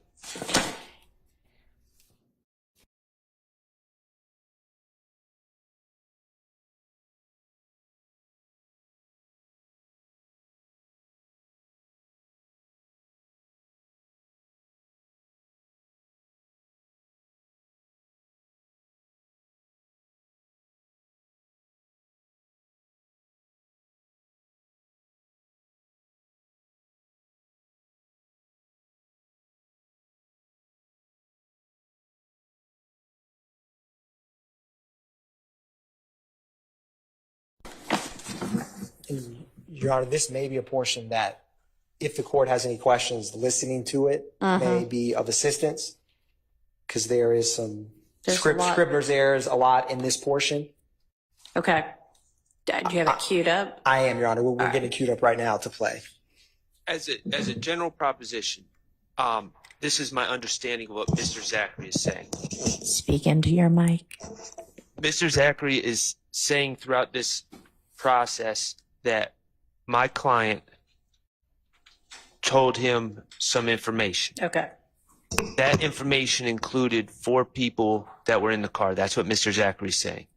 Mr. Zachary is also saying that Mr. Kendricks said something to him, which was that involved the 4 people in the car, according to Mr. Zachary.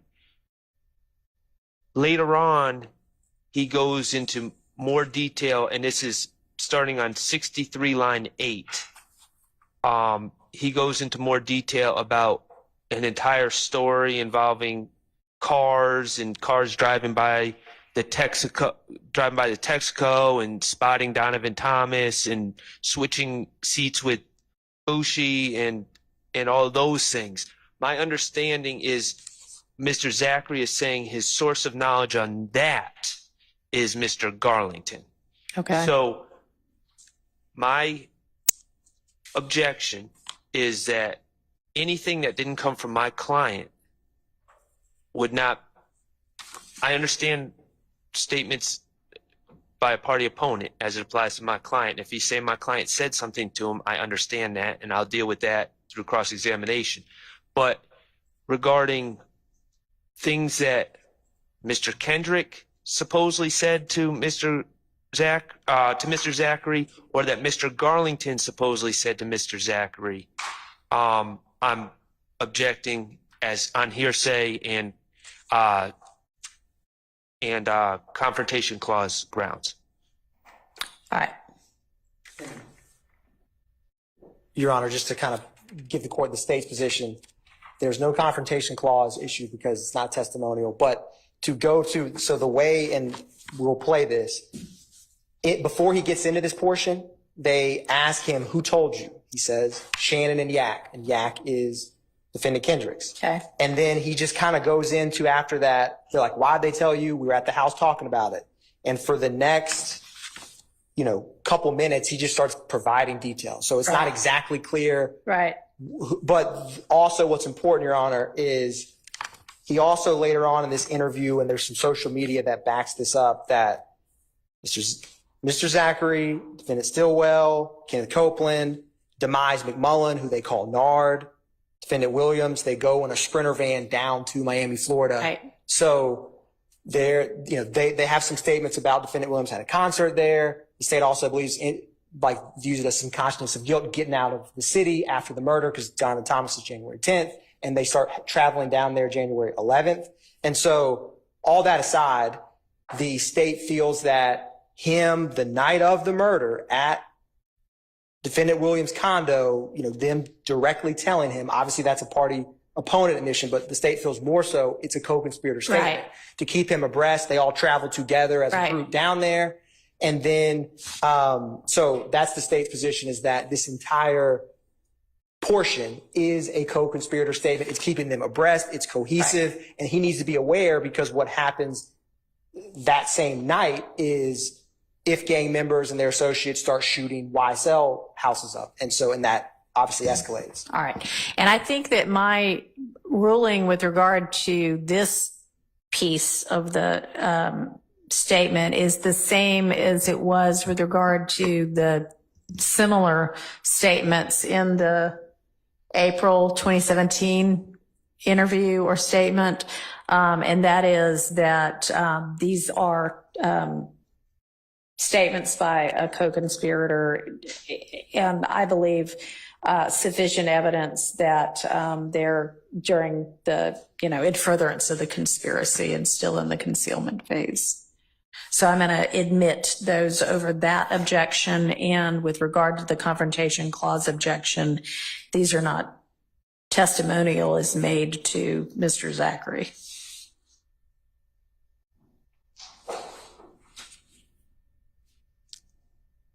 Okay. So item 9.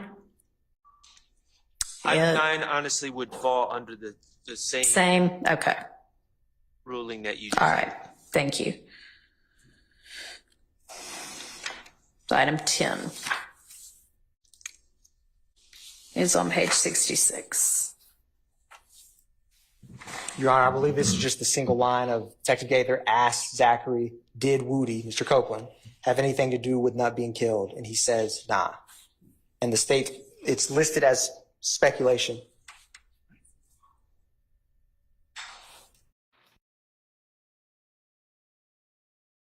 And based on the fact that everybody's there right after the murder talking about it. Correct, Your Honor. Okay, all right.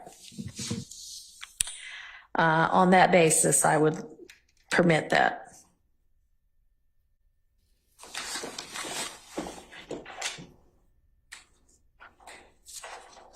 All right.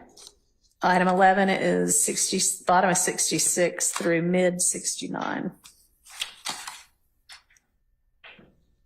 An objection is hearsay. Is this going to be the same concept or something different? It is. Same. But within it, so I will, over my objection, I understand. Yes, and I understand you still have an objection to it, but. Now, I will point out on page 67, line 18, they say, why not? And Mr. Zachary says, I don't know, they just, I guess they just wanted for them to do it instead of Moontung and Woody. So he's speculating. All right, let's strike 18 and 19.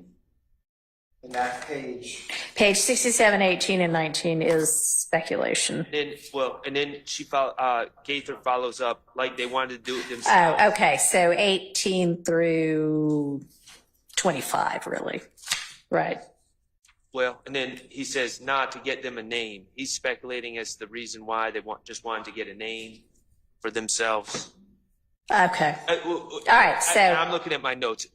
Line 2 on page 68 says like to get them a name. Okay. Okay, well, yeah, that's also speculation, unless you have some basis for it being something other than that. So, Your Honor, the state's argument on this portion is when he's talking about getting a name, it's very integral from the state's position of how gangs work in terms of trying to move up in rank. Yeah. Later on talks about so the state believes that his quite frequent interaction, he does state it speculatively. I'll be upfront with the court about that. But I do believe that in terms of they ask him why, and the court may say, hey, Mr. Atkins, it's speculation, it's out. But my argument on this is that his frequent interactions and, there's evidence that will come out either through impeachment or some other way that he has participated in crimes with them and is familiar with who he's speaking about. His thought process on motivations or what was going on in terms of like a gang context is appropriate. That's the state's argument. All right. Now, I believe the state has, I know that they've called experts, and I believe the experts have touched upon people, quote unquote, the term that the experts like to use is putting in work. And they've talked about that. All right. The state, I'm sure, is going to argue that. So I'm not saying that, obviously they can do that, but they can make that argument. But for Mr. Zachary to affirmatively say that's why other people did something. Sure. Okay. Let me make a ruling with regard to 67, 18 through 68, 2, that if you cannot get this in as speculation as to why XYZ people might have done this murder. But what you can do is if you ask Mr. Zachary, is a way for people to move up in a gang to commit crimes, and he says no, then you can ask him about that particular concept. And him having said before, well, you know, not with regard to a specific crime, but you're being asked about a crime and you're saying, well, maybe it was to, okay, understand, everybody understand? Understood, Your Honor. All right. Let me write myself a note on that.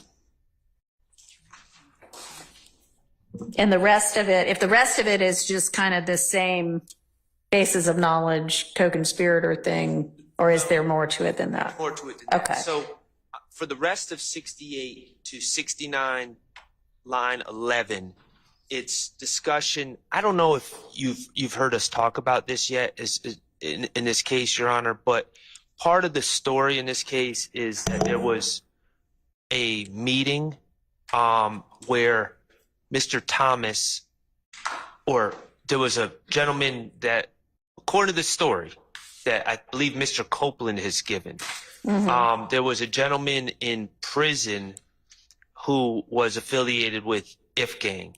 Okay. And through consultation with that gentleman and other people at this meeting, which Mr. Zachary was not at, Mr. Thomas and others ratified a quote unquote green light to kill YSL members. Or no, I'm sorry, let me not misspeak, to kill Kenneth Copeland. Okay. And so Mr. Zachary is talking about hearsay that he's heard about this green light that was put on. I don't think he specifies in this, but in other statements, it's said to be Kenneth Copeland, I believe, but he doesn't specify. He just says he put a green light on line 10 on page 68. It says, "'cause they said a powwow," and like green light, all YSL and 30 deep. They say Nut said whoop or something like that, meaning it's a go. So he's saying they said that Nut did this and Nut did that to say it's a go to kill YSL members or 30 deep. That's Mr. Zachary's statement, but Mr. Zachary wasn't there, and he's saying they say that this is what Nut did. Okay. So, Your Honor, the state feels this has a huge effect on listener and also is classic co-conspirator statement in this context. And I'm trying to remember exactly where this is. I believe it's Mr. Garlington who tells, basically it's either Mr. Garlington or Mr. Copeland who gets information from this meeting. And that's why when Zachary says, like from my notes of what he says, so Detective Gaither says, so you're saying If Gang had a powwow? And Zachary's like at the house, at their spot on MLK. So he's talking about like a specific location that came from, I believe it was Mr. Garlington, but that's just off memory, Your Honor. And then Detective Gaither says, okay, and they say that YSL and 30 deep. Yes, my apologies. As the court has said, when we read, we get fast. So in 30 deep got a green light, which basically means you kill them if you see them like they're food. And then Zachary says, yes. And so that is important for a number of reasons in terms of whether If Gang members actually said, yes, YSL is on the plate, so to speak. You can shoot them, kill them, attack them whenever you see them.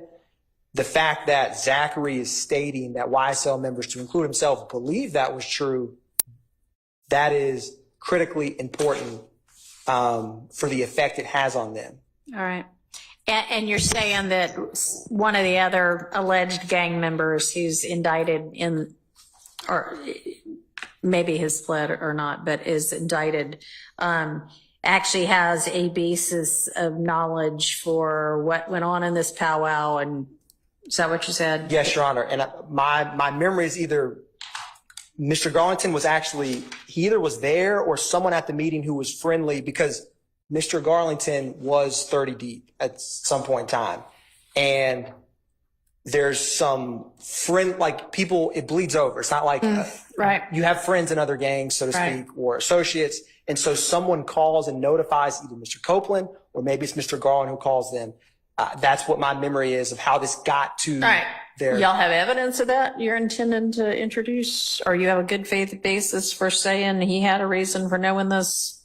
Yes, Your Honor, and I will find where that All is, right. what interview statement, but yes. Okay, well, I mean, assuming, go ahead. It's my understanding, it's Mr. Copeland that introduces this concept. Okay.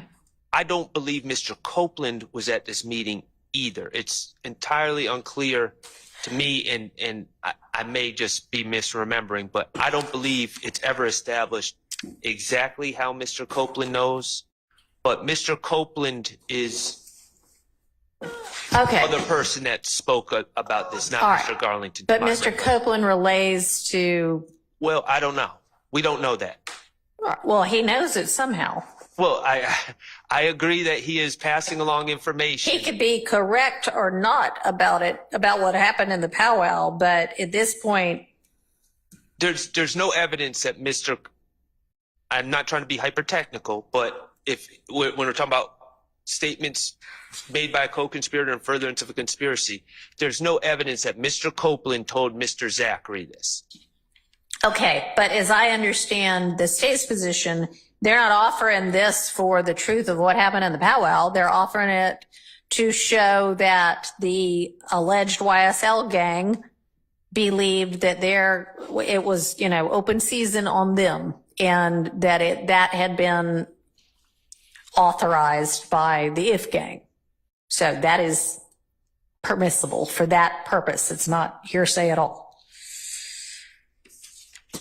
Okay.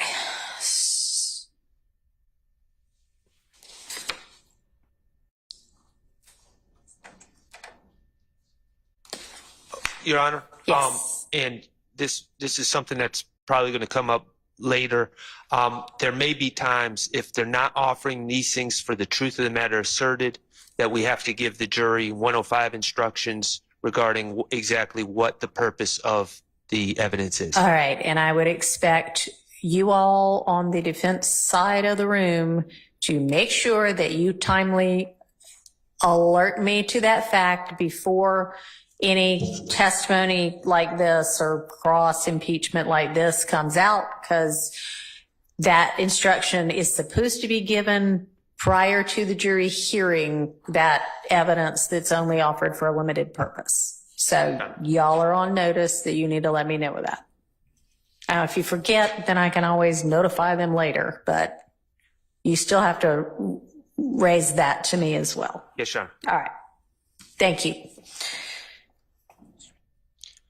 Okay, we can probably knock out a couple more of these before we wrap for the day. So item 12, which is bottom of 70 through most of 71. Yes, Your Honor. So This would fall under your rulings about Mr. Garlington. Okay. All right. Then that would be in if that's the only objection. All right. All right. Now we're moving to page 81.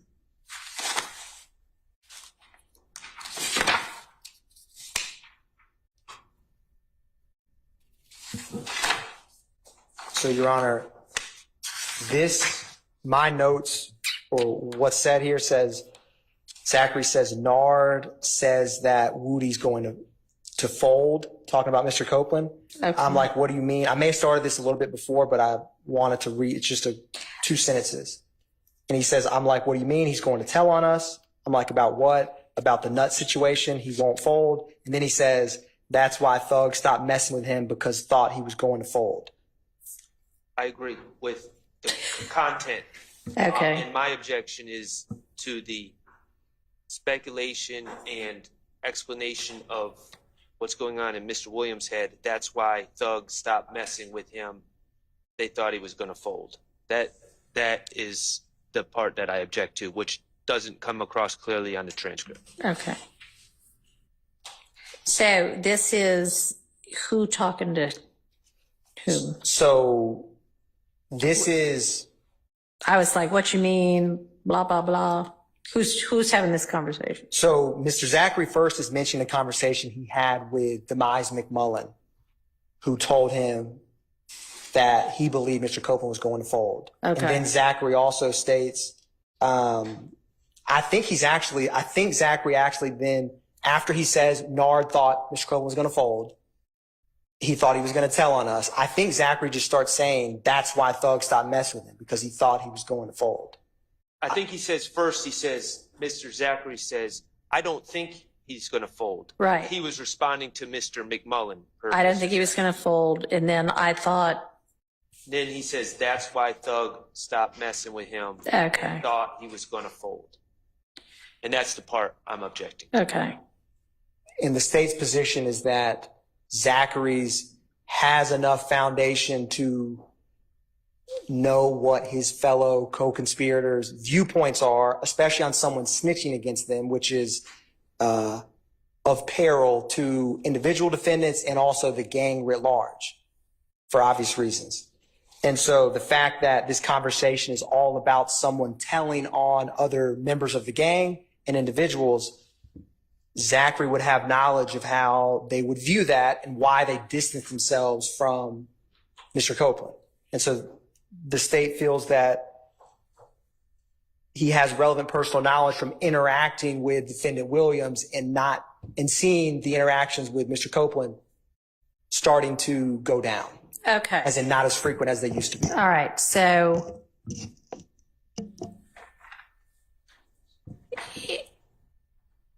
and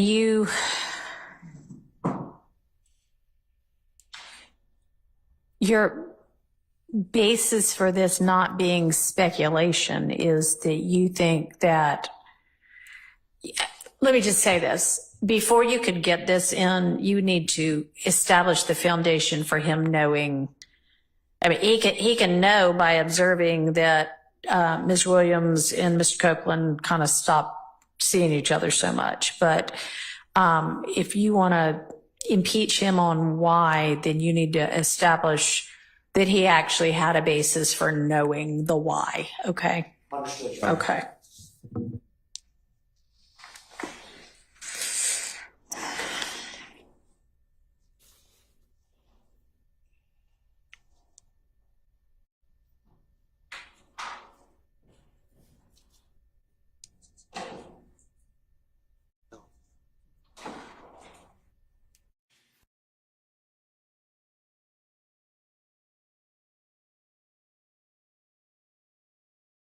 The next one is the one that the state, at least a portion, agrees with Mr. Sharp. Okay. So that line that says, yes, Shannon's hot-headed, the state agrees that Yeah, that should okay. come out.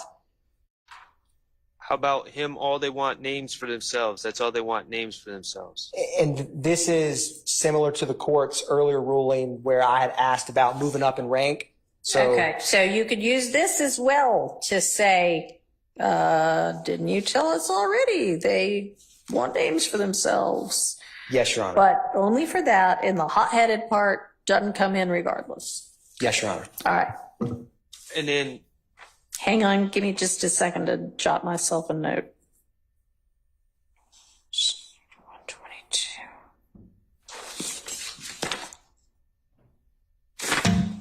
So I don't know what the line 25 and then the response on the next page is about. That seemed to be included in your objection. right. So the investigator says, so Shannon, don't give a F word. And then Mr. Zachary says, oh, hell nah. So that, I object to that as well. Okay.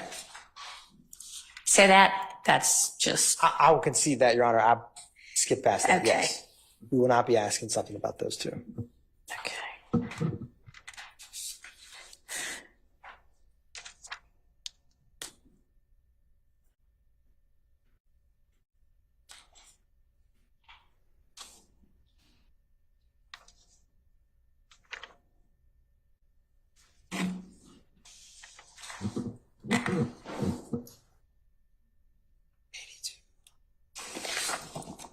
Your Honor, the next one, it says, Mr. Sharp says irrelevant discussion of Bentley selling Right. drugs. Bentley being OG Bentley, who's Kelvin Treadwell. Right. And so I wanted to read, because I think it's a little bit cleaner, what's said in this portion. So I have Detective Gaither says the guns possibly on Bentley's spot. Hang on, let me figure out where Yes, you Your are. Honor. So this is 82. 83, right? Are we back on 82? I might have had a typo. I had page 82, line 25. It's 80, 83, line 25. 83, line 25 is, so that was what you were reading though, Mr. Atkins. The guns possibly at Bentley's spot on Oak Drive. That's the beginning. That's before I object. Okay. Thank you, Mr. Sharp. All right. And then Mr. Zachary says, yeah, so they're talking about Bentley's spot on Oak Okay. Drive with the guns, but Yep. then they move into selling drugs. All right. Yep. And Your Honor, the state's position of why this is relevant is that on page 12 of the preamble to the indictment, the state sets forth that part of the purpose of the RICO enterprise is the sale and distribution of drugs. Furthermore, there is in both Mr. Copeland and in Mr. Zachary's statements, they speak and reference that after the murder of Donovan Thomas, OG Bentley basically had like a spot, either a trap house, a drug spot, something Right. where he on Oak Drive. And so when he says, so Gaither asked the guns possibly on Bentley's spot on Oak Drive, that's what she's referring to. And then she's like, what kind of drugs does he sell? And Zachary kind of goes into detail, dope, crack hard. And she's like, nickel and dime are rolling in it. And Zachary's like, both. And so for one, it's relevant for Zachary to have knowledge of one of, and even though Treadwell was not indicted, the state's position in Detective Gaither and Detective Dennis' testimony through an earlier act where his vehicle was used to do an attempted murder of Dexter Montgomery, which was Act 36. It's very relevant, Zachary's knowledge of Kevin Treadwell dealing drugs. And the state has to prove the existence of both the criminal street gang and the RICO enterprise, which are sort of part and parcel of the same. And so the state just feels that this is very relevant, given there's also a number of drug charges on this indictment. Right. So it goes to count one, the RICO is the state's position. And Your Honor, nothing I'm trying to keep out finishes Mr. Zachary's alleged knowledge of Mr. Treadwell's house or whatever it is on Oak Drive. I mean, he's clearly saying it's Bentley's spot on Oak Drive before we get to the part that I Right. want to take out. So do you just not want it said that he sells crack? All the drugs. And this is why, Your Honor, Mr. Treadwell is not indicted on this case. Right. Nothing involving Mr. Treadwell selling drugs is listed as an overt act at all in count one. So we're just throwing in an associate.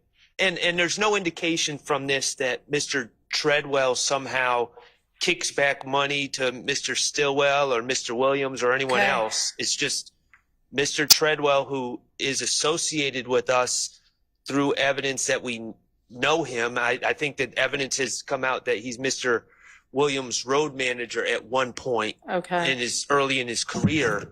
But I don't know why we would get into his Okay. unrelated Yeah. criminality. All right. So if he's not an unindicted co-conspirator, if he's just an associate and there's no evidence that YSL is in any way benefiting from this guy Bentley selling drugs, seems like Mr. Sharp's got a good argument here. So, Your Honor, on the first point,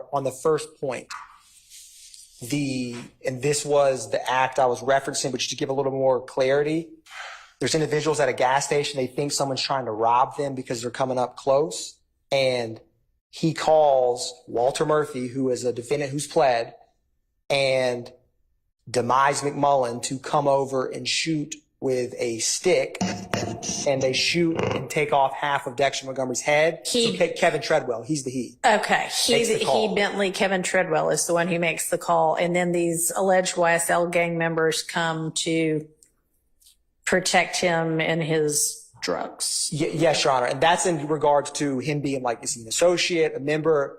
The Detective Dennis and Gaither would classify Kevin Treadwell as a YSL gang member. Now, in regards to the drug proceeds, I do not have any evidence that some receipt or some conversation of I'm paying my weekly dues to the YSL gang from this drugs that I sell at my trap spot. I don't have that kind of evidence. But the state, so I wanted to answer the court's question.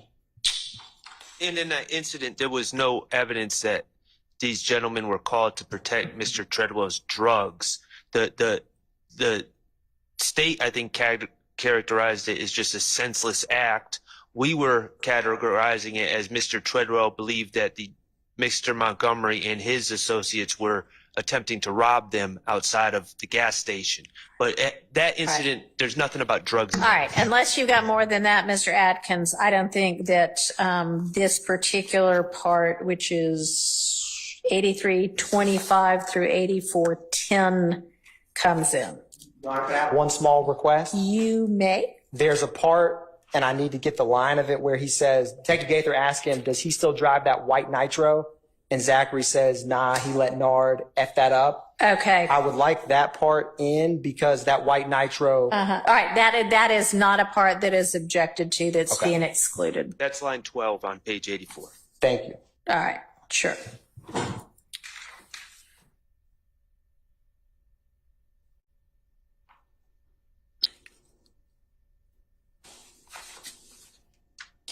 All right. 85, line 13 through 8611. So context here, Your Honor. Mr. Treadwell is actually, at the time, I don't think they're still together, was actually in a long-term relationship and has a child with Donovan Thomas's sister. Okay. And so this is all a discussion about, there's a lot of speculation about what Donovan Thomas' sister knows and how she feels about this and how she feels about Mr. Treadwell, which I don't think is relevant.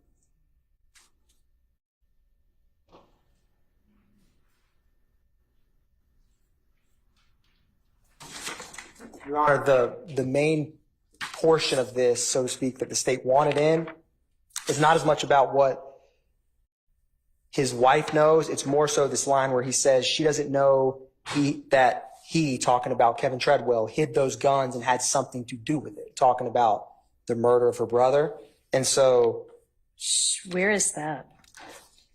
I will find the line. That's 86 line 1. In the part unintelligible, I have, she don't know he had something to do with it. Okay. And he's already laid out in the statements that I've objected to, but Your Honor has overruled my objection about what this is all based. He had something to do with it is all based, from my understanding, is pretty clear. Mr. Zachary is saying that's based on what Mr. Garlington said to him, and that's been repeated several times throughout these statements already about Mr. Bentley getting Mr. Treadwell allegedly getting rid of the guns. So I don't know why we would need to get into this conversation about what she knows and just for that information, because it's already been provided.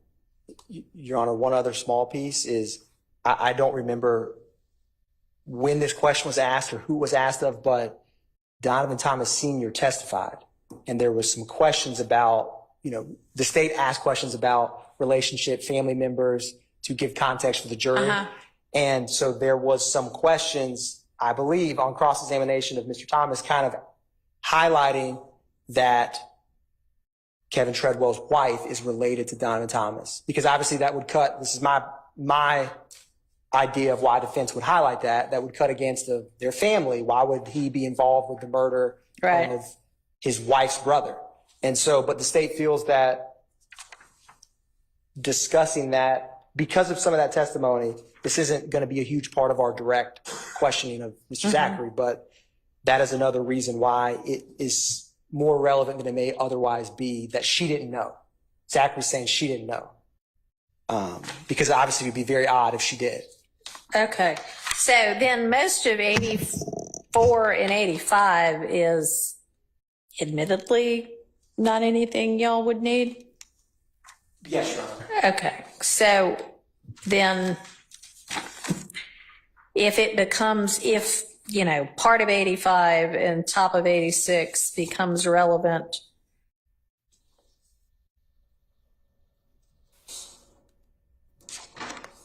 I mean,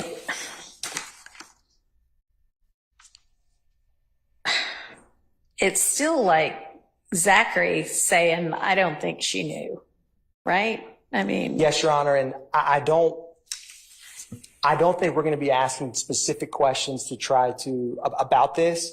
It was the topic about, you know, her just, well, it may never come up in our all right. directives. How about if you think it's going to, you raise it with me and Yes, Your we'll Honor. hash it out then. Yes, Your Honor. All right. All right, 92, first couple of lines.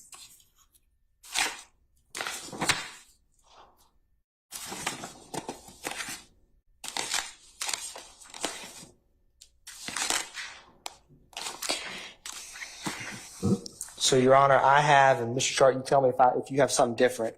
I have Detective Dennis says, what he thought get you down there? What was Thug like? Zachary says he's normal. Detective Dennis says he doesn't give an F. And then Zachary says, he's like, why the hell did they kill Nut? That's when I guess they told him. Nut said it's a go. And then he says, Woody, talking about Mr. Copeland, is holding back stuff. He's kind of alluding to Mr. Copeland has friends. He knows a lot of people. So sometimes they're saying Mr. Copeland doesn't state everything with them.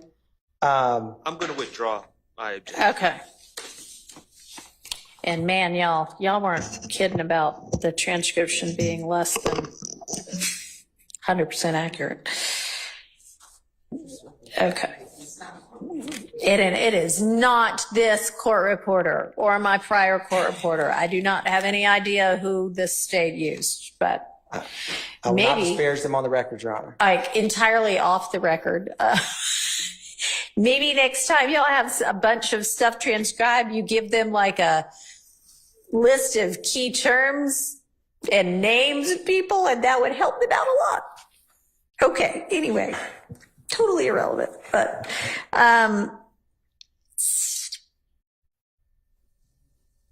okay, so In yeah. light of my review of the transcripts, I'm going to withdraw my objection on number 18 Also, okay. because I believe that, not saying it's the truth, but I believe Mr. Zachary was there. Okay. All right.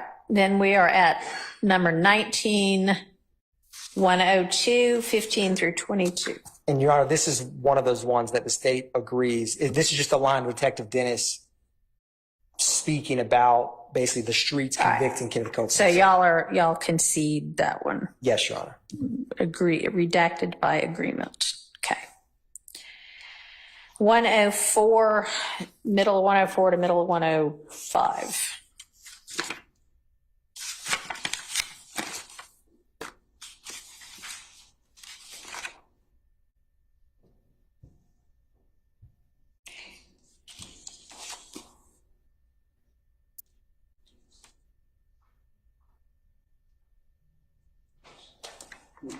Your Honor, this is another one that we will concede.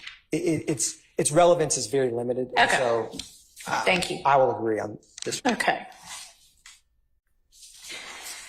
All right, that takes us to page 108.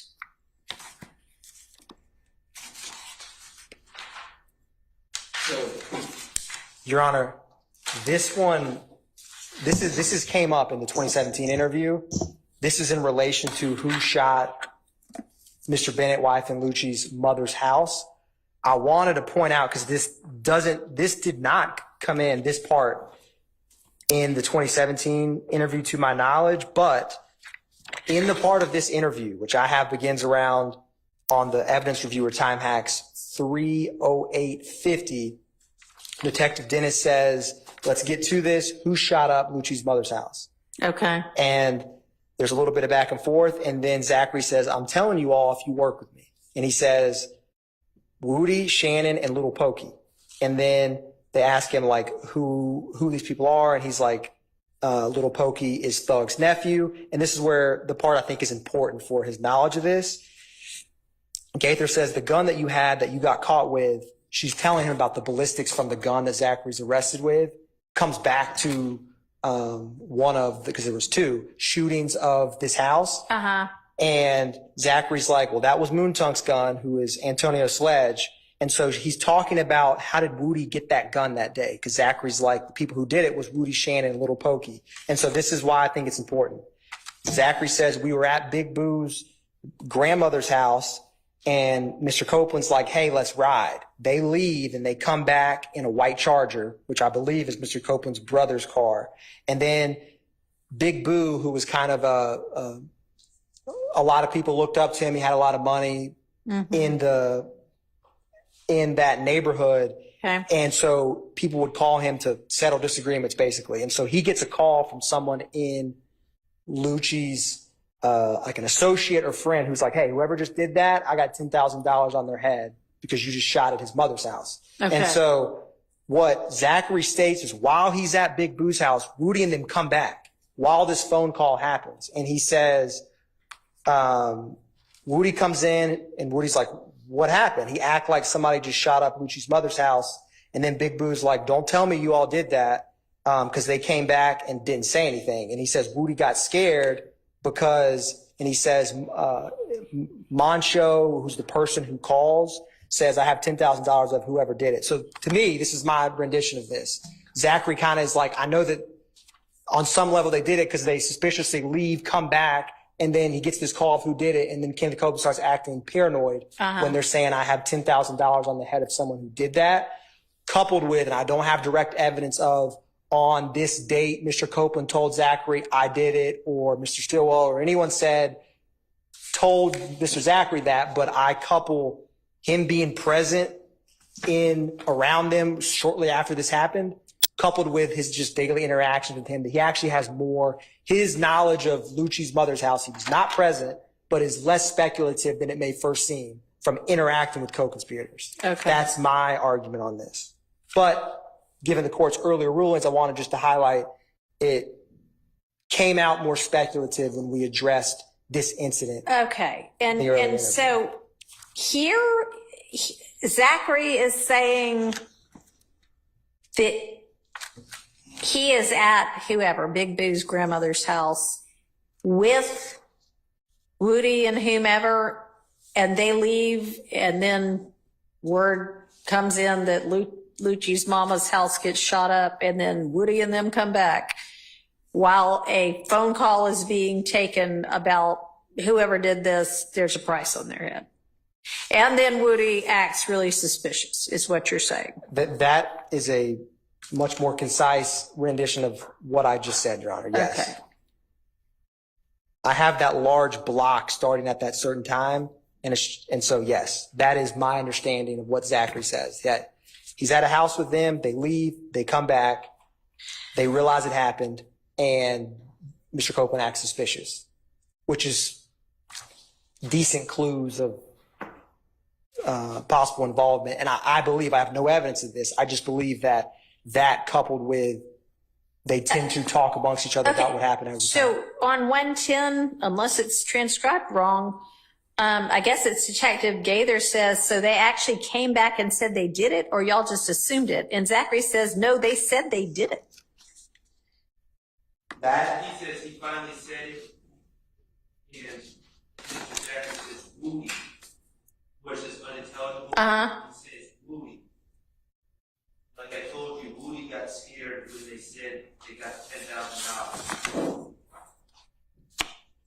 Okay, and then on the next page it says, and then what's the unintelligible part there? He's like, man, just shot up. Okay, well that to me is him actually saying we did that.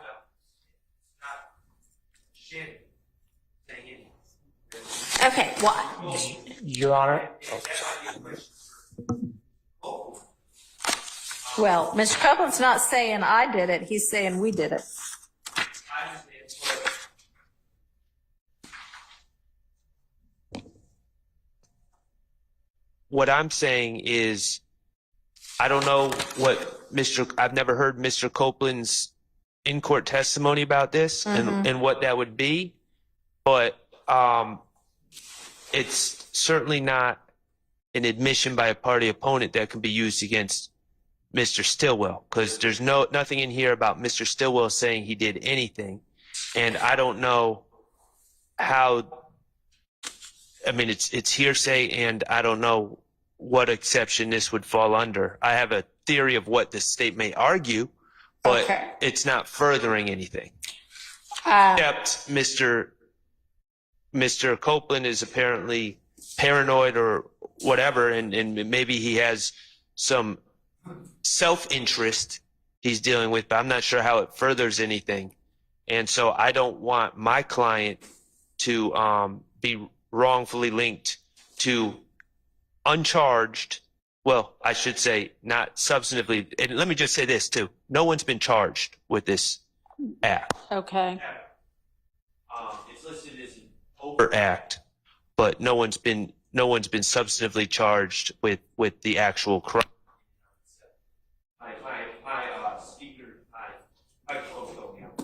All right. So who all is, I mean, I get that Zachary is at the house, at the grandmother's house, and Woody is at the grandmother's house and then leaves and then comes back. Who else is at the grandmother's house, leaves with Woody and comes back, if anyone? So, Your Honor, I believe, so the closest I get is when they ask him who did it, he says Woody, Shannon, and Little Pokey. And he says collectively, like earlier he says, Woody's like, hey, let's ride, like collectively. And then he's like, they got back, or, so my understanding is he doesn't definitively say this, but I believe either Shannon and Little Pokey were at the house and left. I'm just assuming from the way that he's speaking about it. And also, this is partly, it's the end of the day, but the court is correct that shortly thereafter, Mr. Copeland himself does state and says, you know, well, and I mean, if I did it. If Shannon, and I guess Lil Pokey is not anybody that we need to concern ourselves with right now. He is Defendant Williams' nephew and someone that. Okay, but he's not somebody on trial right now. He's not on trial. Or indicted. He's not indicted. Okay. All right. So I think it is fair to assume if Woody says, let's ride, and right after Zachary said, here's the three people that I believe did it, and here's my reason for believing it. But I think it potentially could be a statement if Mr. Stillwell shows back up with Mr. Copeland, and then Mr. Copeland's like, yeah, man, we did it. And Mr. Stillwell does not say, what are you talking about? I didn't do it. You might have done it, but don't count me in on that. Then that might be an admission because he's adopted it by silence. But not if he's not there when it gets said. So, you know, if you can establish that when Woody says, yeah, man, we did it, that Shannon's standing right there with him, knowing there's $10,000, you know, on his head, then yes. But otherwise, no. Understood, Your Honor. All right.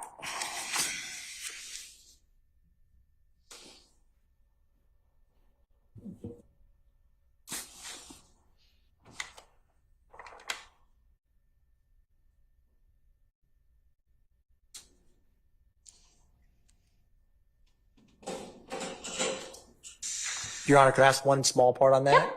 Yeah. In regards to taking aside Defendant Stillwell, in regards to what Copeland referred to Zachary, that's appropriate, depending on how testimony of Mr. Copeland comes out, coupled with foundation for Mr. Zachary.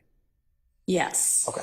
Thank you, Your Honor. And that might be one of those times when we might need a limiter if that comes out. If I understand the state's question, they're saying, can we get into the fact that Kenneth Copeland admitted involvement? Right, yes. Without bringing Shannon Right, into was the second question, yes. If we can't get to the adoptive admission. Yes. I don't have a problem with that. All right. All right. We just have a lot to get done, but these are Mr. Zachary's only two statements that we need to get through, right? Yes. And we're about halfway through, I think. Yes. Assuming Mr. Copeland, to try to figure out scheduling, assuming that Mr. Copeland does not testify now, then y'all need to move to your next witness, right? Yes, right, yes. So, and I know Zachary's one of the next ones up. He may not be the very next one up, but is there another, witness that we would be hitting next week? Because after next week, the jury already had a week off, so we can do this delightful stuff that week, the week of the 19th, with regard to future witnesses.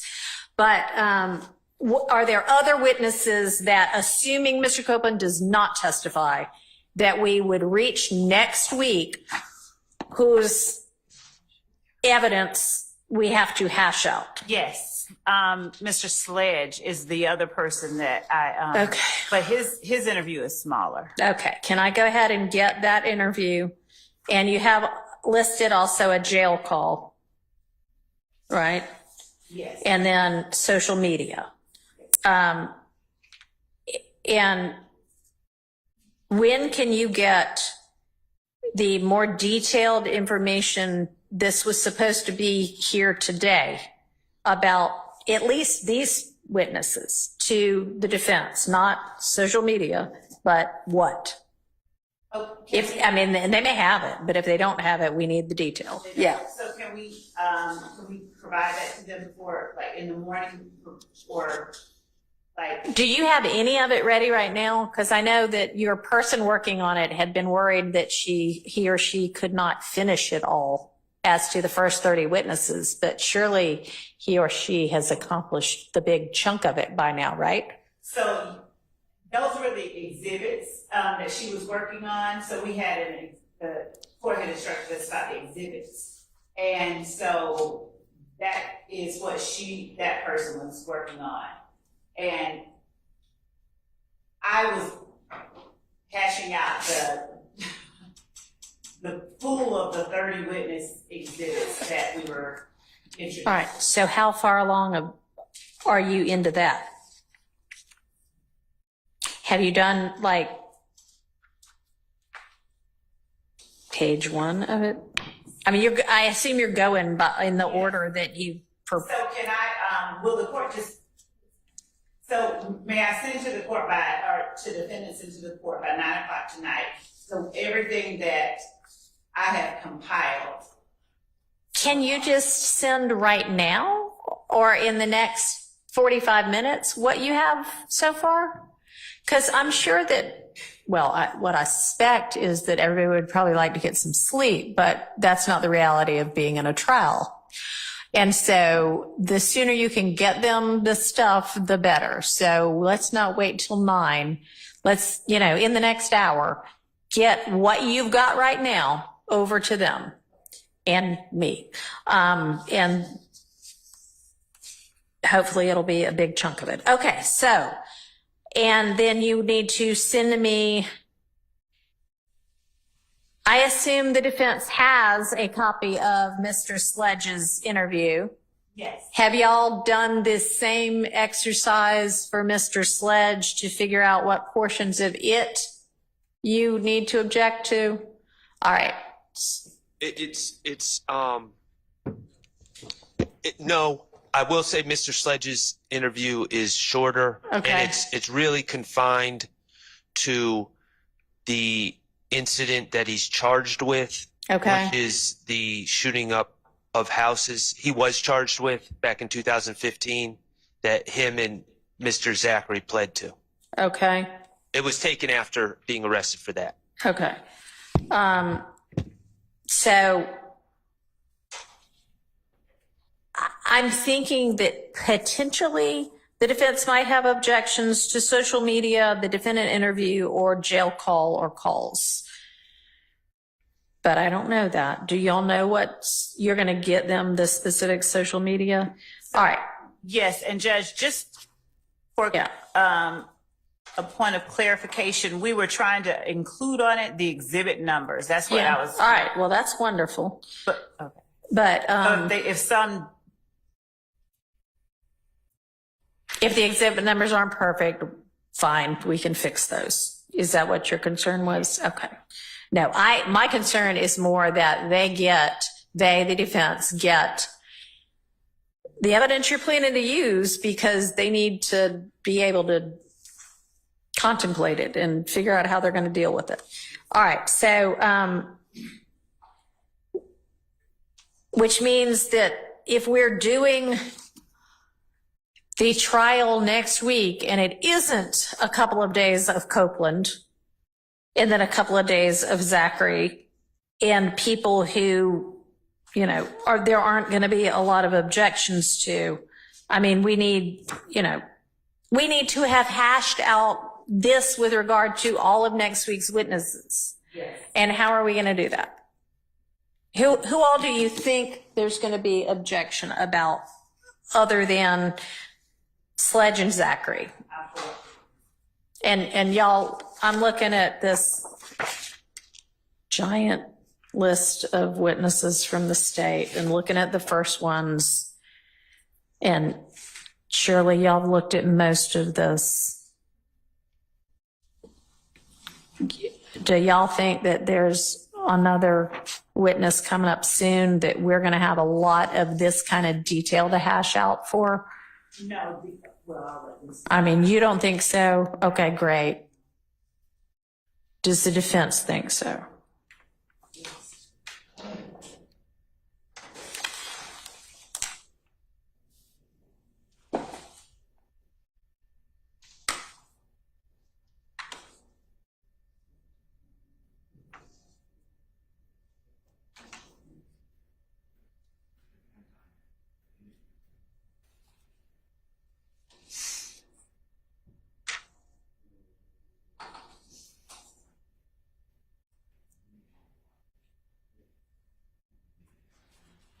So, Your Honor, so far, the state has seemed to be trying to introduce prior statements through the witnesses that are on the stand.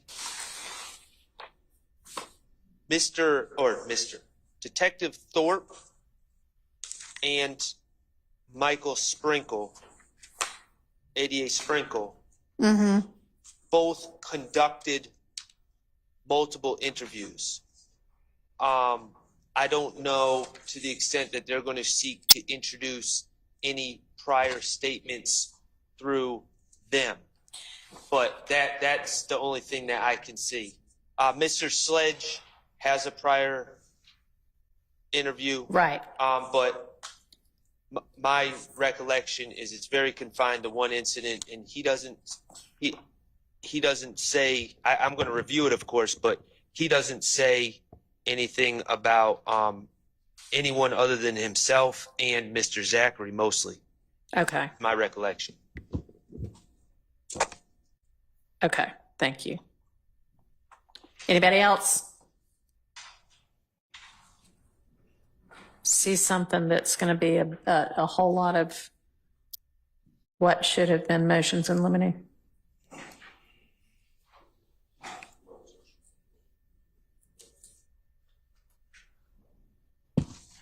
Your Honor. Yes. Trying our best to give you an estimate of what we think might be at issue. I'm looking, for example, at number 8, Michael Sprinkle. Yeah. So yes, we're aware that he conducted multiple interviews, but what we don't know at this point is what interviews it is that they intend to use. So we don't really know how to address that. We also don't know what social media items. I think we're going to have a whole lot more of that in an hour.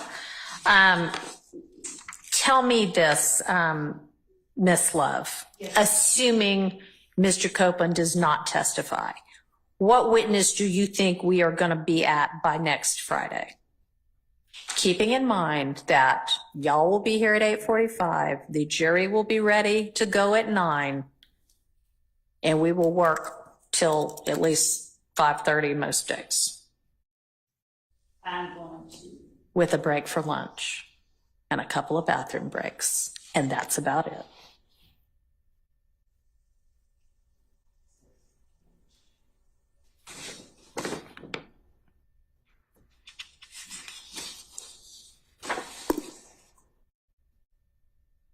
So, thinking,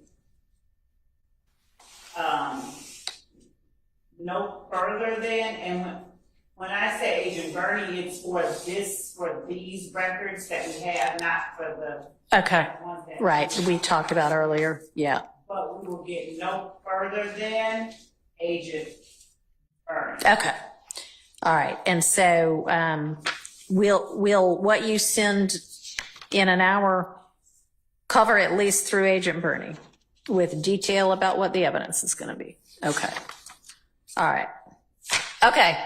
Well, then we'll take it from there tomorrow. Let's be here at 8:45 tomorrow.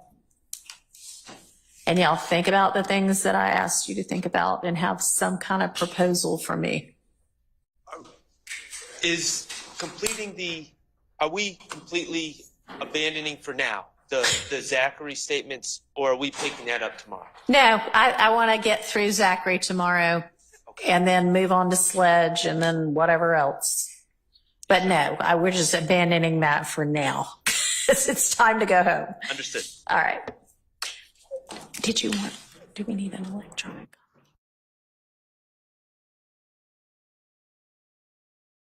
Mr. Atkins, could you send over an electronic copy of this transcript of the interview we're going through right now? Yes, Your Honor, I will. Thank you.